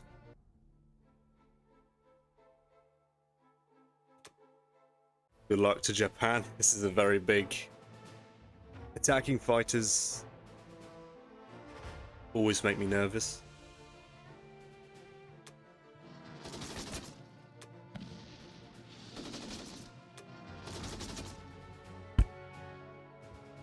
Okay, I'm gonna have a look. I'm gonna have a look here, see if it's worth.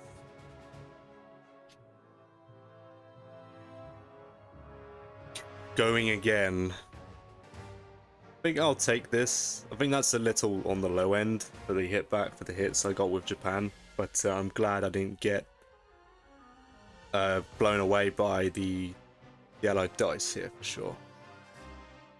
Yeah, I think I'll take my leave here.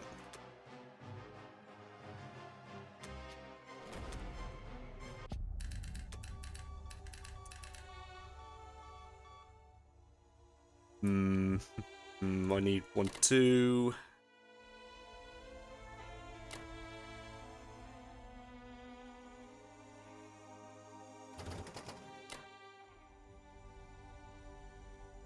One, 2, 3, 4. I mean, I think I will land. 1, 2. Yeah, because then they protect themselves from any...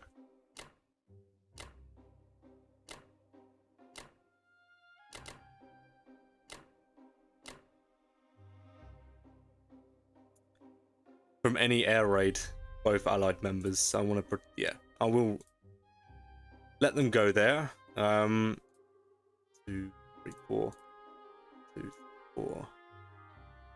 There's no way allies hit this fleet. There is a 1-2 with 2 separate sub-bomber attacks, but I have a battleship. There's literally nowhere to go with these fighters, so I guess I have to land it here. Making Karelia, it's an 80%, but Germany doesn't... it's going to be a very costly sacrificing these 3 Japanese fighters. Yeah, I guess I have to. Don't have much choice. Okay.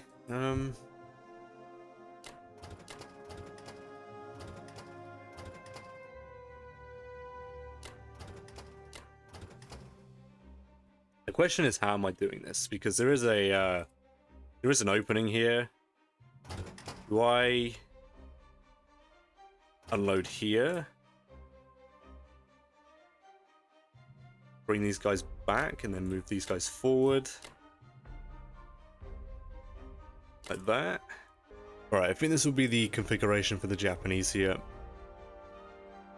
Yeah, I'm just gonna send like an equal stacks forward. I'm not sure what the allies can do or what they are going to do, because they have options to clear and harass my IC, or clear and wipe out Yunnan and yeah, secure Nan, take for a turn, I guess. There are many options. But they will be sacking tanks for these battles if they do go for them, especially for Kwangtung. I don't think it's like I see the move. I don't know if allies are going to take it. I don't think it impacts me too much if they do, because that's less units in the center of the board, and now I have a massive stack here, right? So yeah, I'm not really sure. So I have a 60, actually a 67.6. Since I didn't clear the extra 2 artilleries, but the attack is a minus 123.2 attacker profit for a 1-2 from Russia and UK. I don't know if they're taking that. I don't think I would. So I think I'm completely safe. So maybe allies would opt up for some different strategy down here. So be it. I'll deal with it later. I don't know what's going to happen with Karelia, because I don't think I can hold it. Round 13. I will have a look, of course. But it might require me not trading at all to keep odds as high as possible. The UK has no punch at all. It's just the US. So I'm not sure if US is down to knacker their stack on mine. I don't know. But maybe they do. Maybe US hits and then stacks France, right? But this stack, if Russia goes in, I need my German fighters, so this has to hold. But it's up to a... since I'm overcommitting the amount of Japanese planes, it's at 80%. So I don't see US hitting that.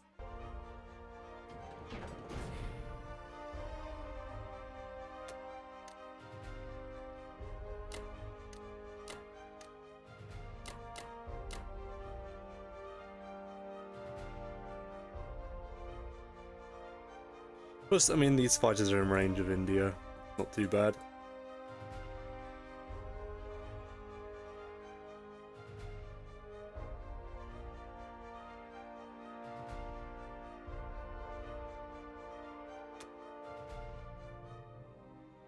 Yep.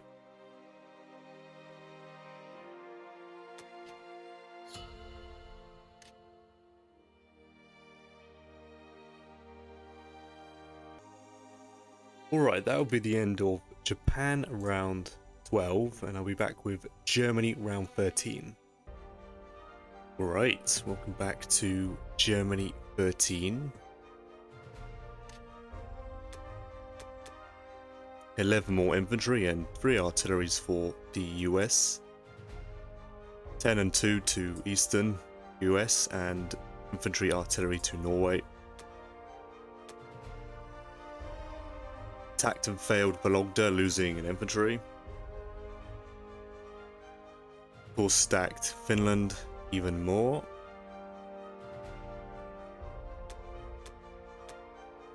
Moved their sub into 61. Bought infantry, 2 artilleries for Russia. Took Vologda and West Russia for free. Or stacked Moscow.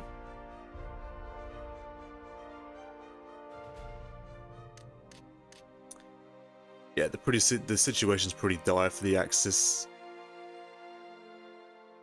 I cannot hold Karelia anymore. It's US has a 90%, 95% on Karelia, no matter what I leave there. So I have to back off. This is a good example of not taking any risks when you're ahead as the Allies here. I've been offering for like several rounds now on like all the German territories on the Japanese stacks, and the Allies are biting absolutely nothing. There's no way, there's no real chance for the Axis to get the upper hand with dice, because the Allies are refusing to take anything besides a 95 on Karelia, which they will be taking 100%. But this is the correct play. When you're ahead, you should not be taking any risks. I took a small risk on Moscow. I'm not sure if that affected the mindset of the Allies here, if they were going to hit this or not, but they don't have to do anything.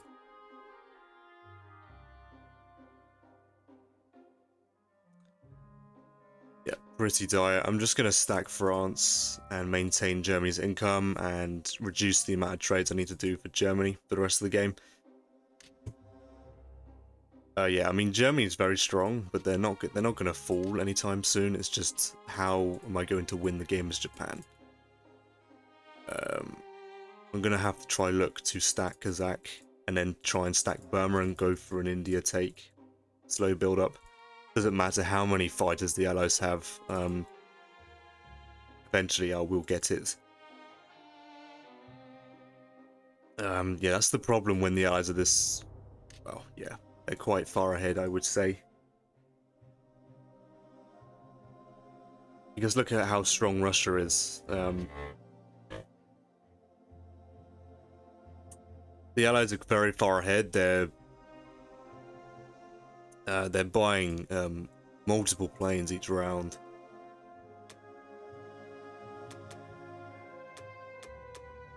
Like both Allied members are. Yeah.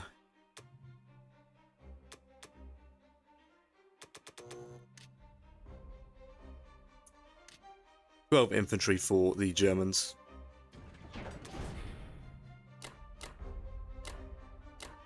I'm not sure if this is the correct move. I've looked at several, you know, can I stack West of Russia with Germany and go for a 1-2? Fairly impossible, I'm no doubt. I think there's just way too many Allied fighters. The 1-2 is dead completely without even calculating it. There's just way too many Allied units in range.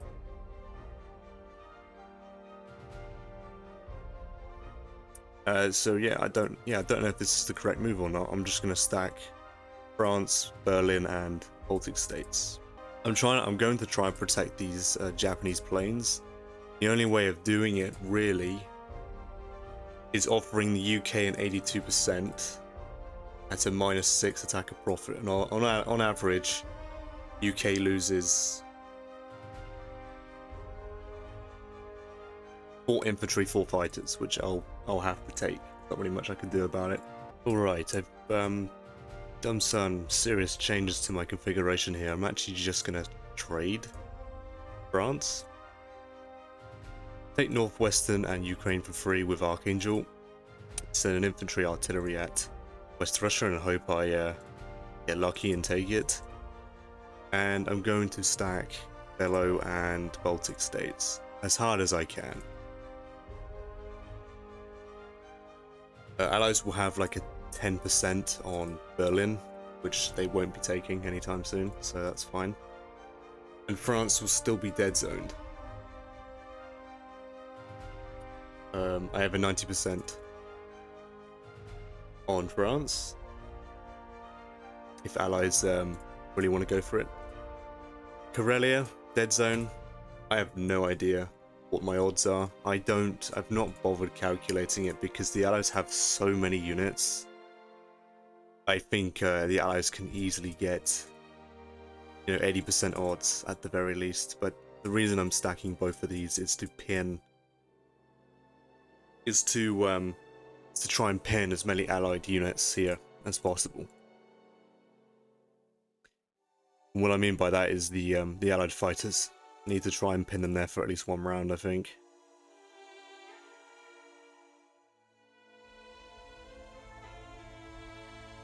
Because I think UK will move some fighters into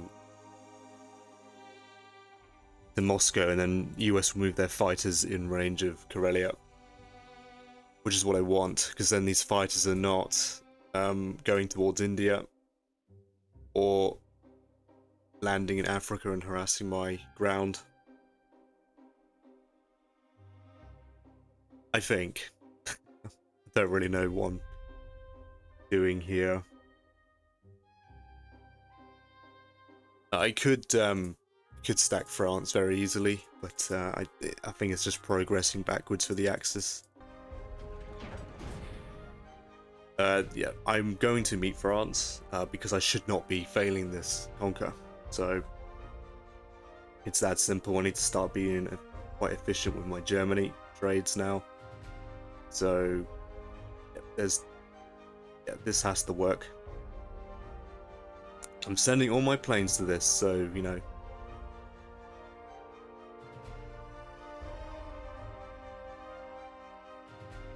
Yep, good luck to the Germans.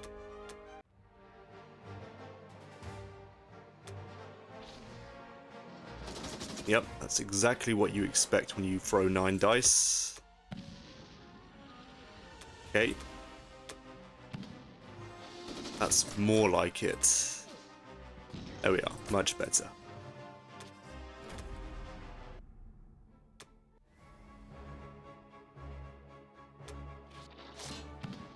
Okay.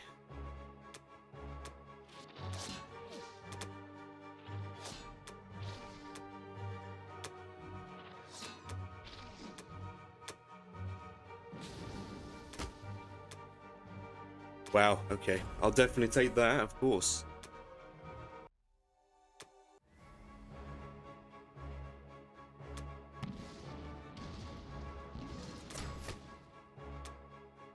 Beautiful.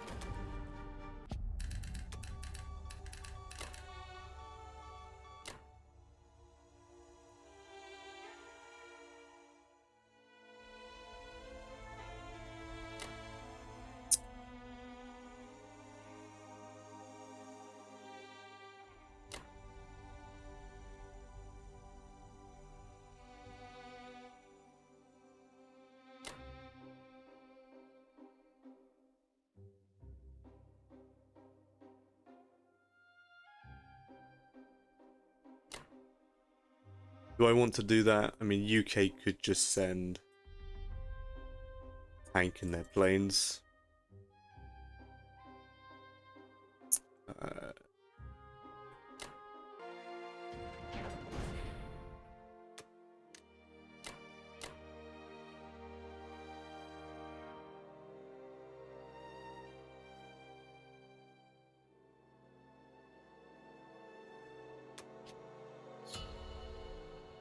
Right, 38 IPC for Germany. That's almost 13 more men.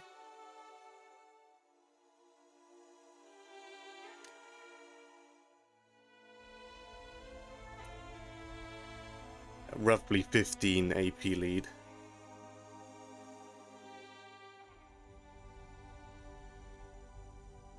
Right, that is the end of Germany round 13, and we're back with Japan round 13. Alright, welcome back to Japan 13. 8 infantry and 2 artilleries and a tank for the UK. Tank 2 infantry to India, and then 2 artillery 6 infantry to the UK. Attack Northwestern, killing 1, losing 1. Took back France, killing 2, losing 1. Took Burma, no units lost, and then attacked Xinjiang. Killing 6 infantry, 1 artillery, and losing an infantry, 2 artilleries, and a tank. Yep.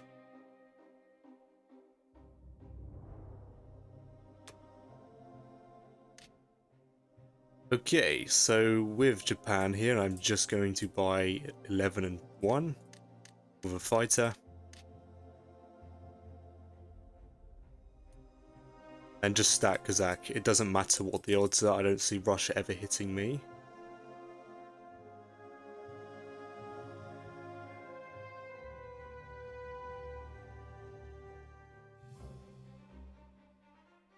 Maybe there is a way, but I need dice here, so even if he has odds on a 1-2, I'm just gonna go for it.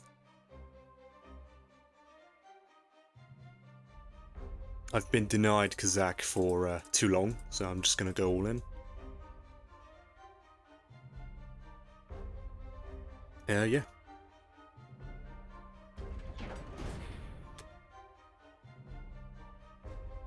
I'm going to just stack a Union here and go and take these afterwards.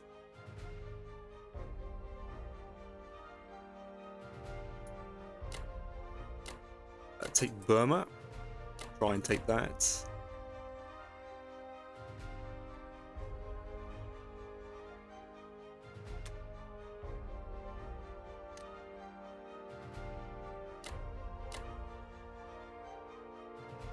I was thinking of bombing Moscow here, but I actually want this bomber to hang around just to force US to put some ships there if they want to go to 13. Maybe I do just bomb 2, 3. Maybe I do just bomb Moscow here.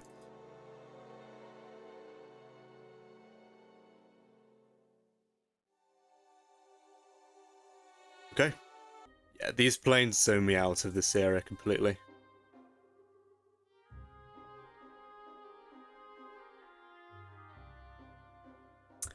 Unless I go for it and then move the German battleship there.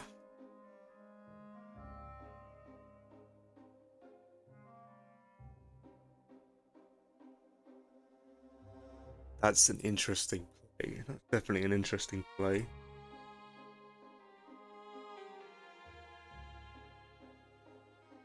Might have a look at that actually, and might actually see if I can go to 34 with the German battleship supporting me before the UK strikes.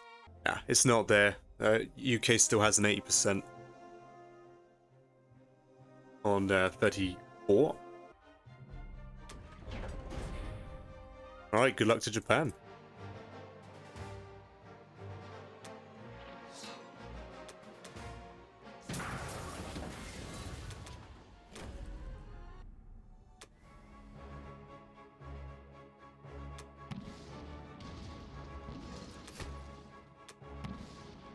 Of course.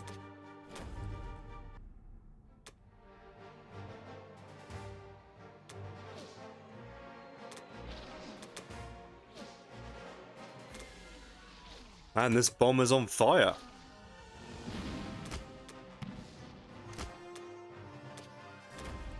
Will the Allies get free for hitbacks? For free territories? No. Okay. I will take that.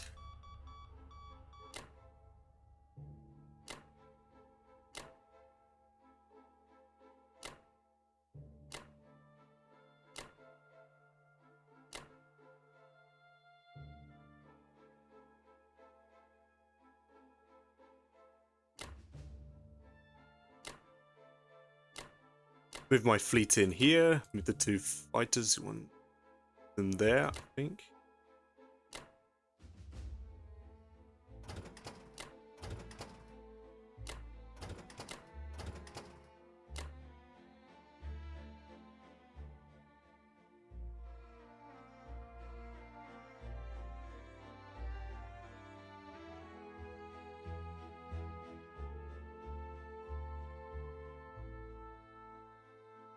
I do want this sub to head to the Atlantic here. Do not want that at all.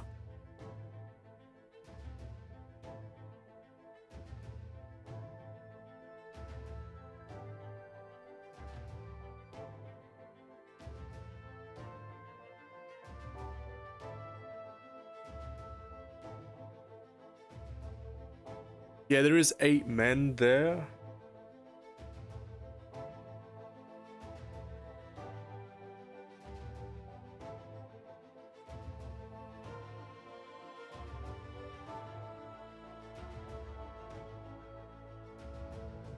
I could choose to leave one plane with the fleet.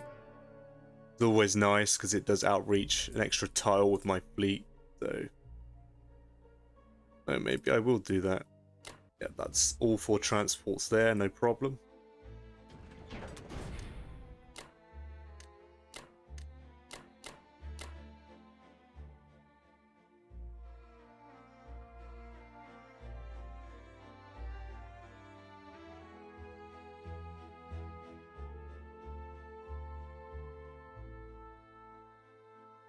Very unfortunate about this small stack from Germany, but I did not want to lose my Japanese planes to the UK.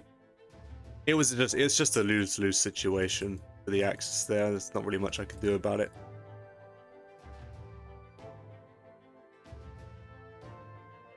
I chose to stack Nova instead of putting my tanks here, so that's the cost.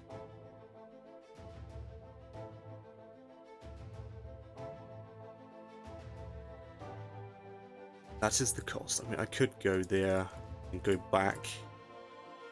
I'll be able to get away with just sending a cruiser to 29 to go grab this. Yep.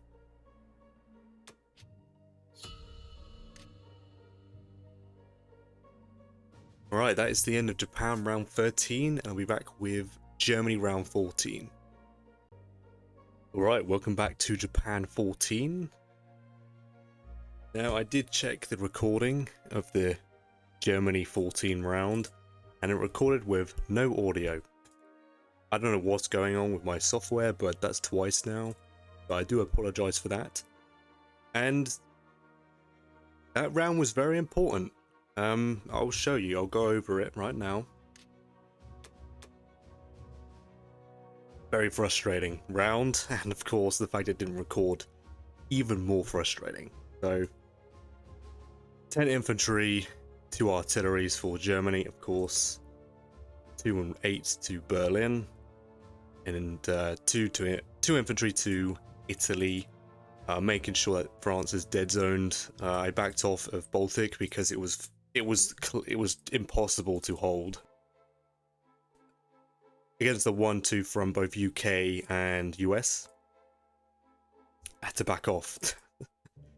So yeah, France is very dead zoned. So we'll see if US just dumps these guys here. Maybe they will. Look at combats. Took back West Russia, losing an infantry. Took Ukraine, no units lost. Took Northwestern, no units lost. Took France, lost 2 fighters. Yeah, lost 2 fighters to the AA gun. UK got a top, well, Allies got a top 8% result.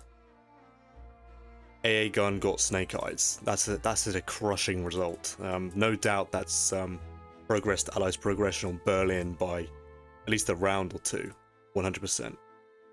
That's so brutal.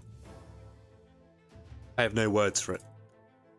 As if there was any more signs to say that the Allies are in the lead. That happened, so I don't know if I can hold Berlin. Round 15. We will definitely see. No matter the odds, I have to hold and pray that the Allies get diced, like I did in France. Yeah, brutal stuff, honestly. That's very unfortunate for the Germans. Lost 2 of my precious fighters. UK, 7 infantry, 1 fighter, 1 artillery. Fighter, 4 artillery, 4 infantry for the UK, and then 3 infantry to India. Of course, took everything with no units lost. So, but as you can see, UK stacking Baltics. The US is 100% stacking Baltic here. I've not counted my odds on holding round 15, but no matter the odds, I have to hold regardless. So yeah, that sucks a lot. Germany's pretty strong, so I don't know if they will get odds on a 1-2, despite US having a plus 60 IPC advantage over Germany. I don't think Allies have odds.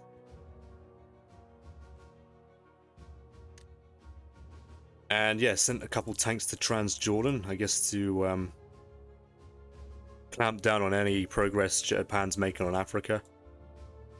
I mean, yeah, if US could double back and just stack, and then I have to try strafe. If I conquer, I just lose Berlin.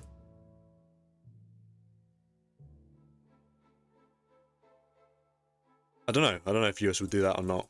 Maybe. I think they will trade at the very least. And just start trading here for the UK instead. I don't know. Yep.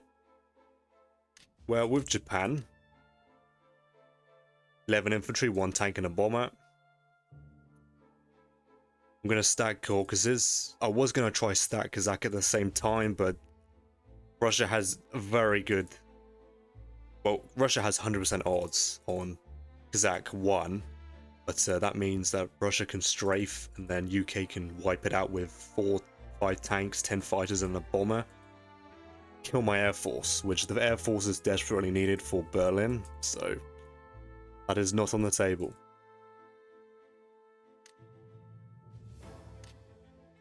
Yeah, so I'm just going to take Belgian, Rhodesia and Italian East, move my fleet into 33.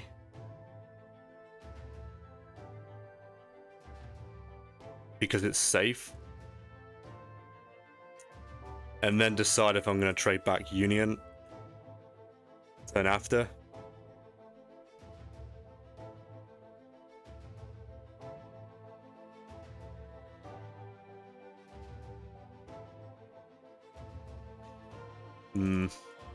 Wonder if it's worth leaving a lone battleship here. 1, 2, 3, 4. Might be. I could do that.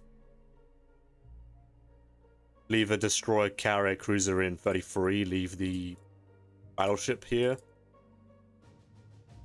Because the fleet can still combine into 35, all of it, if I need them to. Oh, maybe they get trapped, I don't know. I don't know, maybe I have to stay together here.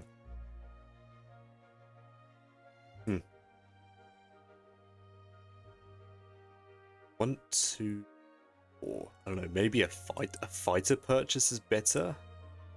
Just so I have the option to fully stack my entire fleet into 35? Against the entire UK Air Force?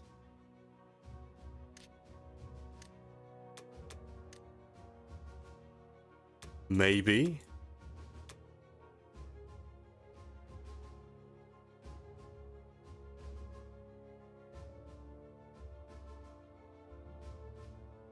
The reason I want to go to 29 is so that one of the transports can go to 38 and pick up these men. But I don't know if allies can trap my fleet if they move their fleet here. My fleet's here. I'm forced to neighbor... Oh, well, I can. I can still move to 35. Going that way. Maybe I do commit to that, just to have the option.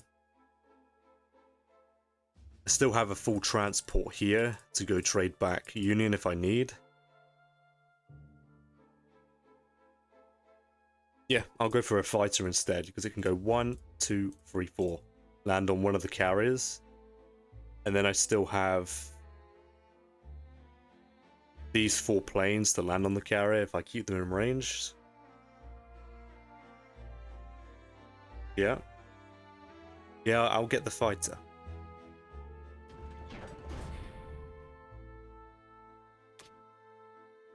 I will commit one guy and a bomber.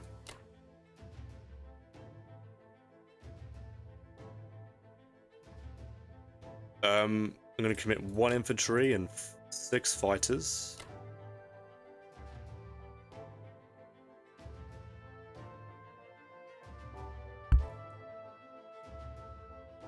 Might have to put my AA gun here.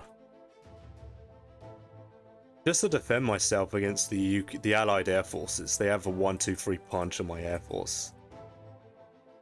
I might actually have to stack Evenki. Leave 1 infantry, put the 3 infantry and an AA gun here. I'm actually gonna bomb Russia because I'm a bit desperate.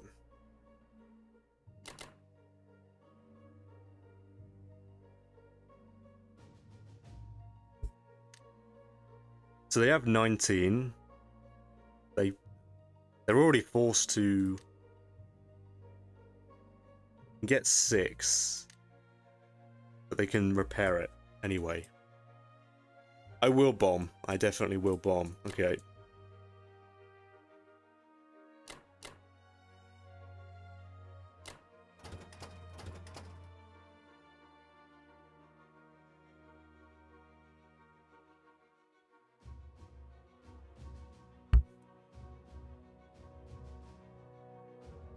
And I will just stack the Caucasus here.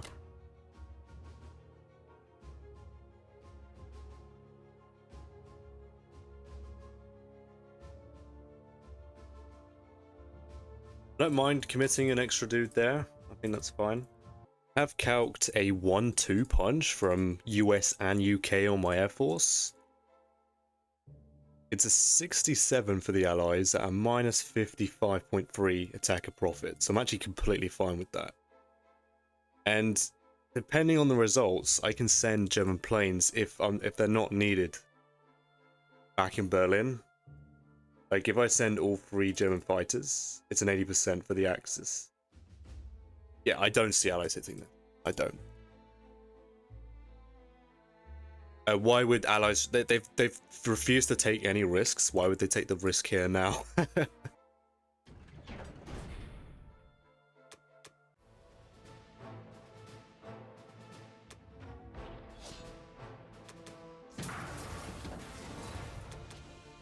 I'll take that.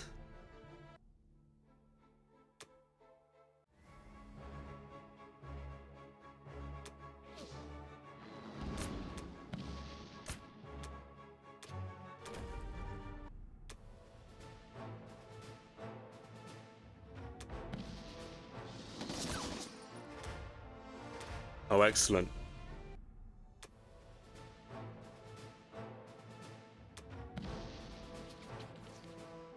When I needed the fighter most, it misses.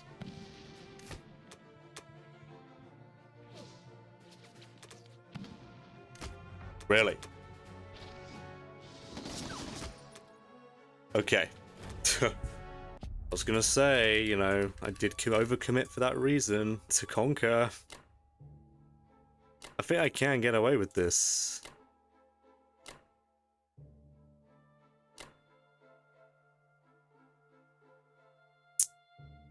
Yeah.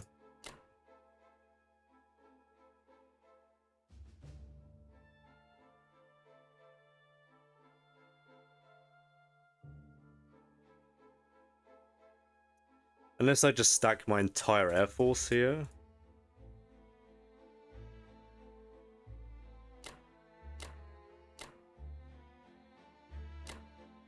Ivanki's a very nice spot for bombers. Yeah, I do like that.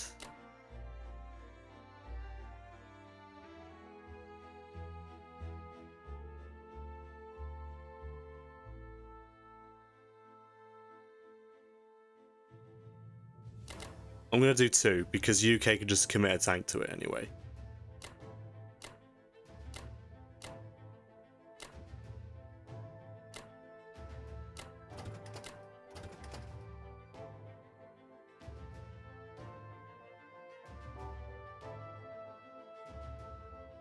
I suppose I could have killed that US sub, but I'm just not interested.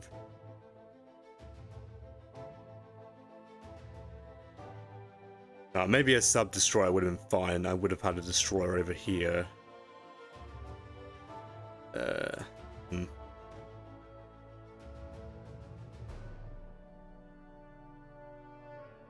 think I will do that. Do I want to though? Evenki, if I do that, plus 2 bombers and then 3 fighters if needed. An 83 still, I don't see allies hitting this.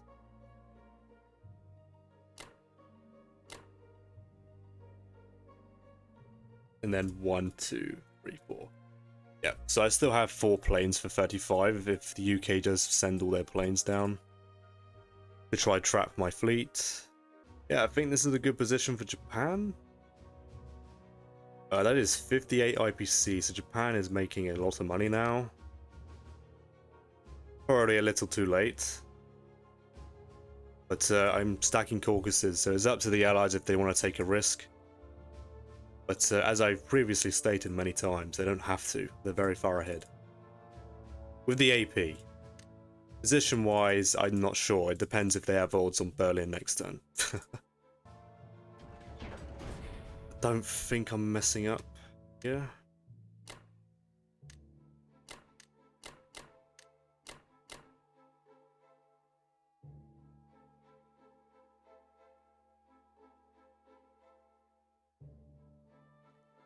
I am applying a lot of pressure to 5.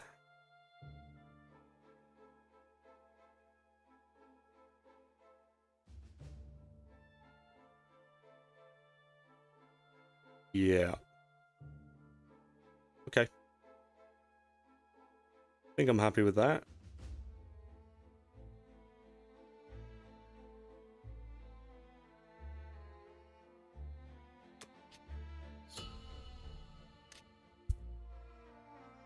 After Japan's turn, the Allies have roughly a 47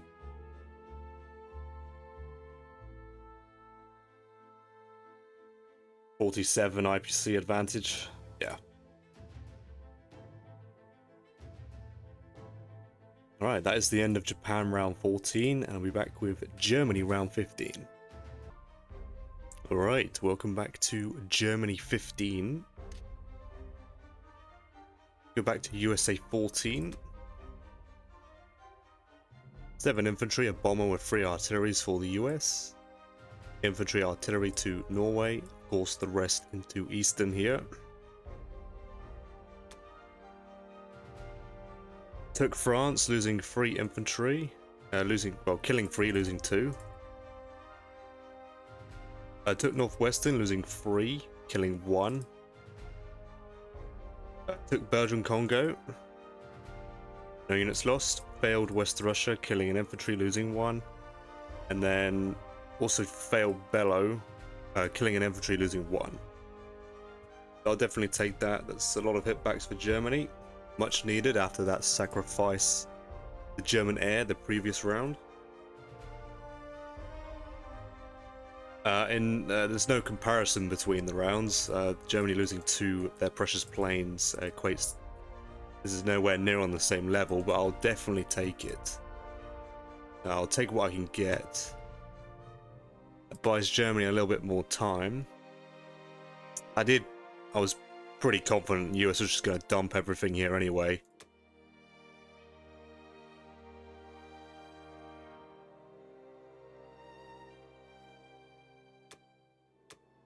Of course, stacked Baltic states.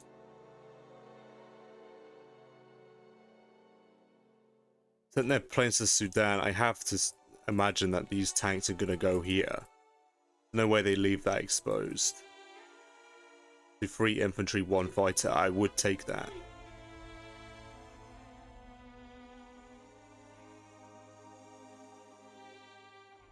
I'd consider it at the very least. I don't see why they just leave that naked. They have to leave at least 2 tanks there. I don't know, maybe this game might turn into a UK US versus Japan endgame, but I don't think Japan's anywhere near ready for that sort of outcome. I would have to take Moscow before Allies take Berlin, at least a round or two before, so I can crack down on India. I do have a lot of time, maybe I take India before then, but I don't know, we'll see. 6 infantry for Russia, repairing 1 to Moscow, deployed 2 to Karelia, and 4 infantry to Moscow. Took Bello in West Russia for free, and then took Vologda, no units lost.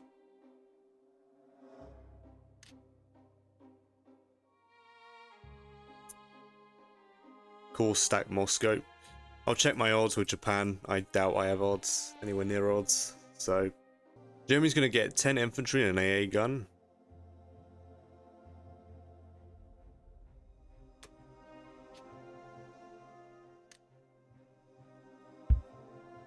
Because, yeah, that's what I can buy.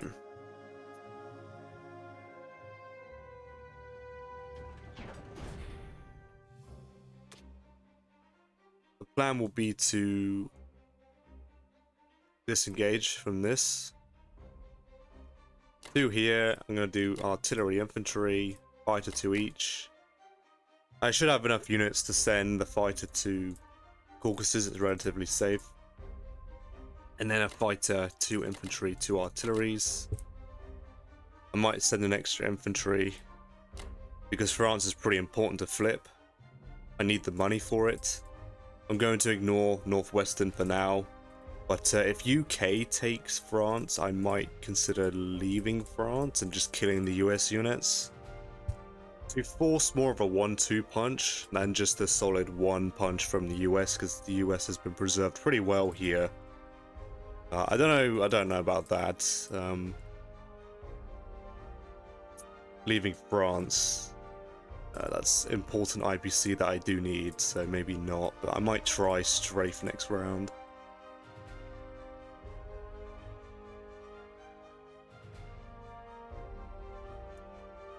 Yeah, that'll be the combats here. I just want to make as much money with Germany as possible here. Use these men up front to gain some money so I can deploy back and straight into Berlin. Yeah, it does cause some allies to spread out this way instead of going to Berlin themselves, so yep.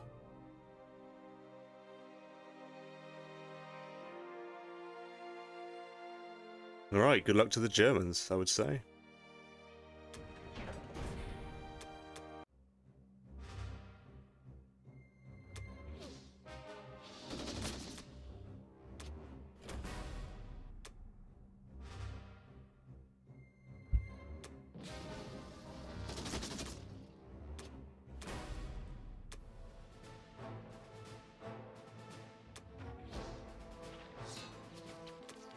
What a performance from these dice. Outstanding.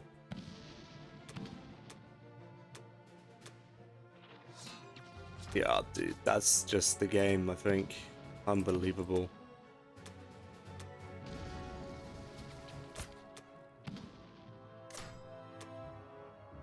Okay. Wow.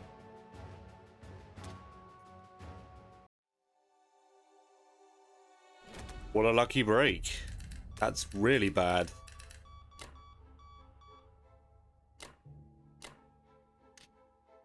Yep.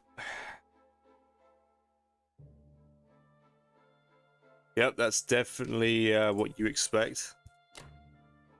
I mean, I don't have much to say. Germany cannot withstand this. Fairly obvious, but results like this. You know, I lost 2 fighters in France the previous round, and then what? Let's have a calculate at this. So yeah, a 94% battle with a 90% to conquer. Yeah, that's definitely what you expect. On average, I take with an infantry, 2 artillery left. Yep. That's brutal dice. That's so unforgiving. Yeah, that's 2 less infantry for Germany. Yeah, that's definitely game defining. That's so game ending.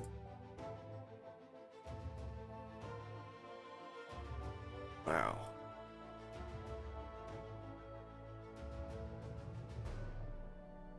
Yeah, there's definitely no need for that sort of display of dice. That's evil. Yeah, I mean, I don't know US odds on this, but I'm just going to keep an infantry here so I can trade West Russia. Oh, just evil dice, honestly. Yeah, and they could just take Italy. That's so stupid. Oh, yeah, well, I actually need to deny this, so I'm going to have to look at an Italy stack.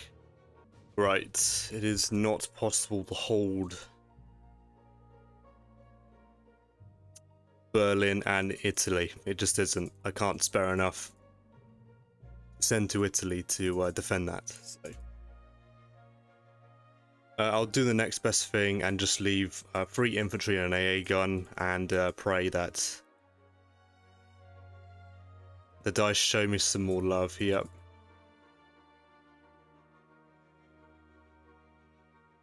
Yeah, brutal. Honestly, that's just utterly brutal. Now, Allies actually have a 10% already on Berlin, which is pretty concerning. So I'll see how concerning it is when it comes to Japan's turn and UK has finished putting all their planes into Moscow. But yeah, I mean, the Allies have so many planes in range of Moscow. It's probably at least another 5 turns until Japan gets odds on Moscow, I would guess. But the Allies will definitely get odds before that time. So I'll just have to wait and see if US gets diced on Berlin. Like I did the previous season in that Allied game. That's when I played the US. Yeah.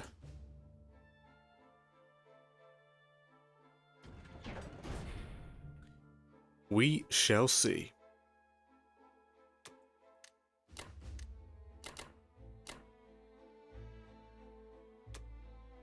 I'm going to do keep.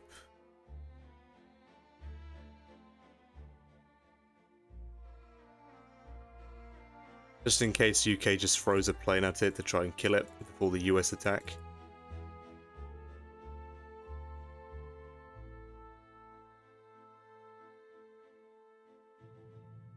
Yeah, evil. That's just evil dice.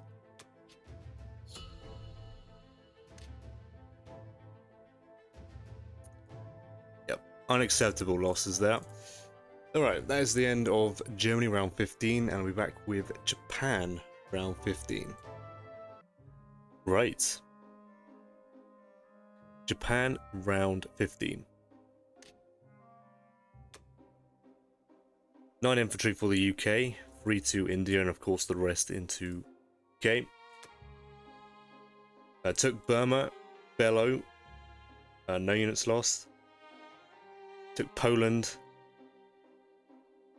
losing an infantry, and then lost an killed 2 infantry in West Russia, losing a fighter.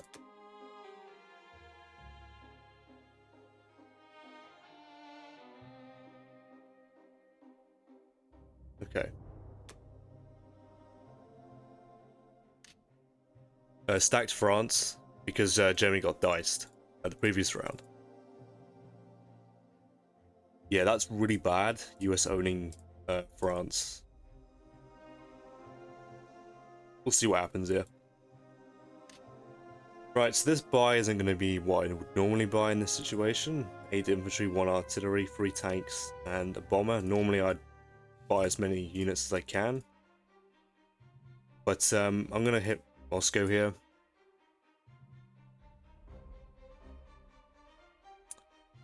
I have a 40% to take Moscow. Now, considering how far behind the Axis are, I'm actually going to take this. And if I fail, well, it is what it is, right?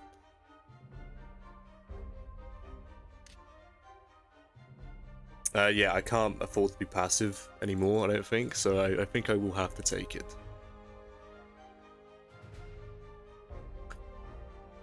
The only problem is that it gives US a 40% themselves on Berlin.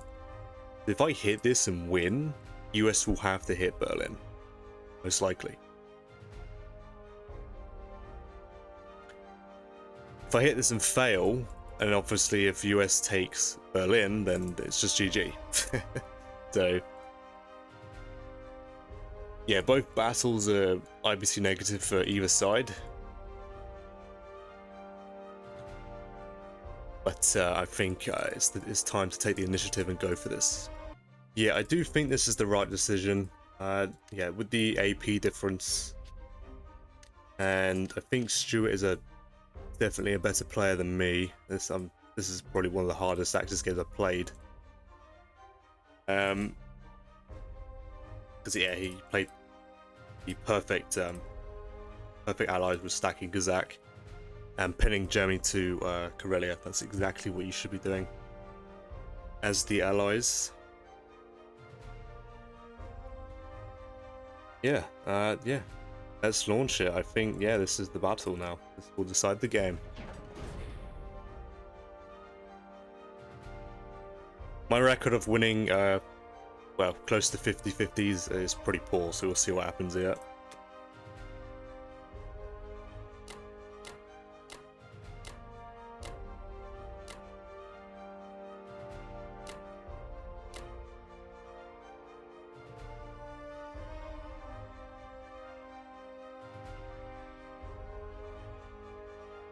"63 attackers versus 61 defenders.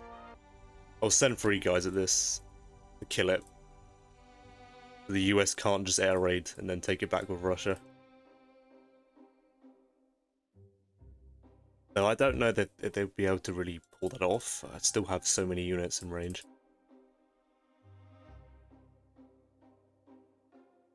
I probably do stack Kazakh here with everything I have.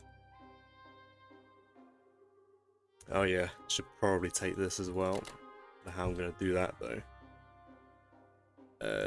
Probably just 3 dudes. Alright, good luck to the Japanese. Let's do Vologda first.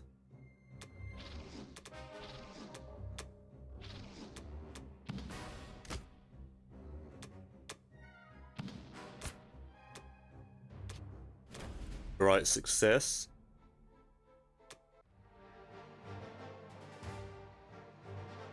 How many more planes will the Allies shoot down? 1 more. I'll definitely take that. That could have been so much worse.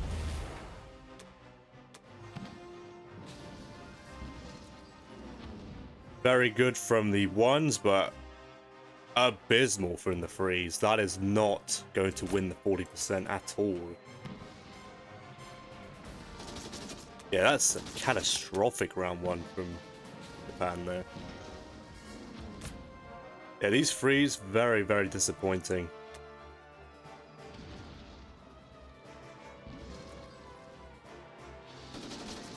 And then practically max rolls his 4s all the time. Okay.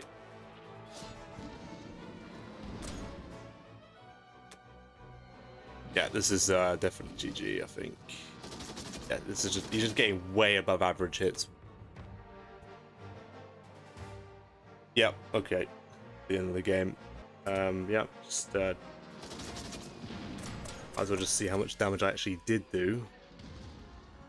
The result that I pulled up wasn't particularly good. That was what I've just read. It's roughly a bottom 13% result for Japan. So we'll see actually final result. So for with bomber keep as well. So and keep AA. I mean, wow. Okay. So the AA dies after the artillery. So to have 4 artillery left is a top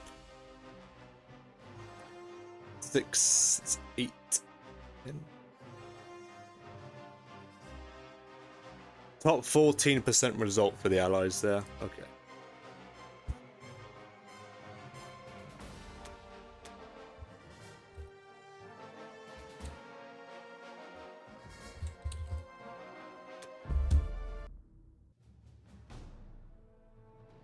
Alright, that is the end of this game here.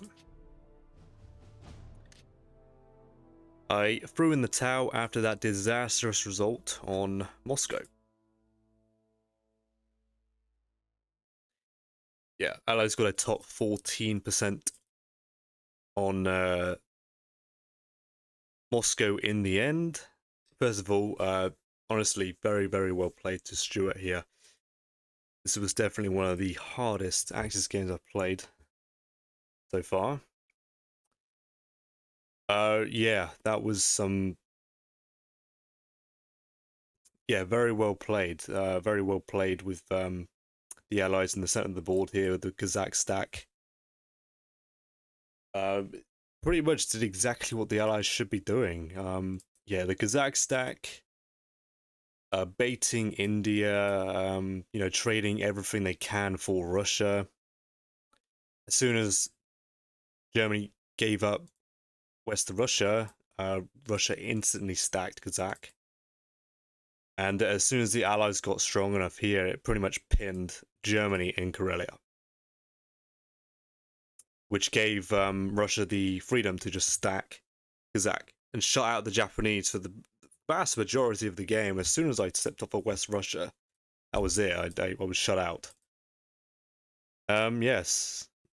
And that was a very strong start for the Axis, as you can see with Germany with their massive stack, right?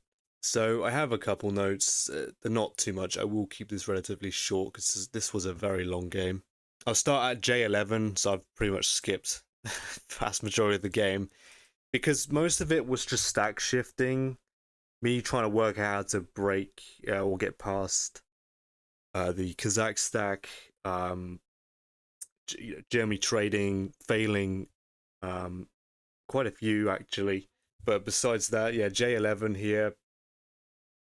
J11, I was in Evenki at the time, and I actually think I misplayed coming back down. Definitely, 100%. I should not have stacked Xinjiang. There's absolutely no need to stack Xinjiang to dry dead zone Kazakh. It wasn't possible anyway. Alice had so many units there. I had like a 0.2% on Kazakh, so I should have left my stack here to constantly threaten either Arch or Vologda with the Japanese. Because any units that were being built would slowly make their way up anyway, so Allies wouldn't be able to stack Kazakh really that well. The UK supply lines in particular would have stretched quite a bit. It does affect them far more than Japan, despite Japan's great journey through China. They only have 3 recruit slots for UK, so compared to my 13. Another thing, J12, I should have left my tanks in Evenki. Whether this was a mistake or not to stack Novo is another story, because obviously I stacked it to kick the Kazakh stack off again. And then a couple turns after that, I hit Moscow and got diced. So if the dice behaved differently, it would not have been that impactful. If I played for more of the safer route, I should have put my tanks in Evenki to support Germany in Karelia to hold it for far longer than I actually went for.